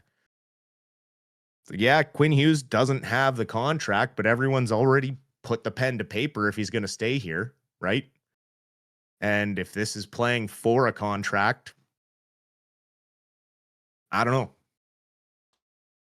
I don't know, right? 3 stars? What do you think the 3 stars were? We're in San Jose, so I mean that's. Well, I mean, you're gonna have probably Macklin Celebrini as a star. You're gonna have Adam Gaudette because he got the game winner, even though it was a mystery goal, and then you're gonna have Askarov because he stopped 32 of 34 shots. How'd I do for those Americans down there? Askarov, first star. William Eklund gets the second star with 1 goal. Eklund. And then Adam Gaudette getting his star as well for the game winner because they love the game winners. No Canucks on this one. No, is there a one Canuck goal apparently is greater than 2 assists in the Americans. If you were to put a Canuck in the 3 stars, who would it be? Oh, probably Besser. You know, another 6 shots on goal. I think he's probably one of his best 2 games he's had in a while. I know I've been pretty hard on him, dogging him a bit, but he did have, I think, 5. I mean, he had 5 grade A chances last game, and that's, I think, what frustrated me a bit about his lack of scoring. And then Barry's one tonight, which is good. Had another 5 shots on net. He's trying to get better on that left wing. But again, I feel bad for him for not having a center that can set him up a little better. Yeah. Let's save the Abbey Canucks for tomorrow because they're just going to finish up their game here in a little bit. Got the LA Kings tomorrow. We're not going to talk about it because who knows what we're going to see. We're going to have some people live there, so that should be fun. Is there anything you want to say to chat before I let you go? Appreciate you guys as always. It's always fun to read what's going on in there. Got a little wild today during the afternoon, but I hope everyone has a great rest of their Friday. We'll see you all tomorrow night for the game against the Kings. And stay safe, have fun, and we will talk to y'all soon. Thanks, buddy. I appreciate you. Appreciate you. Have a good one. Dustin Boydell, the Silver Fox, stopping by to say hello and give us some takes on the game. You love to see it. Oh yeah, Abby's in the 3rd period of their game, so we'll update you guys on what's happening there tomorrow. We will be live tomorrow for the LA game. I will bring up on the screen here for you. It is a 7:00 start in LA. We'll be live for that. We'll also be covering there is the game that is currently being played between Abbotsford and Tucson, and then there'll be another game tomorrow. So they're going to get started before the Canucks tomorrow. So we'll be able to give you both finals between these 2 games for tomorrow. And then as well, the Vancouver Golden Eyes will be playing as well tomorrow morning. So we'll get you guys up to date on the Golden Eyes as well, because they'll be playing tomorrow morning at 10 a.m. It's going to be 9 a.m. our time. It's going to be noon in New York, but it's going to be 9 a.m. our time. So we'll keep you guys up to date on everything that happened in that game as well. Sound good? Sounds great. Let's finish off the poll question here. Does Sherwood get traded for prospects and picks? You guys said 39% of you say yep. 32% said who freaking knows with this team. 19% say nope. And 10% say maybe. So, yeah. So the majority of you are saying that Sherwood is going to get traded, which is probably a good bet at this point. Let's have a look as well at our donos because you guys went crazy on the donos as usual. Daniel Turgeon, Canucks win 5-4 today, especially if they play Mike Hunt. They did not play Mike Hunt. So, unfortunately, that means they didn't win 5-4. They lost 3-2. Hunter came in with a 5 gifted memberships. Thank you very much. And then he donated another one. And then Pink Sunglasses was here. And he said, rebuild! Hashtag rebuild. $13.99. Thank you very much, Jacob. And then Twisted Wrister Hockey, Nick Pinkerton, coming on to do the intermission. Not only that, but also dropping $30 into the chat. We appreciate you very much, Nick, for coming on the show and for donating $30. We appreciate you. Major General donating a gift of membership for each Canucks goal. And then Dijon Mustard also dropping 5 gifted memberships into the chat. Thank you very much, Dijon Mustard. We appreciate you.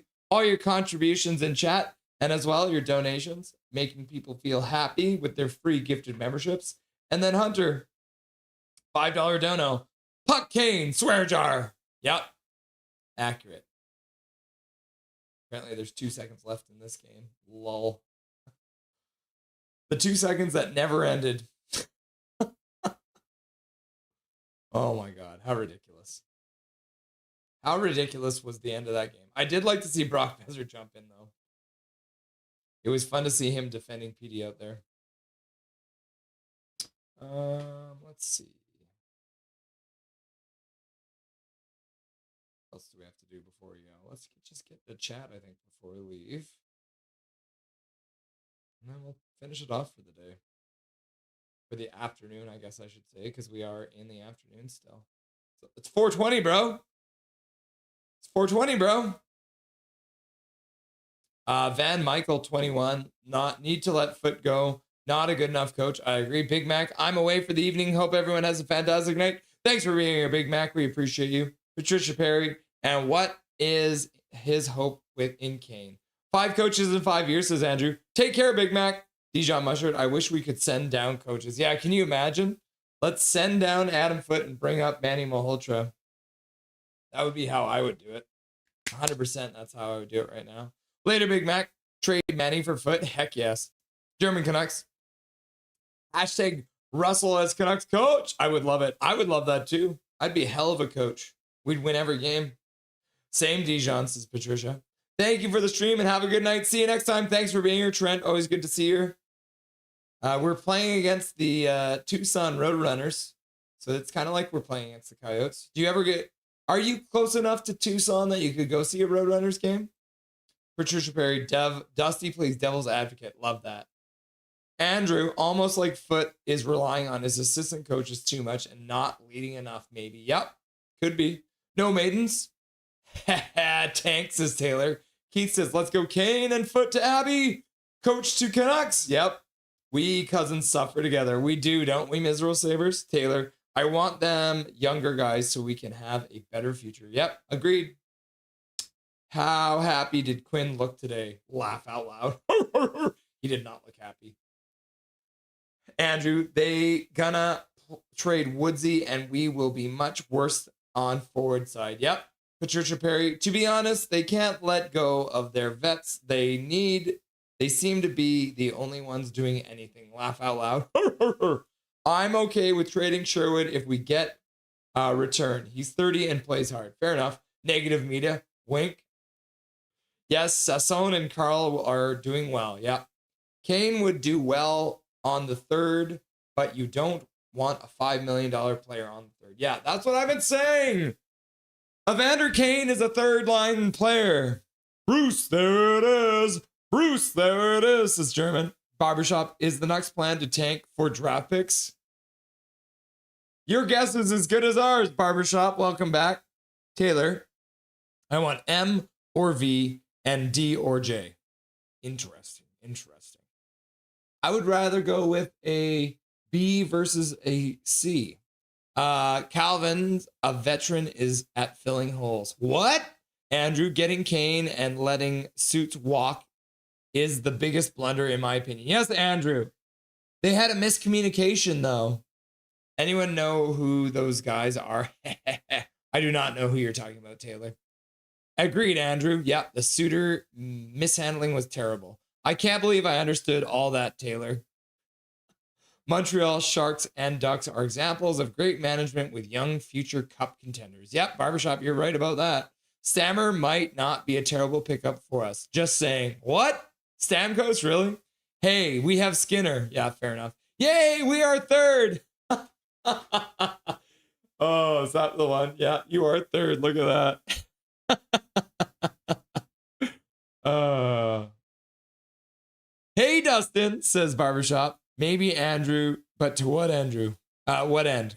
Question mark. Barbershop, you clearly don't know Oilers. They suck till January. Fair enough. Short term 2C, maybe. Don't use the R word. Yep. Give our young guns a little time to develop. Kane's from East Van. We always go through the window. Wink, wink. Who's bedarded? Swerve and Irvin, you know me best. Taylor Betts, using codes that only Swerve and Irvin understands. KJ Brazy, KJ, if you were the coach of the Canucks, it would be awesome. And tell it how it is. Laugh out loud, says German Canucks. Barbershop, 2022 Oilers went 2-9-1. 2023, they were in last place at this time. Oilers need to suck to be good. 0-3 to the Panthers, fought back, down 0-2 to the Kings. Yep, that is true. No Stamkos, we always take players who are washed. Yep. Coaching has been a huge problem this year. I agree. And every other year. Oh, when was the last time we had a good coach? Was it Vigneault? The year the Oilers win the Pacific Division when the rebuild starts. Donka, German Canucks, says KJ. Send Sherwood dude to Edmonton. We'll give you Sherwood for McDavid. How about that? Andrew, hard no. Armageddon Death. I've been waiting Coach Brunette to go. Armageddon, I don't know if that's ever going to happen. Bye, Dusty, says Andrew. The scruff is back, says KJ. Thanks for bringing the scruff back, Dusty. Deadly Flames, thanks for the stream. Happy Flames won. Fluffy wasn't happy with the Flames. Laughing and crying. Bye, says Luke Fireswater. Bye, Luke Fireswater. Bye. Trent, have a good night. Much respect from a Coyotes fan. Much respect to a Coyotes fan from a Canucks fan. See ya, Luke. Let's trade for Nashville's first round pick. Apparently theirs and ours are the same. Laugh out loud. Trent, salute. Whoa, Capitals tied it. Are you guys actually going to come back in your game and win it? Let's see. Oh, yeah, it is tied in the third period. Good job, Capitals, Ovi. 2-2 against the Leafs. And the Penguins are currently defeating the Blue Jackets. Back to the bar. That's according to Puckpedia. Leafs 2-2. Have a good one, says Midnight Solar. Good luck. Good luck, Midnight Solar, against the Dark Sharks team. Is it a strong draft class this year? It is. Yeah. Are you guys fed up with Foot? Yes. Isn't Landon DuPont supposed to be in the draft? Yes. Au revoir, Russell. See you next time. Nice to see you, Universal Habs. Have a great night, my dude. Always good to see you. Dijon Mustard, GMs always fun. Good night, says Dijon Mustard. The year after, I believe, Calvin. Yeah, I go to Tucson games. Very cool. So you get to see some hockey still, which is good to see. Oh, man, would be nice for this year. GG, nothing is perfect, says Ruthless Shark. Yeah, GG, that was fun, you know. It was a chaotic game. We like chaos here. So GG, Ruthless Sharky. To evil, says Evelyn. Yeah, the kids are a beauty, eh? Barbershop, give us back Kane at the trade deadline. We'll give you Sherwood and Kane for McDavid and Draisaitl. No, Calvin 99 Charlie. He's 2027. Okay, thank you, Taylor, for getting that right for us. Cheers, since I'm drunk. Always, I don't remember half of the time. Half of the time. Fair enough, Die Hard. Gavin, says KJ. Night, says Omega Fish. So Lightnings are winning and Panthers are losing. This is amazing for me, says Dark Jedi. Laughing and crying. Laugh out loud. Stamkos. Is that like Stamkos? I love me some Stamkos. AV was our last good coach. Yeah. God, I miss AV. I wouldn't put it last management. We always take players on the last legs. Yeah. Have a good night. Happy we are beating California rivals. Sorry, Emperor. Good night to you, sir, says Keith. What kind of BS officiating was called for the Canucks game? A whole lot of BS. A big old truckload of BS. Too evil, says Zach. Refs gave the Nucks so many chances. They did. Yep. I guess I'll erase mine, KJ. Put it first. Laugh out loud. From Kamloops, says Keith. Keith from Kamloops. Cut chilling, says Castle Siege. Anyways, later, y'all. Trevor Linden. He waves goodbye. Later, Calvin, says KJ. Fusion! Thanks for the stream, Russ. Canucks go. Canucks go. Canucks go, says Calvin. And then Dark Chart says, Midnight Teller, I'm sorry if we win. Barbershop, didn't you guys have Fire AV for Torts? We did. Fusion! And then Andrew says, good night, all. And then Armageddon says, we will all live with misery. Yeah. Yes, Misery Together, Nashville, and us, and Armageddon, and Miserable Sabres fan, and Midnight Solar. All right, everyone, thank you very much for being here. Thank you for Dustin for being here. Thank you to all the people who donated and contributed. Thank you very much to Nick Pinkerton from Twisted Wrister Hockey. Again, make sure you check him out. He does a lot of cool videos. Thanks for being here. And thanks to all you beautiful people in chat for keeping this place a beautiful hangout. I appreciate you. Russells cannot win. Leafs are losers. This is all true. We can all be happy. Yes, the Leafs are losing. Yeah, they just went down. Look at that. Leafs are losing. Woo! Now suddenly I feel better. All right, guys, we'll be live again for the Canucks versus the Kings. We're going to have Major and Hachiko on, as well as my brother Ryan from Australia. Very good, says OV fan. All right, thank you everyone for being here again. We'll be live tomorrow for the Kings game. We'll have you up to date on the Abbey Canucks and the PWHL Vancouver Golden Knights. But until then, remember, my name is Russell Holiday. This is Nothing is Perfect. And make sure that you make good choices.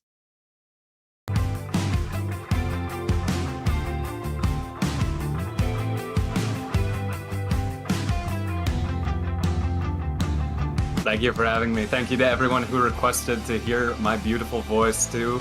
I appreciate that.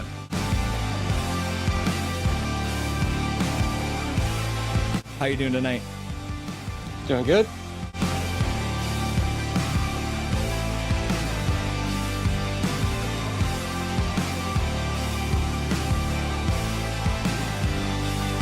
Thank you very much for taking the time out of your very first hockey game to join this